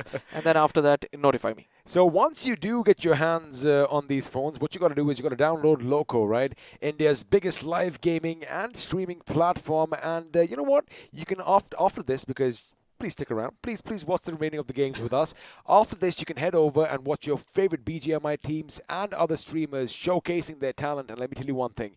If you want to start your journey as well, what are you waiting for? Now, sometimes even I want to, go forward in Loco and try to speak more about the games and all those things. And let's see, that's going to happen anytime soon. You have the iQOO Neo 6. What are you waiting for, Arka? Yeah, obviously. Now, let's look at the game itself, because it was so good for most of these teams. I love this move. I mean, yeah, this was coming in from the side of GOG, a loving one person, a faint flag in front, and eventually leader OP, and from far away, it's going to be MJ doing the damage. No, Bullet, I'm so sorry, doing the damage. And ultimately, they had to make one of the strongest teams tuck their tail and run away. I mean, the way, again, I'm going to keep going on about this. The way Nick did what he did was just brilliant. Oh my goodness, Canary, that was a bit too quick. The way he just comes out of the vehicle, guns ablaze with that Tommy gun, and now Evo over here getting the better of him eventually. Again, it's that bob and weave movement. Looks like, had this been a bit of a physical match, he would have made a good boxer. Oh yeah, you gotta be quick on your legs, just like Ali. But let's come back. Yeah, let's come back and see how things are gonna go, as now Spray God, who were like eyes every single moment he came in, he detected an enemy, he was almost taking them out. A good grenade also, blew up 1 or 2 players. But FS47, look at this. 1 person, 2 person, he's just got 4 bullets left, 40 bullets left out. He could have gone in rather, but he knew that UP50 on the other side, he couldn't challenge it out with an M4. That's why he went in for the finishes, had to pay a hefty price. Bullet on the other side. But again, in the replay, you notice one thing.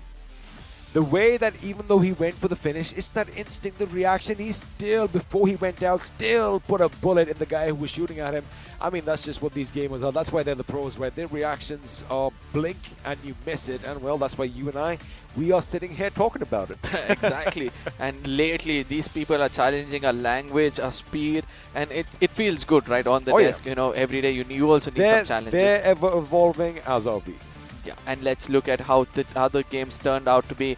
Somewhere I was looking for 7Cs to dominate over here, but ultimately that was not the case. GOG almost challenged out the side of Team Soul, okay? Omega was the last man standing, but it was UP50 from far away.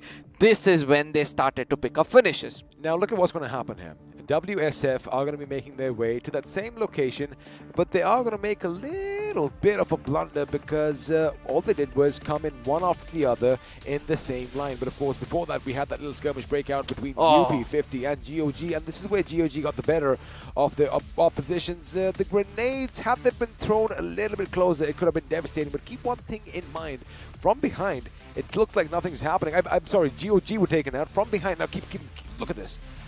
Tango comes in. All right, you expect him to do something. He doesn't get a knock. He just finishes whoever he saw on the ground. I do believe it was Rage God.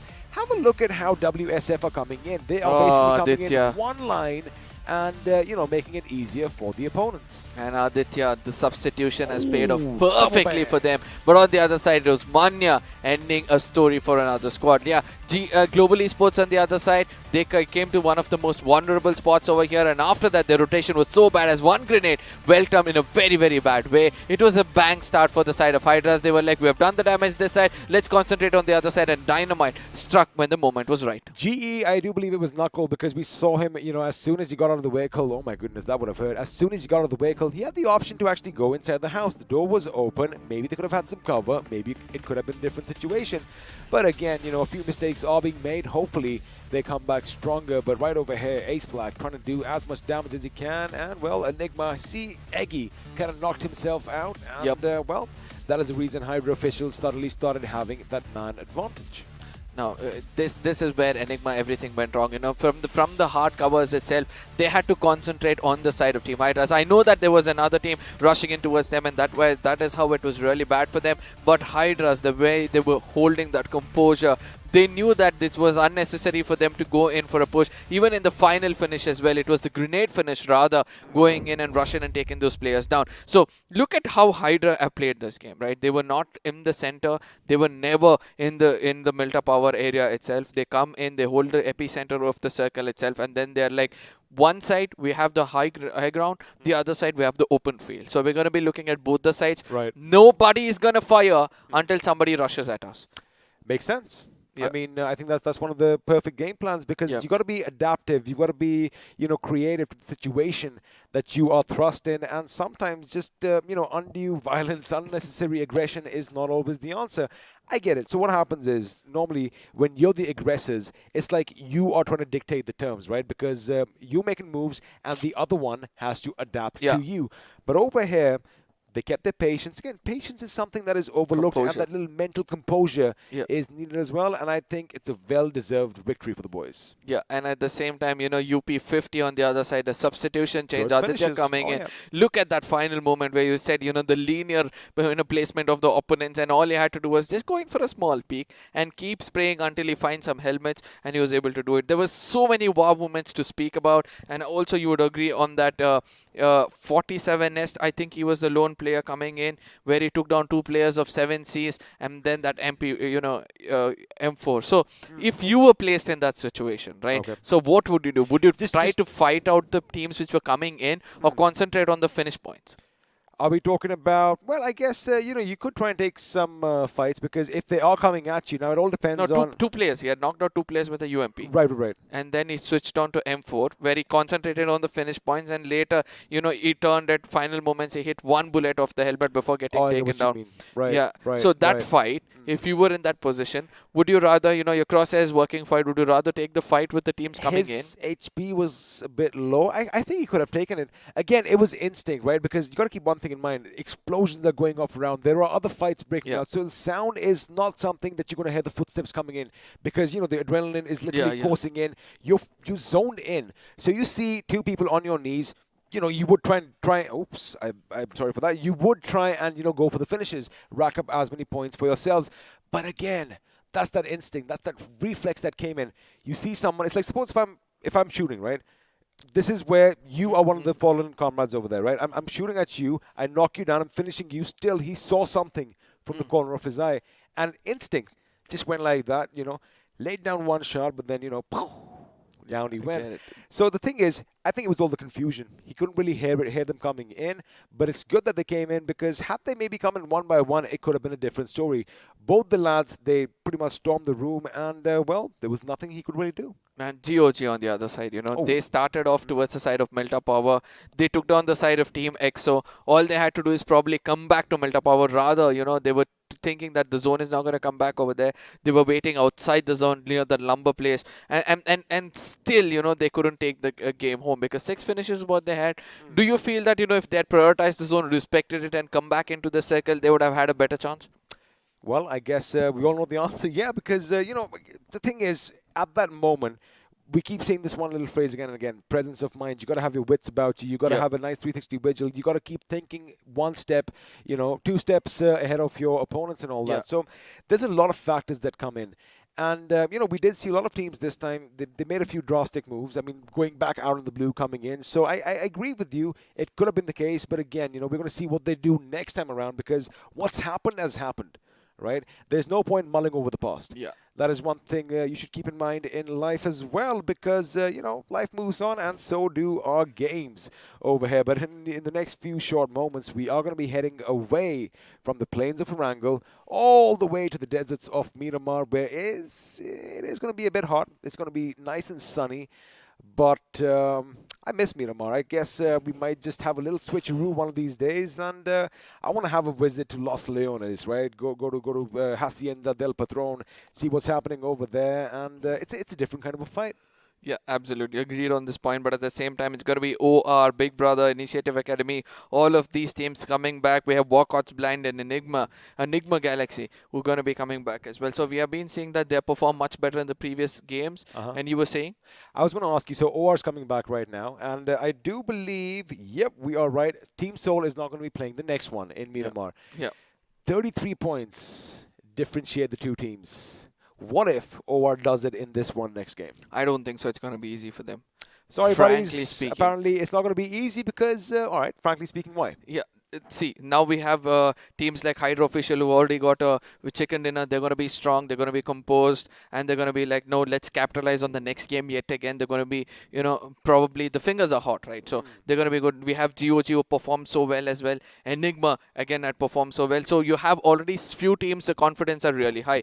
On the other side, we have Walkouts, Blind, and Enigma Galaxy. And these three teams are also performing pretty well. So OR, it's not like they don't have a challenge in front of them. They have lots of challenges in front of them, and they'll have to tackle through all these things. For that, they need to make sure that they have the best spot in the house. In case they get it, then the story is different. So you're saying basically a lot of the randomness factor is going to come in, whether the zone is going to favor them, or again, for any single team right now, they are going to have to go through all these obstacles. And for some reason, I keep dropping my cue cards. No, today the cue cards are not sticking to your hands. I wonder why. I wonder why. I'm playing around with the phone. That's the only thing. But you know what's going to happen right now is the pre-match segment powered by Loco is going to be popping up, which means, well, I'm going to say bye-bye to you. And once again, I apologize for the voice you hear after Arcos. Oh my goodness. This love story between Fixes and XP. I just hope they live forever. But at the same time, coming back into the game, as we said, it's going to be Group B coming in. OR, Double BE, that's going to be Big Brother Esports, one of the favorite teams for Fixes at this point of time.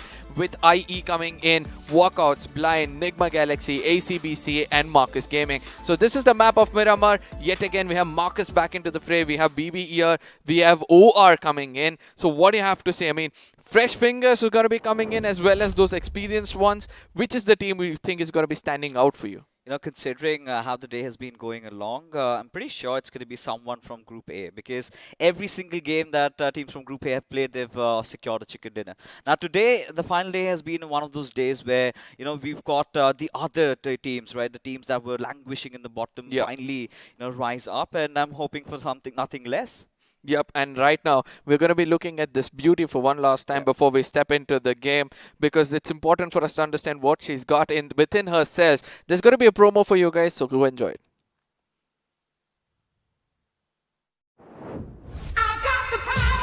To make every day the best of my life.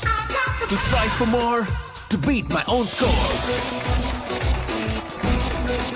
To get that encore. I've got this. I've got the power to do more, see more, be more. I've got the power to win. I've got the power. The power to win is what you need. But I know the audience are also gonna have the same kind of same question. The two other questions, to be specific. One is how to get this device. We've been speaking about it. So that is what you're going to do. Go to Amazon and search for this device, which you already know. It's going to be iQOO Neo 6. Play a small quiz. No more. Small quiz. And then notify yourself, your name, address, and whatever is required. And I love the lady luck to kiss your forehead. But coming back over here, there's one big question which is lingering around all these audience over there. All right. What is this love story about you and you and XP that you guys don't get proper sleep? You guys don't get, the food doesn't get digested if in case you guys don't go on a banter with one another.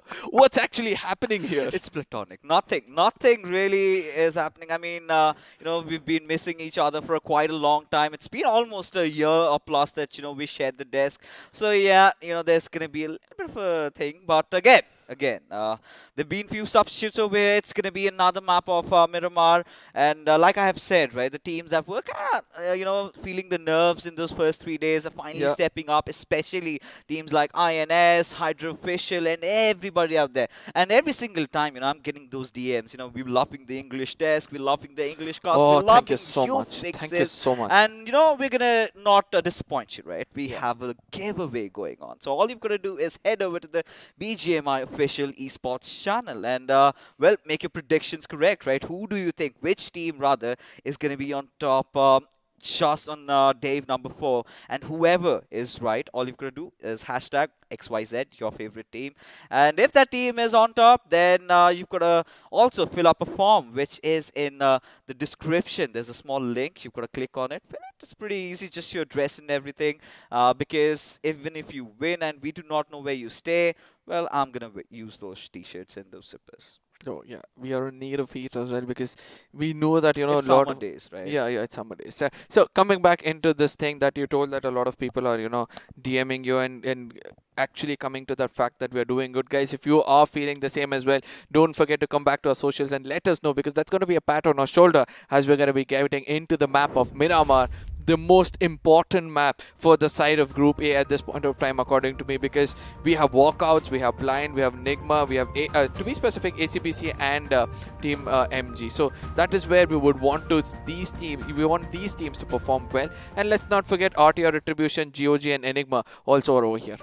Oh yeah, I mean, again, GOG, they have recovered, right? This is what we wanted. I think they've been doing fairly well, and look at those choppers heading away, right? And I love the developers doing things like this. But yeah, again, coming back to the discussion, UP50, this was the game that they were desperately in search for, and I would have really loved to see Group C continuously play again, because sort of a little bit of a hindrance on that good game that they had. Even as a matter of fact, GOG, one of those teams that we'd been talking about a lot, initially coming in through the trial by fire in the iQOO BMOC, in the BMPS. It was a rough, sturdy start, but I'm pretty sure they have managed to settle themselves down. I'm pretty sure, in week number 2, this is going to be one of those teams to watch out for. Oh yeah, there's gonna be a lot of teams to watch out for, and slowly few teams are proving that you don't need a winner chicken dinner to make sure that you're on the top of the table, and that's the best part about the game. And consistency is the only key you need to make sure you're gonna be on the top. I'm not referring to the side of Team Soul, who rather gonna be like, if we are going for the win, go for the win. Finish them off, make sure that we are out there on the top itself. As ladies and gentlemen, the big bird is gonna hit the skies, as the flight path is gonna be coming on our screens anytime soon. This is day 4, match number 23 on the first week. It's BMPS. It cannot get bigger than this. Well, it certainly can't, right? The biggest event, right, with the highest prize pool. And for all the viewers, we are in search for the new gems and all the diamonds, which we eventually are finding, right? With a lot of new talents showcasing their skills, one of which we've got Big Brothers, the ones that secured the previous Miramar Chicken Dinner, Scream, being an absolute screamer of a player, and quite resonates to the one playing Counter-Strike also. But again, then you've got players like Crazy Soul from INS, GOG, they're more of a whole pack. Hydra officials, as a matter of fact, somehow have came out of their slumber, and hell, Hydra is what is going on in the chat pretty much right now. But this is one of those games where the other teams, I think it's one of the important games where OR Esports need to stage their comeback, because from what we've seen so far, they've always been getting those 4th or 5th games. They've been getting those chicken dinners throughout the day. We've seen them have a really good performance, but for now, they've been a little let loose, right? And this is the exact game where if they execute the right kind of strats, they're going to win it all. But the circle forming in front of us, nothing really out of ordinary. It is, again, that southern Los Leones circle that we keep talking about, has that little tendency to shift around the western side, around the eastern areas of Chumasera, or maybe could go towards La Bendita. Now, we have Hyderabad Hydras playing this game. No. So it's going to be Hydra officials, who need to shine. And as I said, the way they've executed the previous game, right? So I think that you would beg to differ, but still somewhere I have a feeling that you would agree on one point, that when they took the center of the map, in a place like that at the Milta Power, I really felt that they made a very big mistake, right? Because there were teams completely surrounding them. There's a slope. You can't take that uphill battle that easily. You tend to come out, then you get fired from the opposite direction. What are your thoughts on that? Oh, of course, I would beg to differ. Because, again, if you talk about a team like Hydra Official, if you remember how their days 1 and 2 went, they were kind of prioritizing playing on the edges. And they used to engage in a lot of unwanted fights and never could really get inside the circle. And this is where they realized, that has not been working out. Let's resort to plan B. Let's try to contest for the center. Let's try to get that perfect compound. Has a little bit of a dip, has a little bit of a spread where you can have your PlayStation at a 2-2 split. And let's see what happens. It was them just trying to test out new waters, new methods of getting some good points, and I'm pretty sure that worked out. I'm not going to be surprised if they keep on continuously doing the same again. But for now, they are going to be on the peripheries, or rather the edges of the entire map, and all the way up north, just beside GOG. So this is where the timing of their rotation is going to be quite instrumental. Yes, agreed on this point. It's going to matter a lot at this point of time, as GOG have this tendency of all of a sudden, GOG with the one team, they would rather take the brunt of the blue zone rather than coming and taking a fight inside this circle. But still, these days, they tend to go for that early rotation. As soon as the farming is done, pick up those vehicles, come to the corners of the circle, wait out, as they've understood it's going to be some other team which is going to be walking into their crosses and try to dominate on it. But yet again, we're able to see the eastern side of Impala, or the complete Impala, being abandoned. And this is one thing I'm still not able to catch up. That place is over there inside the circle. Then why not go and take those, chances of farming there? This again comes down to where teams are comfortable with, right? All these professional tier 1 players, they know that Impala is up for grabs, but going there, trying out something out of ordinary, especially when you are playing the iQOO BMPS, that's a risk that they want to avoid, right? Because you sort of have that little bit of a reflex, a little bit of a mentality that we drop over here, we know the surroundings around us, we know that this team is going to clash at this moment, we know the nooks and crannies of our surroundings, we know the timings of a rotation, that is not going to get hampered. So they're not really, they're basically trying to be cats, right?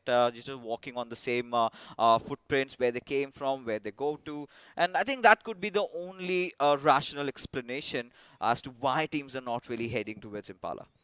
Now let's see whether that's going to be the case, because ultimately I'm hoping the zone to go towards the side of Graveyard this time. We have been seeing that towards the side of Graveyard, that power grid mountain has played a very crucial role of getting a lot of finish points, and not only that, the control of that one area from a team like Team Soul, who tried to play the center. All of a sudden they've come back to that initial game style of going to the center and try to dominate from center, and that has been working out yet again. Well, I think it could really. At this point, if you talk about the Graveyard area, we do have Retribution RTR who are kind of in shambles at this point, right? It was just the first day.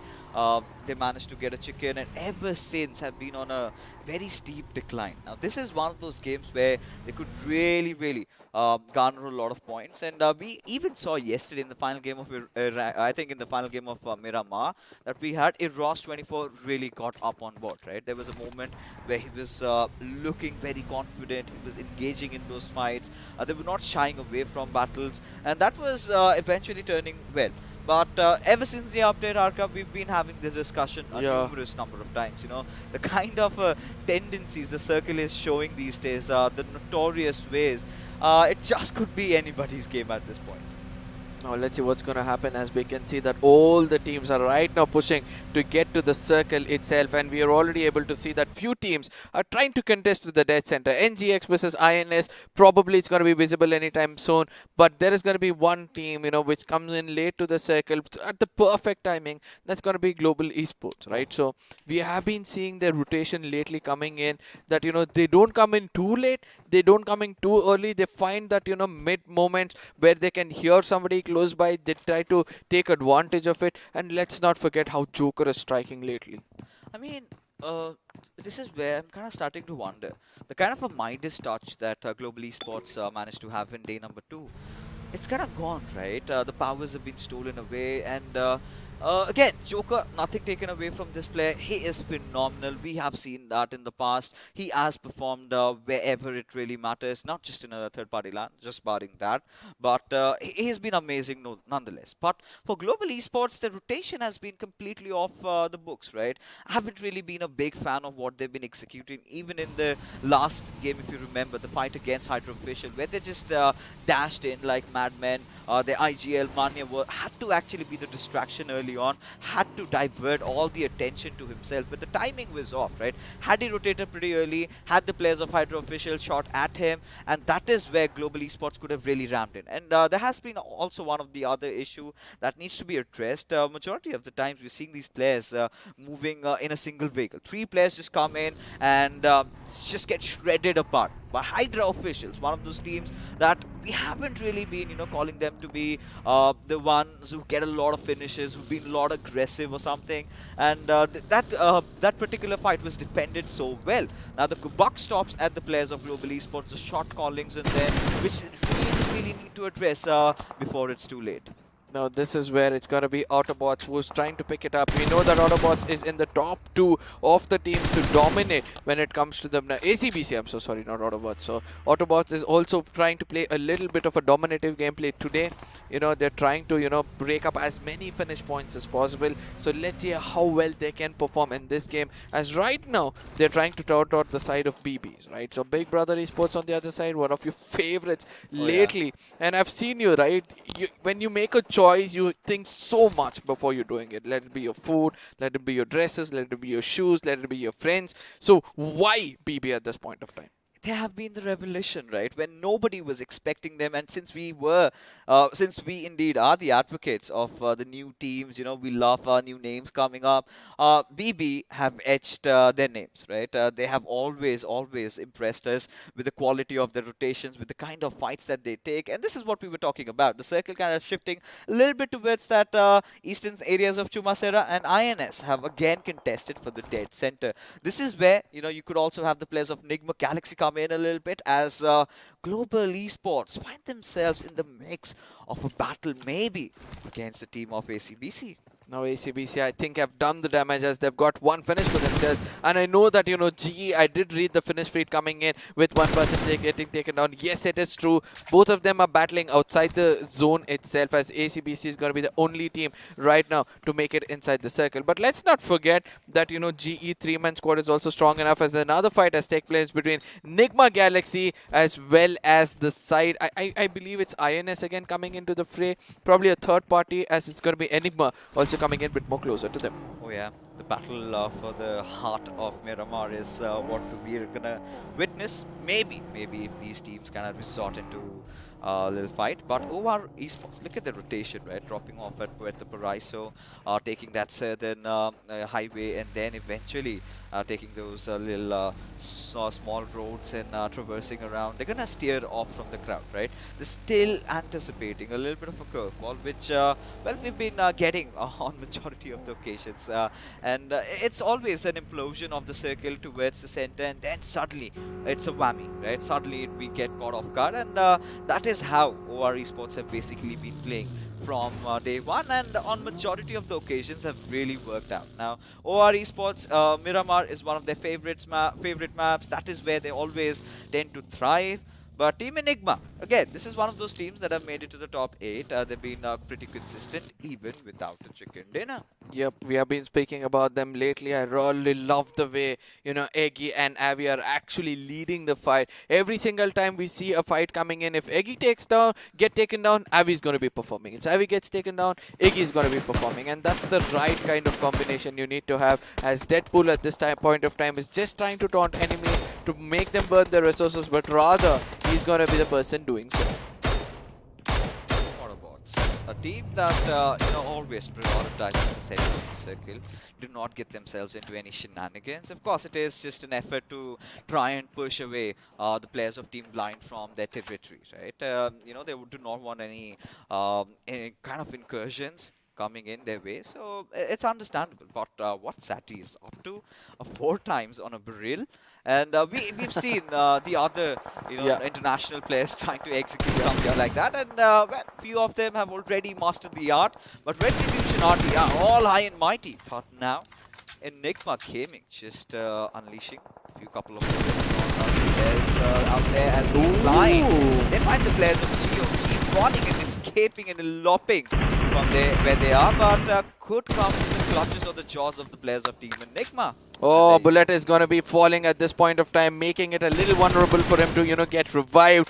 This is what I said, that, GOG needs to go in for an early rotation, which they've done lately. But this time, they did not choose to do so, as the circle is going to take another shift to the complete southern side towards the side of Chumasera. When nobody dared to go towards the complete southern side of the map, will now love to go to that side of the map. There's so much of hard compound, some dunes to work out with. GOG is still on the move. They want to land off to the northern side of the map itself. Which team right now looks for you to be the strongest when it comes to the real estate itself? OR Esports, without any shadow of doubt, right? Considering they've got that little hill right behind them, pretty sure they're gonna go for a compound over there. But look at the plethora of teams just rushing in, gushing from that northern side. Now, if Retribution RTR are gonna take that eastern route from the southern side, it's gonna work out well for them, as INS are gonna contest it out against the players of OR, as Atanki is gonna be lading them down all with all those bullets, as he's now gonna try looking up a grenade. Will toss it over. Does Joker realize that? No damage done, though. Somehow keeps himself out of harm's way, as Crazy Soul, he's gonna make some impression over here against Delhi, and there's gonna be shots from backlines as well, as Aditya fails to provide that cover fire. Now Crazy Soul did the perfect thing, he heard the footsteps. He was like, that is when I need to strike, and he struck really hard. Oh, the second strike comes in a bit more harder at this point of time, and Crazy Soul could have done the damage. Is this the beginning of the end for OR, as Aditya is going to run for his life at this point of time, and 3 finishes is going to be left out for the side of Team INS to be for the grabbing.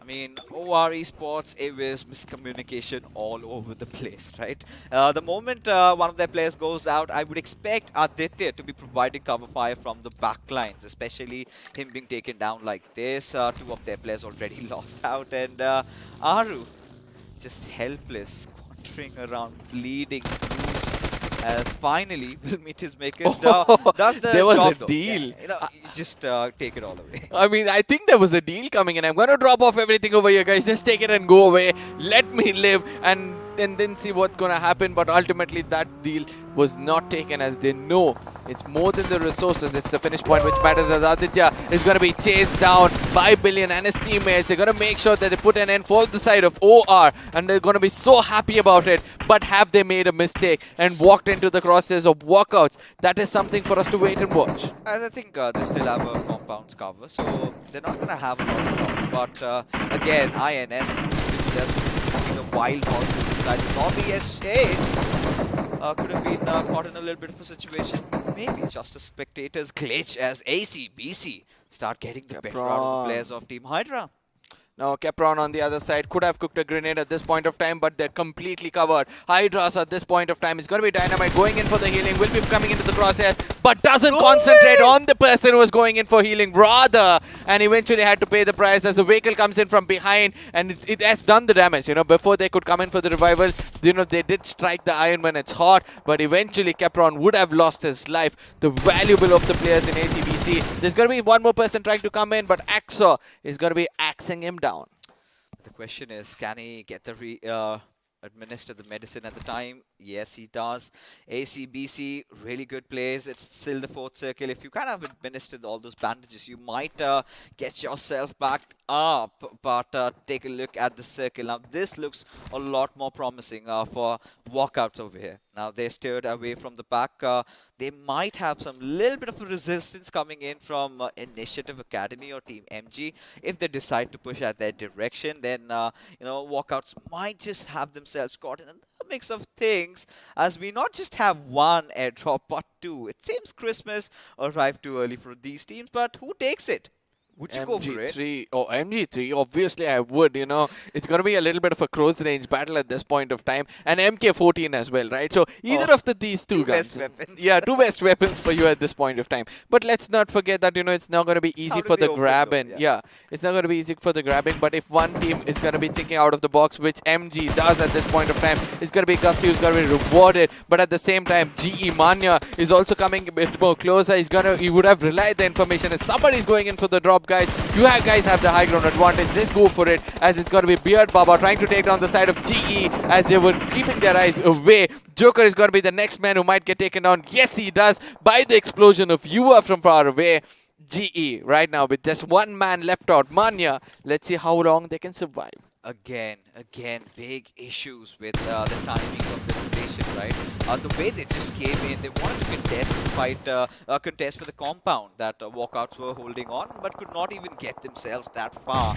Big questions are going to be raised at, what are they going to do next, as we do have Esports, Walla WSF, taking a fight against the players of Big Brother already. Hellgod and Beast are right on their knees. It comes down to their star player Scream to pull off something really out of ordinary. Xenop and Scream, the two players that you would want from this team to be alive at this point, they are here. But the big question is, can they deliver? Now that's going to be hard because they're going to be in the crosshairs of more than one team. The objective right now is going to go in and revive their teammates, and that is what they're trying to do the best. I know Bajwa could have struck at this point of time, and Esports Pala would have just given them a wish of going in and becoming a four-man squad. Even if that's the case, we all know how hard BB can actually come in. Beast OP is already out of the game. Hellgod is still down on his knees. Zen OP doesn't know whether to push in or not, as on the other side we're able to see that Scream is gone inside the hard cover, revive their teammate. This three-man squad could be a little heavy for the side of Team IE, if I'm not wrong. It could be. It certainly could be. But right now, there Galaxy MJ, one of the finest fraggers we've had that India has produced, have an underdog story going along with it, and so does Wixkey. Needs to patch himself up as the horde of Team Blind is coming, pushing their way, as Apollo really readjusts himself in this particular situation. Is not going to push though, because he knows that Zaddy from the backline is going to watch out, but Wixkey still takes those bold and more ballsy moves, as they're going to be pushing in from two directions. The smoke is absolutely pristine, as Deadpool gets caught in that little bit of crossfire created by Apollo and Wixkey. Now this is how Nigma is going to still continue dominating with 5 finishes, 2 men standing. They're still not stopping themselves. It looks like, they're going to go in for the finish points. They're going to just leave aside the placement points. Who cares about it? But on the other side, the instant replay comes in where Evil was just right in the air and Leader OP was there. You see that bird flying? I'll show you how to duck hunt, and eventually lands the bullet right between his skull. Birds have taken over the bikes as androids have taken over the humans. I mean, that's the future basically, Arka, as we have yet another little bit of a circle shift as Apollo just bobbing and weaving his way just to get knocked out by the players of Autobotz. Now, this is one of those teams that we've been constantly talking about, right? Hadn't really left the compounds of Los Leones, just around the peripheries. Now is the right time to be making their move, and that is exactly what they're doing. With the 5th circle starting to close in, it has to be all the utils being relayed and given to Wixkey, the final man survivor, and maybe a healing battle could be on the cards. Zaddy, before going down, wants another finish point for himself, which he'll be able to get up, and eventually will have to pay the price as he gets taken on because of the zone, and he's going to be happy about it as well. INS versus GOG, somewhere far away of GOG have started to dwindle, and I don't know whether it's going to be easy for them to come up, as they've already had a casualty before, right? So 3-man standing, still things are not going fine, as smoke grenades are going to be tossed in towards the side of Enigma, as RTR Esports. RTR wanted this game for themselves, and they're looking forward to get the best of it, as WSF are also having a good time. Oh yeah, Big Brother Esports, it's been a while, they've been stuck in that position and have been, just wondering if they could come out alive, considering you've got Autobotz Fox from the backlines, but our Retribution. Oh, nice! Messing things up on a huge scale, as again, they look all scattered out.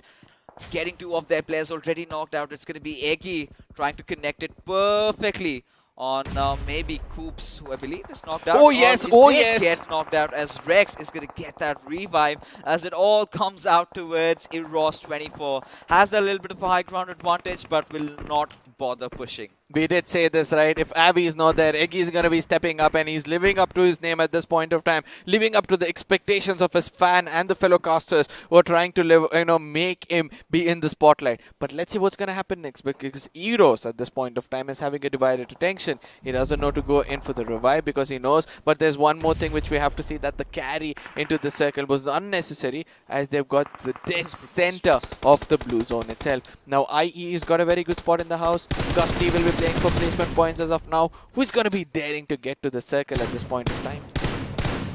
Monstrous. I mean, the circle shift, the way it has gone. Initiative Academy can start dreaming for maybe getting a chicken dinner. They've been long waiting for. As Rex putting out the players. Oh, nice! Will be just spraying all that lead as Hellgod, almost a cast of death. Is he going to get the revive? I was expecting.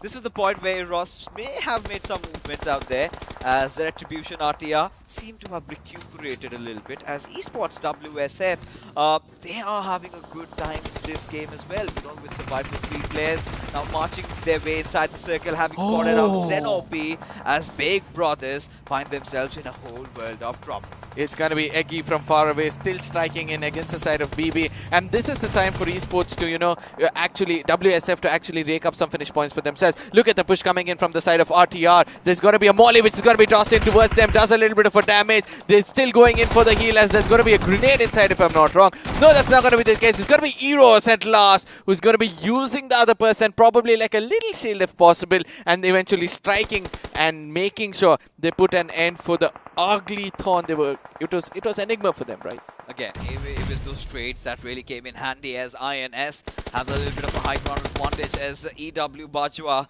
he is under fire from multiple directions. Not just he, but the entire team, as they keep on getting blown up one after the other. The shroud of smoke, that's not going to protect them from what comes their way, as they get annihilated by Walkouts. Oh, it was a fire trap, it was carpet bombing, it was boom, boom everywhere, and all they had to do was get buried under. It's going to be INS Crazy Soul on the other side, who walks into the fire because completely boosted up, but no, Yuva OP is going to be like, we're still not stopping, my friend. We have a lot of throwables left out with us. They put out Crazy Soul. They're not going to stop, right? Now they're going to be concentrating on getting those finish points. 4 finishes what they have, but still not happy about it, as IE from far away is trying to tag them out. Yuva is going to be converting his concentration towards the side of IE, but still is worried about the finish points which is lying in front of him.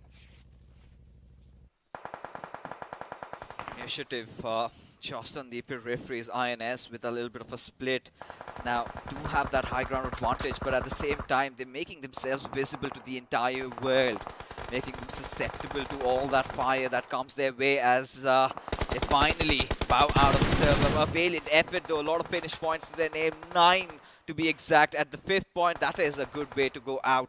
But Team MG finally finding a little bit of a resurgence for themselves, and so have the players of Retribution, RTR, and Eros24 has always been that man that steps up when it all matters, and seems like they're having one fine game of Miramar. Now, let's see. They have to make it inside the circle as well, right? They have just 22 seconds to do so. But before that, they're like, let's rake up another 2 more finishes if possible, because eventually we're going to need it. But Abrar, he knows that the pixels is going to be something which he shouldn't give away, and that is why he's trying to control it. And let's not forget that the only team inside the circle with a little bit of, what do you say, a territory for himself, or the real estate for themselves, is going to be Initiative Academy. And they're taking the best advantage of it, as they're going to take down Abrar, another finish point for themselves. Blazy's looking the strongest, as it's going to be Gusty coming in from the other side. Could he be the person, the lurking snake, who's going to be striking and making sure that IE is the weakest? Let's see what's going to happen with this grenade. Gusty trying to make Kobe proud, lobs one over, but do Initiative Academy realize where is it coming from? Do have a slight idea though, does some decent amount of damage, not enough to take them out, as finally MG, they go down. Could have had a little bit more of a trigger discipline, could have gotten a little far, at least to the top 3, should have secured those 10 points, as Retribution RTR, they might be having the game of their lives. 2 of their players still surviving, but now everybody of them under the crossfires of Walkouts and Initiative Academy combined. Now, Mr. Spray and Beard Baba, they have to choose wisely against whom they're going to take the fight, right? So it's either the man disadvantage they have to go to or the terrain disadvantage they have to go to. And eventually it's going to be RTR Coops who does the damage against them, gives a ray of hope for the side of Walkouts to take this home, as there's going to be shots coming from the side of Beard Baba. They have a very good chance, to be specific, because IE is also 2 as well as the opponents 2. It's a 2v2 situation. Blaze's got a card 98 at this point of time. I really want to see whether they're going to use it at this in this game. I mean, that's not going to happen, but those nades keep coming over. Beard Baba taking a massive amount of damage, but Blazy, beautiful use of reflexes as Mr. Spray. It is going to be a 1v2 situation. Mr. Spray right now, he needs to unleash all these grenades, but there is no respite for him as we've been spraying upon from multiple directions out there. You still have Ayush waiting over there. As Blazy, one more grenade, knows exactly where Mr. Spray is and will take him down eventually. Now the second grenade is also in the projectile, right? But at the end of the day, it's just bullets and lead, which is going to be providing the winner chicken dinner for the Initiative Academy, the team which needed it the most when it comes to the overall points table, as we're going to be stepping into the post-match analysis powered by Loco. Oh, what a game. What a game, what a day so far it has been. Arca, as Initiative Academy find themselves that juicy chicken they were waiting for so long. But a really good game, even for Walkouts, you know, a Miramar game, the way they wanted went well. But for Retribution, RTR, Team INS, this was big, even for the likes of Team MG. So we're kind of seeing a switcheroo. The teams that were performing in days 1 and 2 are suddenly starting to collapse, and the other teams that were really not able to do anything are starting to deliver. Now, this is what we really love about this tournament. This is what I love about these long leagues, right? You've got chances and ample opportunities for everyone to show what they're made of. Now, this is the most important point for me to see. Team MG again relying on position points rather than placement points, right? So when one thing is not working out, that is going to be the second thing which you're going to look out for. GOG again. This is the match they had to perform. That was the last match of the day for them, but still they were not able to put up a good fight. In case they had another 6 to 7 points, it would have been much more easier for them. Big brothers, big brothers on the other side have also got taken down. Blind Esports, Enigma Gaming, ACBC, all the teams which had a very, very good chance of making it up the ladder, all getting extinguished. But let's not forget that only MG have taken the opportunity to do the best of what they can. I mean, at this game, yeah, Team MG, Ghosty being the lonesome survivor, I really felt had he maintained that little stealth for a little more time, could have been easily top 3. But it's alright, nothing to scoff at. But I'm highly, however, disappointed with how OR Esports and Global Esports performed in this game. But we're going to talk about them later, because we have the iQOO MVP coming on our screens, Blazy 2K. Now, this is also one of those lads that has on multiple occasions made it up over on this podium, and he's delivered, right? Quite clinical, 761 points of damage, 7 finishes to his name. Wow. Clinical, yes, as you said, it's going to be 100 damage on an average. But look at this, yet again we have different names coming in on the leaderboards, and that is what I love the most. Different teams coming in on the leaderboards. That's going to be Eggy coming in slowly. He did try to do his best to survive as long as possible. RTR Coops, when required, did strike against the side of IE and give an opportunity. ABZ, there's going to be Orba coming in with 500 damage. So not much of a damage being dished out over here, but yes, with the FT graph is going to give us a better idea. I think this entire match was all about so many fights breaking out, right? I'm pretty sure once the FD graph comes up, it's going to be an equal distribution of damages. But look at the number of healings, right?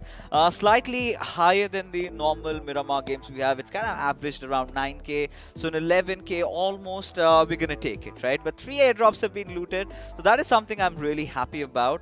And apart from that, nothing really fancy in this matchup, despite how ridiculously the circle kept on shifting to the southern side and Initiative Academy. The stars were aligned for them to get this chicken dinner, but they showed a lot of composure, a lot of patience in those final few circles, which really paid off well for them.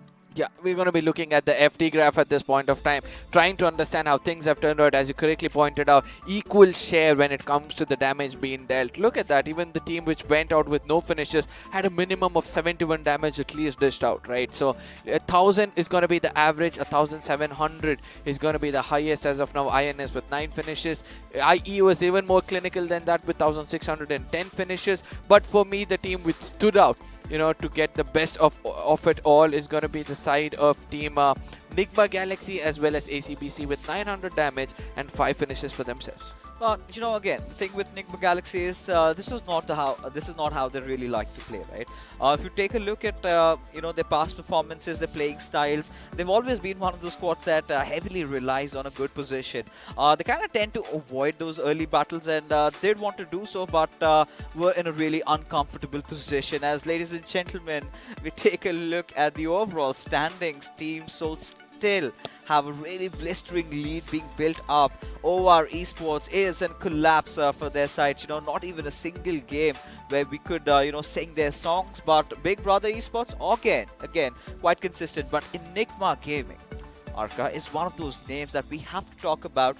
The only team in top 8 and still does not have a chicken dinner, but very consistent. Now, this is what I said. Consistency is going to be the key for you to be on the top. But you know, I have a thing for this random numbers. Right? 109 to 218 coming in from the side of Team Souls. Amazing balance when it comes to position points and finish points. I don't know whether they're doing it deliberately, but yeah, they're able to hold that top position. But yeah, let's look down and see how things are going to turn out for the teams in the middle bracket, because from the 12 to the 16th position is the teams which have to be looking out for. 7C slowly climbed up the ladder. Now they're going to be looking a little vulnerable. 15 matches is what they've played, right? So it's fine. They still have a very good chance. Back, yeah, they can come back. But Walkouts slowly climbing up. R Esports, you know, slowly coming up over here. ACBC on the 16th position. 105 points is the points for contestant. You know, look at the kind of a difference there, right? It's 122 and just 110 right till the end. But, well, ladies and gentlemen, it's going to be a little bit of a silence here. Team EXO, let that sink in. One of the teams regarded as, well, the potential champions of BMPS. A lot of them called it, and I am one of them. But it looks like that I've got to eat away on my words, because they are in shambles, struggling. Because what do I tell? You know, back-to-back bad performances over the past 2 days. Sensei, I do not know what's going on in his mind, but he really needs to recover. I hope he does, because from 3rd position to the 14th position and ultimately falling down to the 17th position is something the fans were not looking out for. I did see in that, you know, face cam that Sensei was not feeling fine. You know, he was not looking that well. Sick?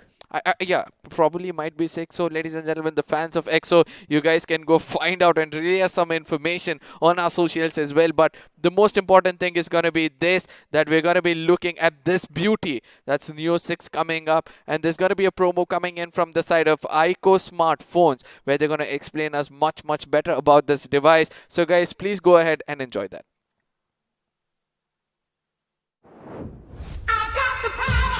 To make every day the best of my life. To strive for more, to beat my own score.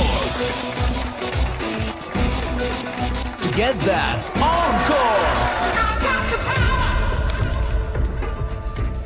I've got this. I've got the power. To do more. See more. Be more. I've got the power. To win.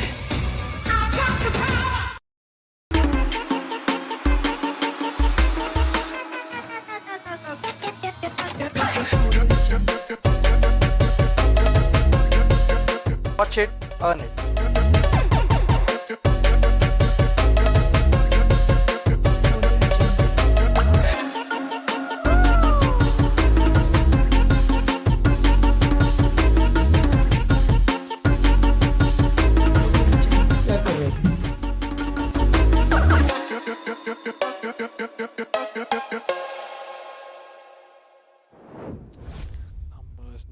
was everywhere, and then devices and dances coming in from the side of Loco. Yeah. Ladies and gentlemen, this is what we can witness.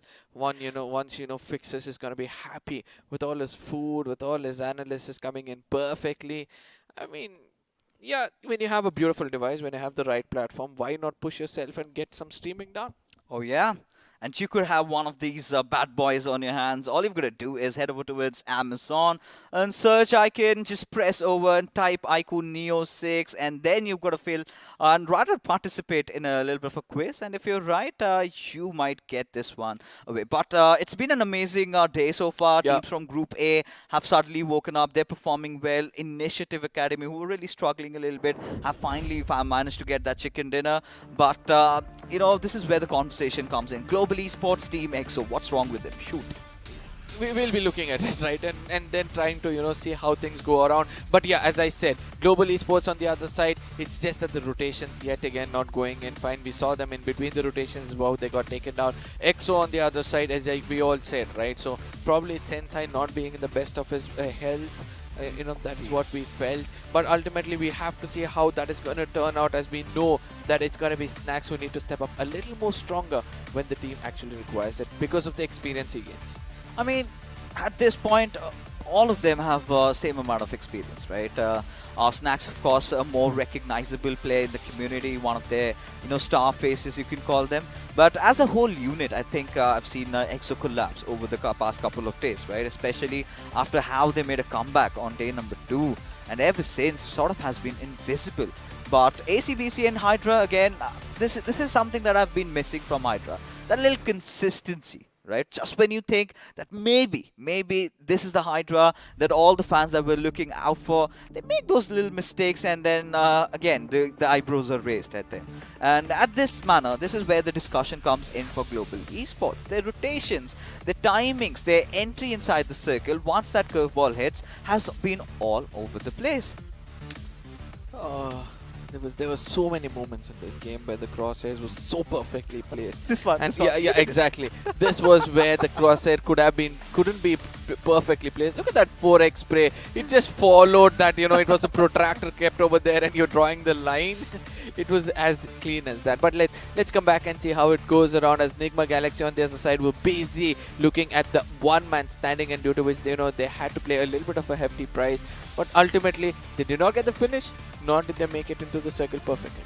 And this is where I really loved that little bit of a standoff from Team Enigma, especially Eggy, delivering when it matters. But the moment they gave enough time for Retribution RTR to sort of recuperate, and that is where Eros24 made those big moves and did manage to get the better out of Enigma. But despite all that being said and done, they've been one of the most consistent teams, the only teams perhaps in the top 8 that haven't still secured a chicken dinner, but still find themselves right at the 4th or the 5th spot. But this is where, Esports Wala WSF, this could have been the worst spot to pick up inside the circle. They were kind of unsure about the topography of this place. I mean, just look at it, right? You are prone to fire from your front, from your sides. You've got that high ground area. It's something like a desperate measure that they took, and it hit them right back at the face. Yeah, it's going to be the Dunes of Death, which we keep speaking about. But on the other side, INS also came in. Look at this Billion just walking into fire and also giving away his location. But the final moments of the game was so beautifully planned out from the side of Team Walkouts as well as INS.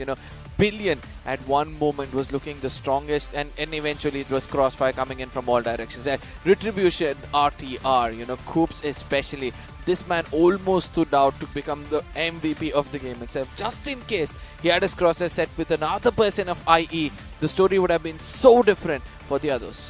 Oh yeah, I mean, even for Ghosty, considering the situation that he was in, he got a lot more than what he bargained for, which could have been a little bit better, but it's all right. But the big question over here is the fall of teams like OR Esports, and this is where that fight against Team INS, OR was holding on to that territory, and INS suddenly decides to push at them. They were unable to defend, and during that course of the fight that we got to witness, the communications were all over the place, right? There was no cover fire from behind from Aditya's side when it should have. Jelly just goes out and shows entirety of his body. Crazy Soul managing to get the better out of him. Those grenades being flung over, and Orange Rock, or rather OR, seemed to have not even a single answer about it. No, this is where, the terrain which you're in, the rotations which you're taking is going to be questioned, right? Because ultimately all the small factors, not completely. It was a very good spot that they held. They just could not defend. See, this is what I said. Probably they were holding the best spot, but they were not aware of the surroundings. That is what we say, right? So probably it's because of the lot of skirmishes here, and there are a lot of information. Sometimes you need to have the right kind of information, or not too much and not too less, right? So probably it was like a lot of information telling that I can see, and then eventually they didn't know which fight to actually concentrate on, and that is why they got taken down so bad. This is one good thing I appreciate about XP, right? Whenever you play in the battlegrounds with him, his calls are so precise. The building, the color, even the color of the opponent t-shirt is relayed upon, and it gets easier for me to rack up all those frags to my name, of course, for which I'm really thankful. But yeah, this is something that OR Esports have been missing for so long, right?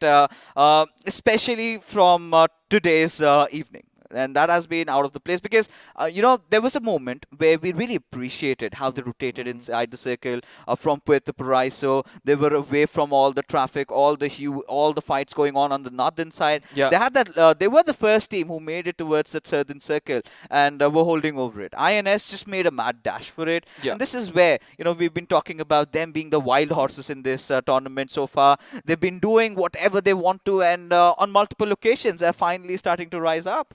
Now, there has been a little bit of a change in the tables, right? So we are able to see the teams on the bottom are slowly starting to pick up. So what is going to be the reason? They have actually learned what is the true equation is, or is it the teams on the top are actually making the silly mistakes which the bottom teams were doing till now? I think could be teams getting a little complacent, a little cocky, making those sly moves. The something that they were not made to, something that they've not been meaning to. And this is again what happens when you've got league days, right? It's 3 weeks. Sometimes you take a little bit casual, but I think it is time. The final game, ladies and gentlemen, as we head into the pre-match segment powered by Loco, as Arca is going to be calling it nights, as XP is feeling really happy that I finally complimented him, as now we're going to have teams from Group B and C coming over. That means we do have Hyderabad Hydras, Team Soul, EXO, Team Kinetic, our Esports, UP50, FS Esports, and 7C joining the action. And well, XP, it's been very quick that we finally reached to the final day of the first league week, and the final match also in front of us. And how have you been feeling about this week so far? The week's been good, but finally I can say that I kind of love you now, man. That was kind of nice. It brought me back to the good old days where it was nice, and it's always a pleasure to have you, on the stage and share the stage with you. Although, anyway, it's been a good week. We've had ups and downs, and that's the beauty of this tournament, right? I mean, you can't always be on your A game. You can't have everything going for yourself. But the best thing is, as far as the tournament is concerned, it is always going to be top notch. Largely thanks to BGMI Crofton and our lovely sponsors for making all this happen. I'm talking about iQOO and Loco, which means what's happening? It's the promo video. To make every day the best of my life. To strive for more, to beat my own score. To get that encore. I've got this. I've got the power. To do more. See more. Be more. I've got the power.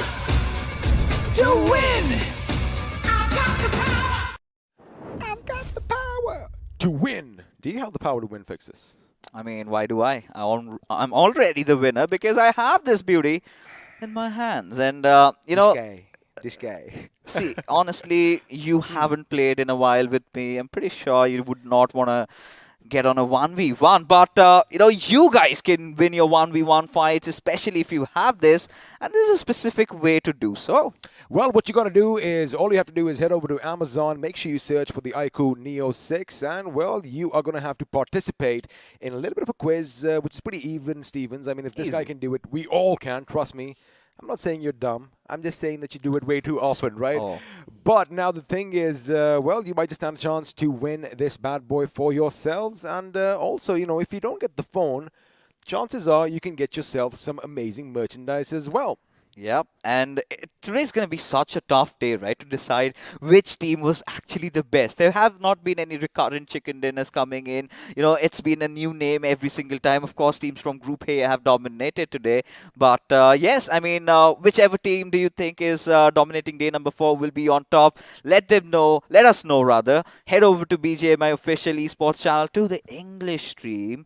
And that is where you have to press hashtag your favorite team's name. And if you're lucky, if that team stays on top, and all you've got to do is also fill up a form. You've got to go to the description option. There's a link there. Fill in your address. Otherwise, we both are keeping it. Oh, yeah, we're keeping them because they've got shirts in all sizes. And, it's not that one size fits all, but, we just want to grab them and keep them and maybe, I don't know, make some money off them later. I don't know. I'm just joking about right now. But what's going to happen is the last game in the map of Erangel is going to be underway. Man, it's always a pleasure, even though I hate this guy. But, it's a love-hate relationship. We're going to say bye-bye from the studio. There you have it. As we have a look at, well, speaking of friendship and brotherhood, remind you of a movie? Yeah.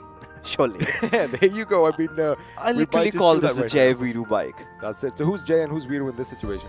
I'm both. Wow, selfish. Anyway, you're the Thakur. Oh, but isn't he the bad guy? I mean, isn't really. If you, I'm actually fine with the villain.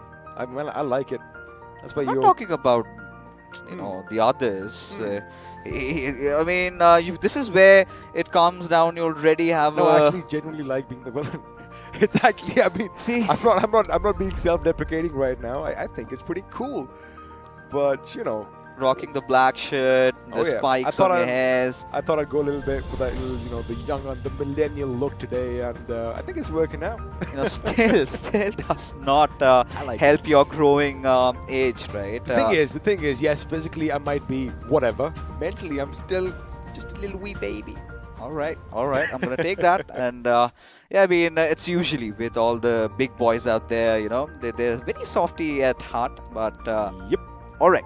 Now, the final game, it's time to get all serious, right? Because now we've got Group C again coming into the mix of things. And, the big questions have, of course, been raised to teams like EXO and even Hyderabad Hydras, as a matter of fact, haven't really showed up today.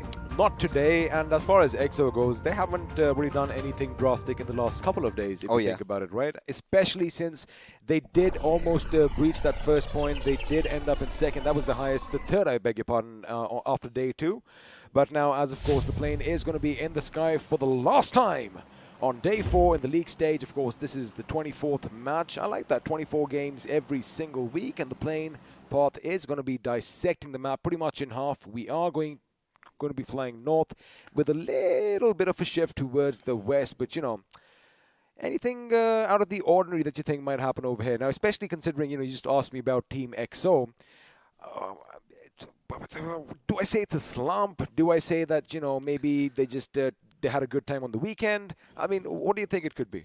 I think they're taking things too casually over here. They look so lost, especially with their rotations. And I had Ocean and the others having a little bit of a chat with the players. And the name dropping, huh? Yeah, and this is where right. The players of EXO were like, you know what, we're gonna just focus for the top 16. Does not matter where we end.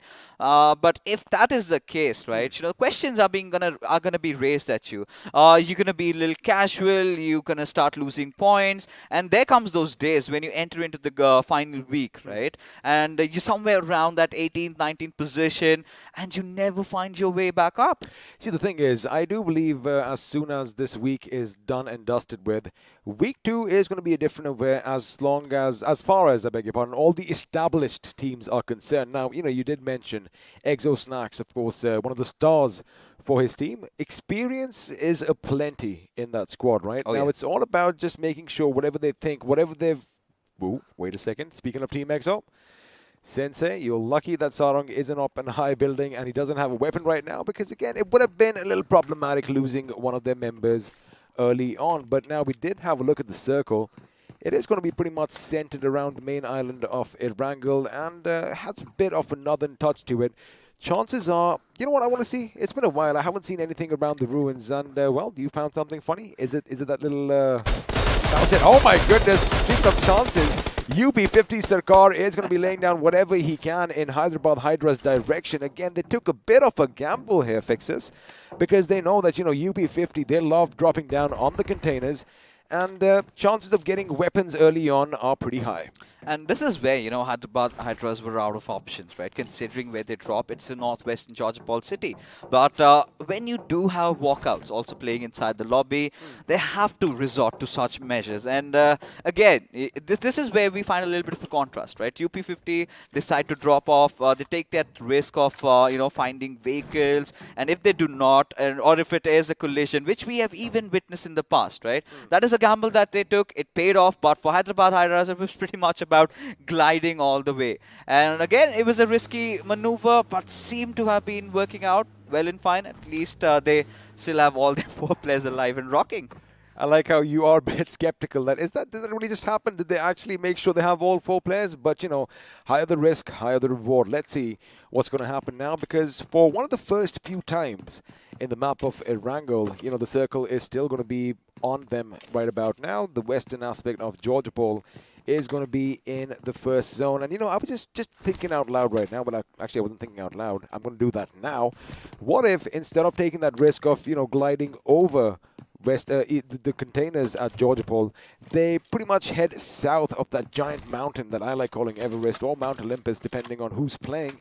And, you know, just try and go south of that. But then the problem is we have another team over there called Team Soul. So I get it. You like don't you want to mentioned, mess with them. their options are limited. But the thing is, Team Soul, when they drop down in Gatka, right, they are separated quite far and wide. So if, I'm just thinking out loud now, if they do kind of position themselves and, you know, go for one of those compounds, they might just be a thorn in their side. But again, it's all speculation, because whatever's happened has happened. And now we are going to have a look at Blind Esports. Now, if I can quickly tell you about Blind, 13th position was what they ended day 3 at with 81 points. And, well, how do you think their day has been so far? Hasn't been quite eventful, to be honest, right? Even in the first Miramar game that we witnessed, getting caught off by the players of Hyderabad Hydras in multiple fights, haven't really come out on top. And Blind Esports, I mean, you could see the frustration on their heads, right, at this point. And they've got to take it, you know, they've got to chin up for the next week. They've got to get back, figure out whatever is an issue with them and resort to it. But again, you know, this looks like one of those circles, like that, you know, that horrendous, that notorious global esports circle. The day they took the chicken dinner, Joker just went mad. But thankfully, they're not in the lobby, so we're going to have maybe a different winner. Maybe it just could be FS.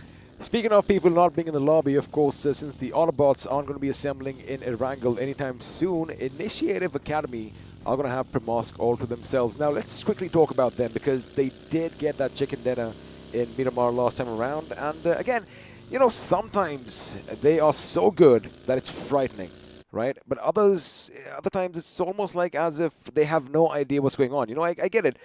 My question is, why is this such a massive contrast to their gameplay? I mean, why are they at opposite ends of the spectrum?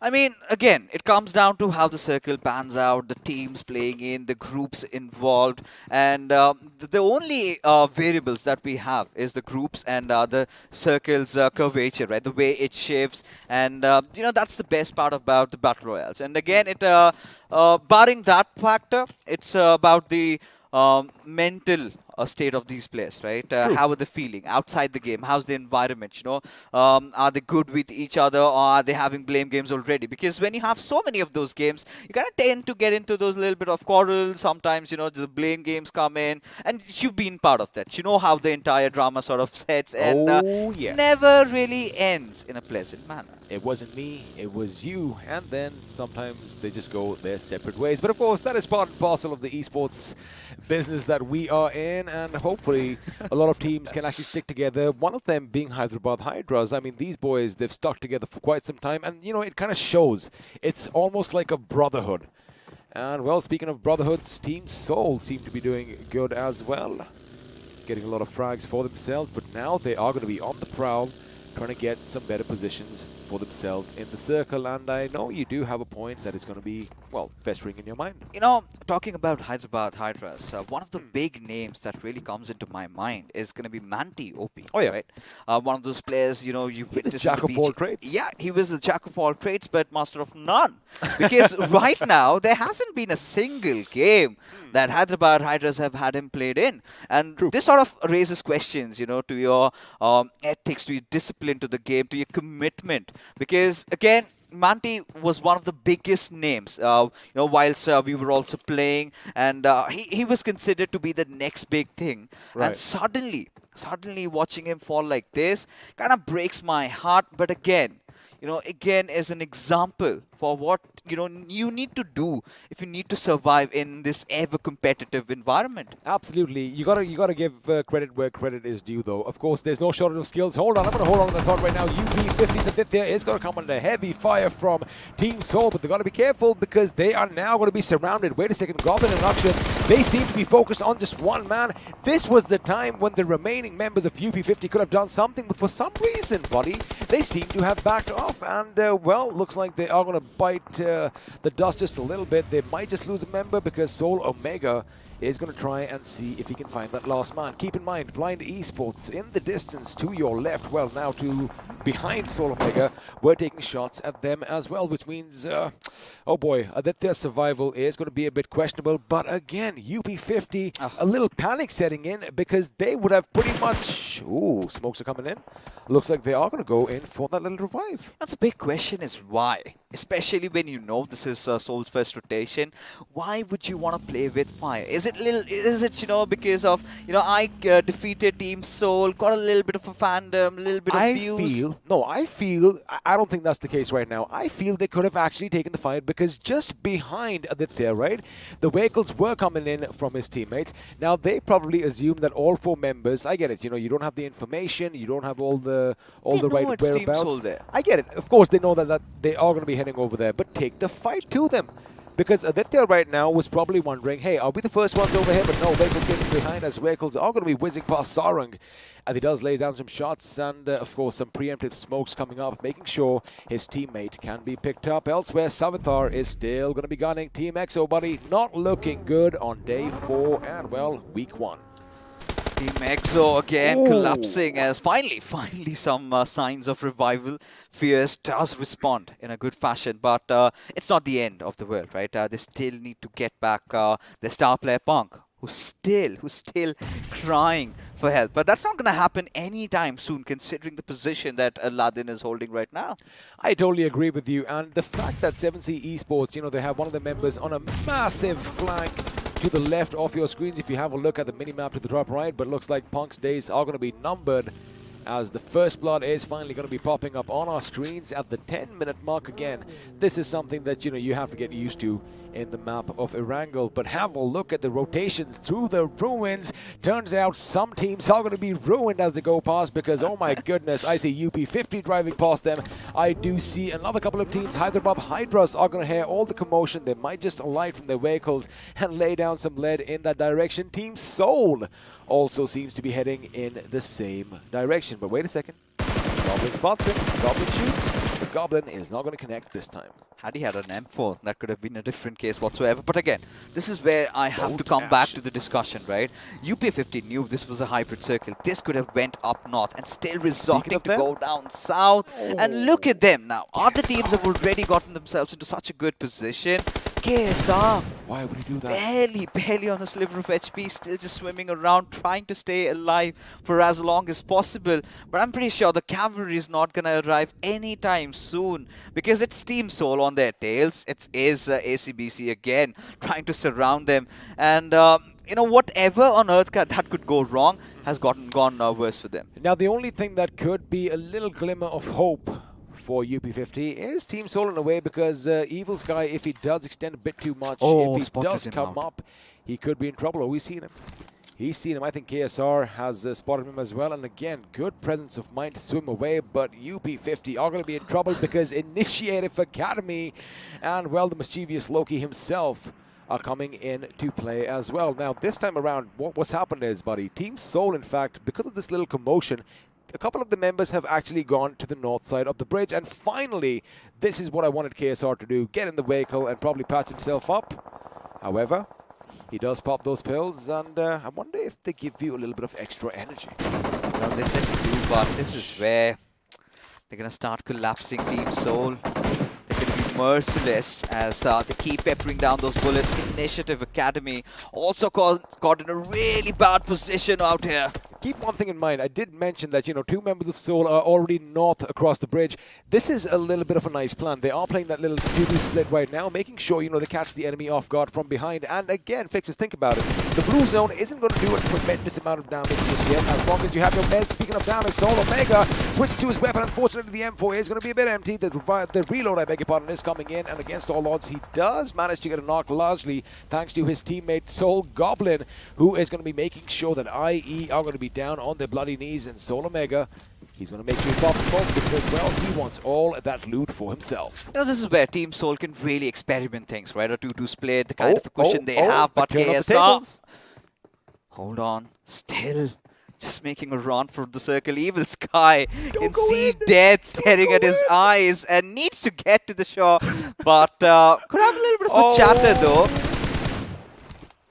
Wow, I mean, this is just amazing how the tables have turned in this situation. Now, Evil Sky is the one who's going to be on his back. He's like, hey, I see you. Oh, my goodness, what have I done? But there you have it. KSR is going to be taken down. I love it. Evil Sky kind of baited him in, but now it's going to be Soul Omega who spotted the other fish in the sea as well. And, well, M4 is going to be rattling off all those 5.56 caliber rounds in his direction. And there you have it. Evil Sky, well, he isn't going to be seeing the sky anymore. In fact, he's going to be sent down to a watery grave because Team Soul, have a look at that. 6 finishes.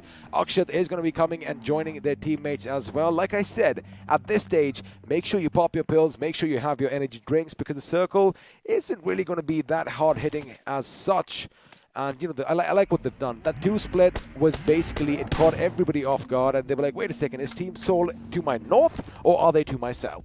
And look at them being so pesky to the other teams, right? They spot out that one player, Haxer, and figure out his vehicle is out there, just flatten out the tires, kind of deny him the luxury of ever getting inside the circle. But talking about the circle, has really taken again a ridiculous shift. Could be anywhere. The next shift, as we're sort of anticipating maybe towards Rozhok, but look at this. Now you do have big brothers stationed inside the heart of Rozhok. You do have FS who've taken a northern split after dropping off at Rozhok. Hyderabad Hydras still have kept themselves alive, but the big question is, going over towards that squad house, I'm pretty sure Soul, they would want to pick up fights. They are hungry for blood, and that might just happen in the next couple of minutes. It might happen, but the thing is, I think what Soul is going to try and do is they have an idea that Team MG are going to be, holed up, or at least some team is going to be holed up in that compound. Now, if they try and go for that little bit of another rotation, the problem is going to be that RE are going to be in a good spot. Good decision on them. They aren't going to do that. In fact, looks like they might just hit that compound head on. Ladies and gentlemen, let's see if Soul does what Soul does best, because it is going to be a little bit of a conquest coming in. And the fact that Dawn is a little bit further away could be problematic. The circle has had a dramatic shift, but I'm sure now we are going to go into this fight. There you have it. Soul on the outside, and, well, MG, Dionysus and the boys on the inside. They are going to be split up just a little bit. Akshat with a grenade. He heard something outside. That is going to make sure the enemy protected bay. Oh my goodness, he hits the deck, gets the better of him, and now Goblin is going to be coming in as well. He is low on HP. This is where Hector needs to move in, and whoa, he just moved outside the door. He has no idea. Hector probably thought at that time, Fixes, that the opponent was on the first row, and there you have it. Another one is going to bite the dust. Akshat is going to be down as well, and now it is going to be a 3-on-2 situation as Soul are finding a little bit of footing, but keep an eye behind them. Hyderabad Hydras are going to be sniffing and smelling blood, and, well, if they come in, whew, it could go either way. Oh yeah, and this is the perfect time that Hyderabad Hydras can really strike, but they are going to choose the circle over here as Omega is the last player surviving, and MG, they need some revenge, Soul, they've been thirsty. The grenades being locked over, but now they're going to push in tandem maybe. But you also have to keep in mind that the circle might come in any possible moment and they have to make a run for it. Yes, sir. They are going to have to make a run for it, or if they are lucky, get in a vehicle and skedaddle out of there, because for now, they are going to be playing a game of hot potato as Dionysus is going to throw one. Oh my goodness, that is going to be a bit of a bummer for him. Luckily, he does have a couple of first aids on hand to make sure he patches things up. Maybe he's going to pop a few pills. Maybe he might even have a sip of that energy drink because his health is going to be falling drastically. And there you have it, another first aid. I do believe he needs to get that thing up. Oh, that's devastating. That is devastating. However, Omega cooked it just a bit too much. And, well, Dionysus, the god himself, is still on his feet. It is a one-on-one situation here. Omega patching himself up. I do believe they have an idea where each other are, but it looks like Esports, oh boy, coming under heavy fire. Not just from one, but multiple directions over here. And stepping into the dip of death as 7C. They're just going to keep rattling down all that bullet around that L building that they have. Our Esports around that volcano area. Look at Erangel though. You know, the little spit that 7C Esports are up to. This could be very fatal. And we've seen them at this very compound dish out a lot of damage, but hold on to that thought because Hyderabad Hydras are taking the fight to the last two remaining members of Team MG. Keep in mind, Dionysus is going to be out of commission for now. However, Dawn and Ghosty are still going to be playing around this bridge. Now, you know, I like this position, right? Because you can take cover from other teams. But again, the positions are, you know, already given out. Ooh, that grenade is not going to do anything. But looks like his teammate is definitely going to be in a nice spot as Ghosty is going to make some ghosts out of the opposition. And now one man is left standing, or rather swimming for his team. Can Carry pull off a miracle here? It's going to be very difficult to yeah. say that. Yes, But look at Dawn. Does have that Uzi, needs to play straight perfection, but does not really fail to. But now Dawn has to take the other side. Can he get to the better part of things as Ghosty over the head, spots him out, shot on his helmet. Keep one thing in mind. At one end, Carry's doing the same thing what Dawn is doing on the other. I mean, it's a little bit of a cat and mouse situation that we have, but Ghosty needs to spot him out before it's too late because Maxi, he's taking that under bridge for himself as Carry did try to step in at the right time, but Ghosty was so well equipped to deal with that particular situation. And now he's going to have to take a nip in the water because it looks like there is somebody up top in the form of Kinetic, if I'm not mistaken, and well, they are hungry for some blood as well, but for now, Ghosty has a little bit of a moment all for himself. After all, you know, you can't really see Ghosts in so much commotion. And Kinetic Bayo is going to be lobbing a few grenades in the water. He's got to be careful, though, because in the distance, I do believe Apollo could be a little thorn in his side. NGX's Apollo with that DP28, if he catches a glimpse of something moving along the horizon, well, Bayo is going to have to back out. But for now, he is going to be popping a few smokes in the water because, again, you got to keep in mind, they have to cross this little channel. I think just trying to hinder the vision of the players of Team MG. Maybe that's the intention behind that. But for now, you know, Dawn getting knocked out.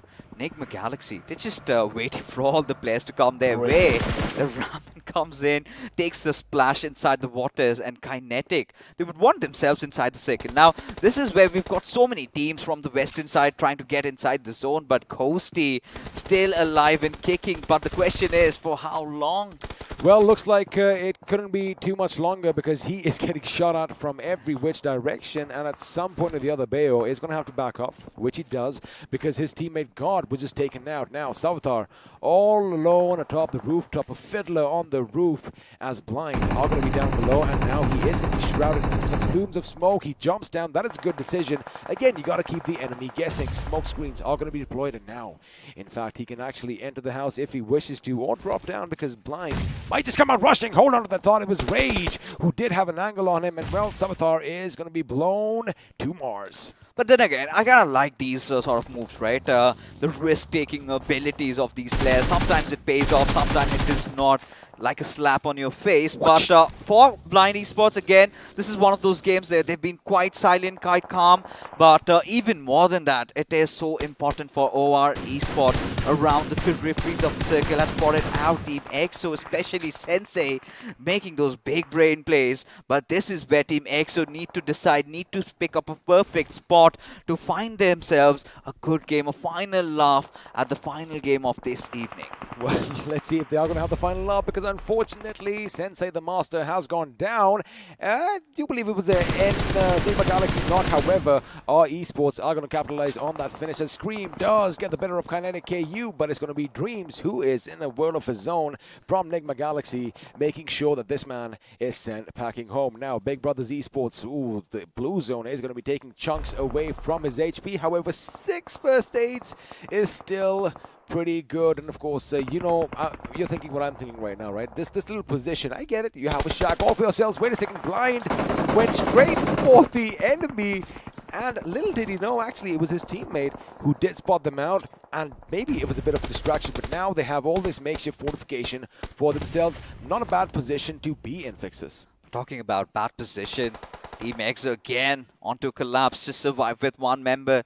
And the moment the smoke dissipates, he's also done for, right? And this is where, you know, Sensei needs to, you know, have his senses on, do whatever it takes. But OR Esports, they've always been getting those final chicken dinners of the evenings. Could also be one of those games. The grenades do come in, do pour in, but still not going to be doing anything for OR Esports, as they want to ram in, want to take the fight. And I believe it's the right decision to make. This is going to be a good one. That grenade is going to go boom, and of course Aru is going to be taken down. It is going to be Dreams Beryl that does all the damage over here, and now Apollo is going to work that out, because the enemy is going to be in the house down below. OR Esports moving in. There you have it. WO is coming in as well. It is going to be a bit problematic. This is does let through some shots. However, Dreams is going to get the better of him, and now he is on a tear. He is on a rampage. 3 finishes for himself. He spots Yura. He jumps. He shoots. He connects. He almost finishes him off. However, he is on by a pixel, and now he is going to be knocked out. However, he knew that there was another man on the other side. Of course, it is what it is. He did try to do whatever he could at that moment, but now OR could capitalize on this. I get it. Nigma Galaxy, they got to come up in full force, buddy, and they have to work at the tight net unit.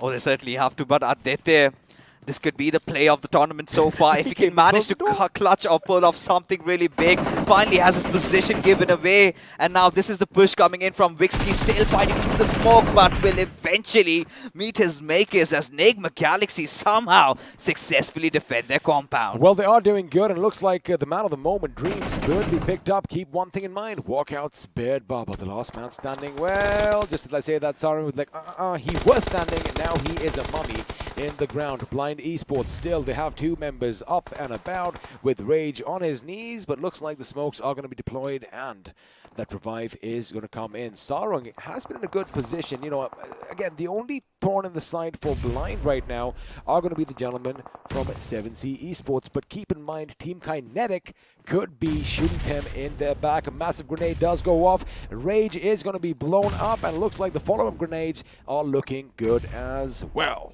You know, Hyderabad Hydras had been in a similar situation where 7C were, and they emerged out as the victors. It all comes down to where the circle shift next, as this grenade is going to do some massive amount of damage. Sarang is going to be happy about it, but now they just cannot go in on the open, right? They have to lob for a few more grenades, but no, he's going to make the bold moves out here, spotting out the players of Team Blind, has to be slapped right back at his face. That was definitely a mistake, and you called it, we knew it, everyone watching at home knew it as well, because again, you know, you got to be a bit patient, because it's not just 7C, I beg your pardon, it's not just Blind Esports who would have been, you know, a little bit of a problem. Keep in mind, we do have Team Kinetic at the back, who, of course, Spray God is trying his darndest to keep at bay, and well, when you have accuracy like the God himself, chances are the opponents are going to keep falling down. Now, Onyx, the last man for his team, can still pick his comrade up, because I do believe Enigma Galaxy are going to have their work cut out just now, as Team EXO are going to be bidding us adieu in the 5th position.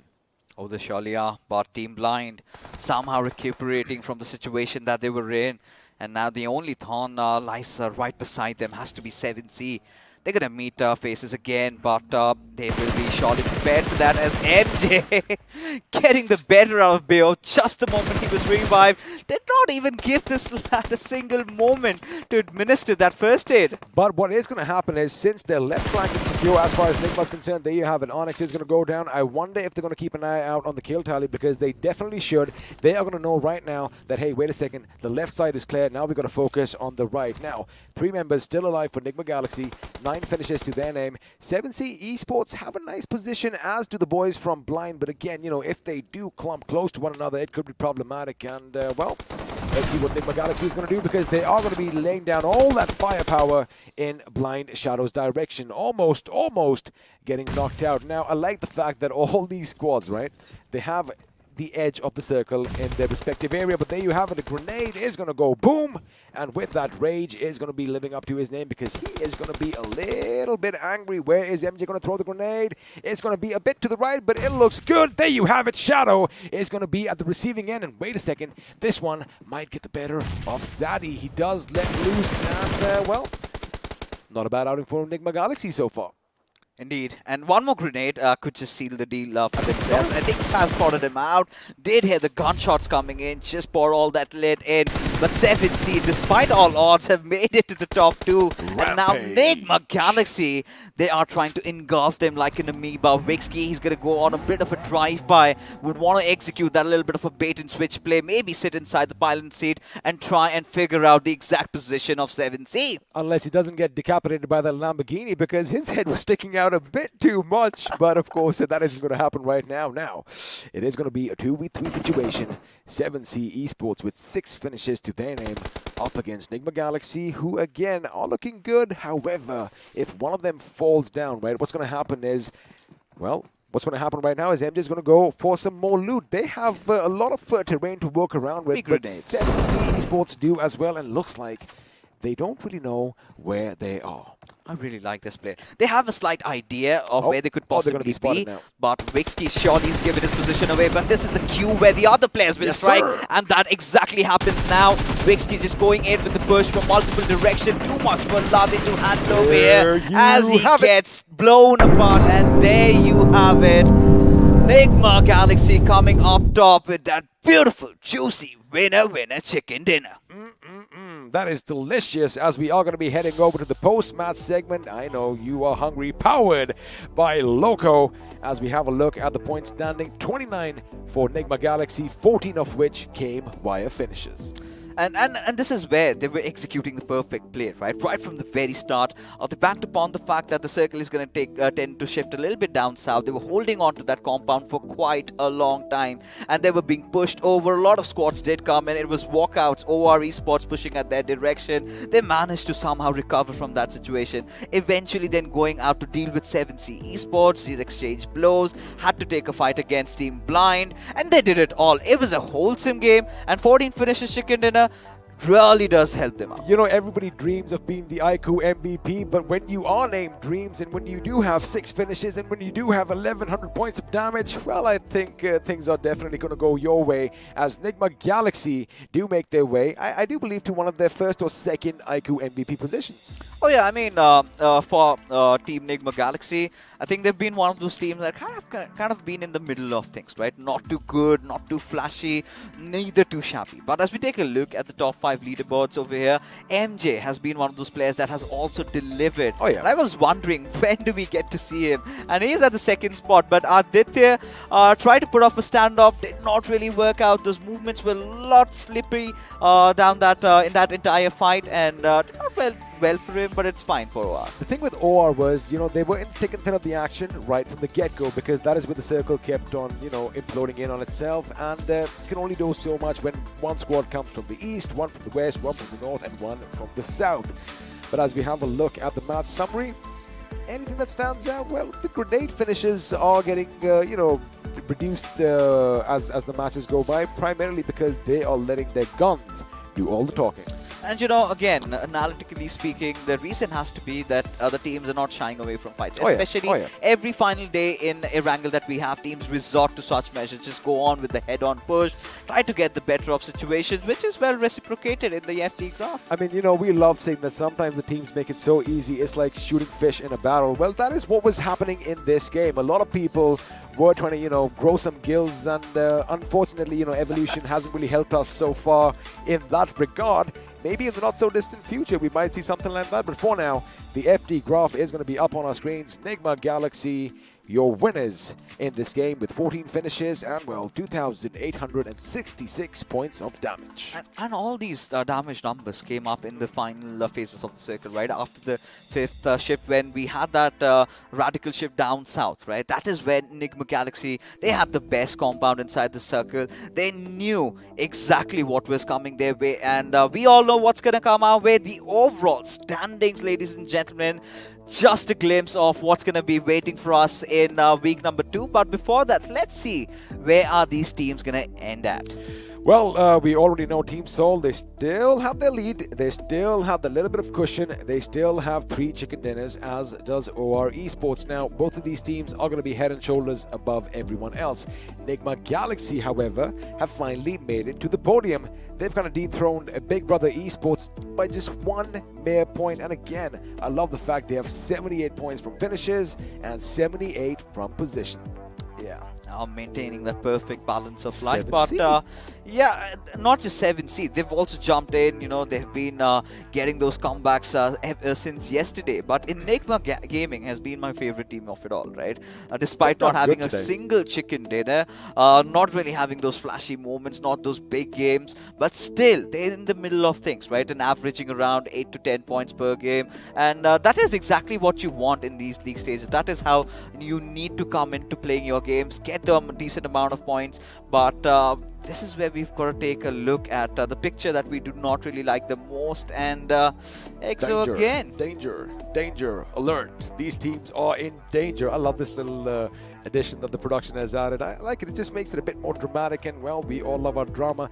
Team EXO, yes, we get it, 17th position, but they still have 105 points, right? I mean, I'm pretty sure they're going to come back a lot stronger in the next week, as are other teams. Now, what I'm worried about, to be honest with you, UP50 Esports, 100%. WSF showed a few glimpses of prowess, but they need to work on how they come into the circle and engage in fights out in the open.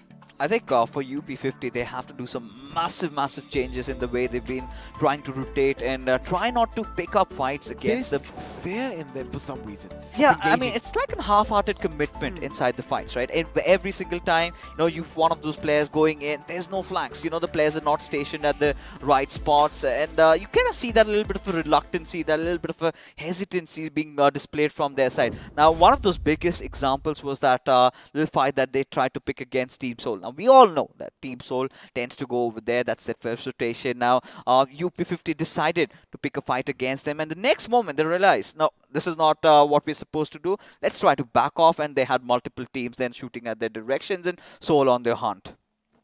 Absolutely, Seoul on their heart. And you know, another thing that is really close to our hearts is this beautiful game of BGMI by Croft. And again, that is why we all are here, and that is why you all are joining us. But once again, for the last time, a massive shout out to our sponsors, iQOO and Loco. Let's have one last look.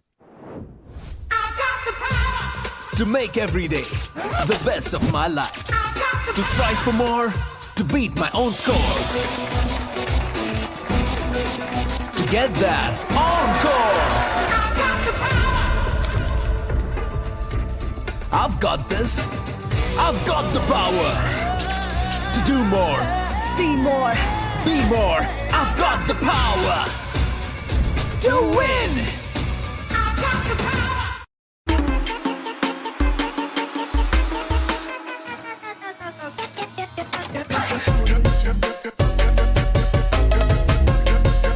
Watch it, earn it.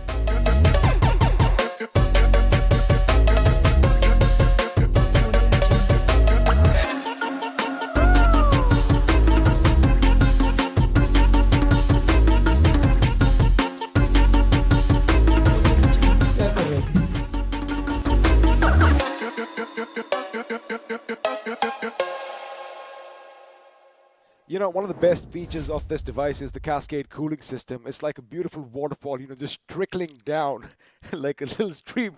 I did that on purpose because, well, it's a little bit of an inside joke. But if you want to get yourself that cascade cooling system in the iQOO Neo 6, what are you supposed to do? All you've got to do is head over towards Amazon on the search bar, press iQOO Neo 6, and partake in that little raffle, little quiz that we do have for you guys. And if you're lucky, then you might want to have this device on your hands. And then when you get this device, what you have to do is download Loco, India's largest live game streaming and esports platform, where you can even watch your favorite BGMI teams and content creators do what they do best, and just join in on the shenanigans. Or since you have the new iQOO Neo 6, you could also start your own esports career and, well, rocket to all that glory. But again, it's been a wonderful day of action over here. We've had a good time. But the thing is, we always like giving back to all our lovely viewers as well, especially since I do believe we've had a little bit more influx of viewers in the English stream today. Of course, and I'm pretty sure at least 6 out of those 10 are going to be the ones from the English stream. I did spill the beans, right? Your chances it gets chaotic in the Hindi thing a little while. Exactly, you don't get noticed there, right? Exclusivity is what you get when you are here. And even the same goes when you trying to go for the phones as well. But again, in a wee while, we're gonna be announcing the winners. But you what don't a want to week! Use words like "we" right now because again, I guess you all get the gist of it. We really do not. We can't really escape the wrath of nature. Should I pour you a glass of water right now? I mean, yeah, you can, and it's very rare occasions where you see the big man serving me, but it's fine. I'm thy lord, and well, we in the world. But again, XP, coming back to discussion, it's been an amazing week so far, right? Oh, yeah. Team Soul, they've been dominant throughout. Team OR, well, the first 2 days, 3 days, they've been consistent. Today was a little bit of an off day, but the best part about today's evening was I loved how the teams on the very bottom of the page finally lifted their spirits up. Might have been an off day for a lot of people, but it is going to be a joyous occasion for some because, again, we all love free stuff. It's basic human nature. So congratulations to Rohit Verma and Arihant Jain, the first 2 winners of, well, those T-shirts and those zippers. Again, you got to beat the heat, man. And what better way than with some BGMI merchandise. And, of course, we have a few more names on our screen. Madhu Sudan and Ayush Pandit, you were walking away with this merchandise as well. Indeed, and even further increase the numbers, we do have Anjani Kumar Singh and Om Shah also being the recipients of the beautiful giveaway merchandise that we do have, and we do have a James Abraham and Jack. So very cool names coming out here. James and Jack, well, they're from the English stream, 100%. 100%. And of course, I'll tell you one thing, 2 of my favorite, liquids as well. And once again, congratulations to Shubham and Pulkit Sharma. You're going to be walking away with some nice teas and, well, that bottle of water or whatever else you want to put in it. But again, week 1 is over, buddy. We made it to the end of the first week. 2 more weeks of action. Oh boy, it was a nice affair. Oh, it indeed was, especially, like we were talking about, right? Everyone sort of displayed what they're made of. Everyone had their fair share of laughter. We had teams getting those early chicken dinners, then eventually to fall. Some teams were consistent throughout. Some teams even staying up top in the top 8 without even a chicken dinner. There are a lot of teams that have a lot of working to do, but that is all for maybe week number 2. And that is the beauty about the iQOO BMPS powered by Loco, because, we always give you guys another chance. And, well, we are going to see you after a couple of days now, 3 to be precise. But then we get back into that action once again with week 2 fixes. It has been a pleasure sharing the stage with you. So let's do one thing. Shall we say goodbye for now? Because, again, it's always hard when we come to this part of the show. But, from all of us here at Tesseract and Crofton, we're going to bid you adieu and good night for tonight. But make sure you come back in week 2. See you then.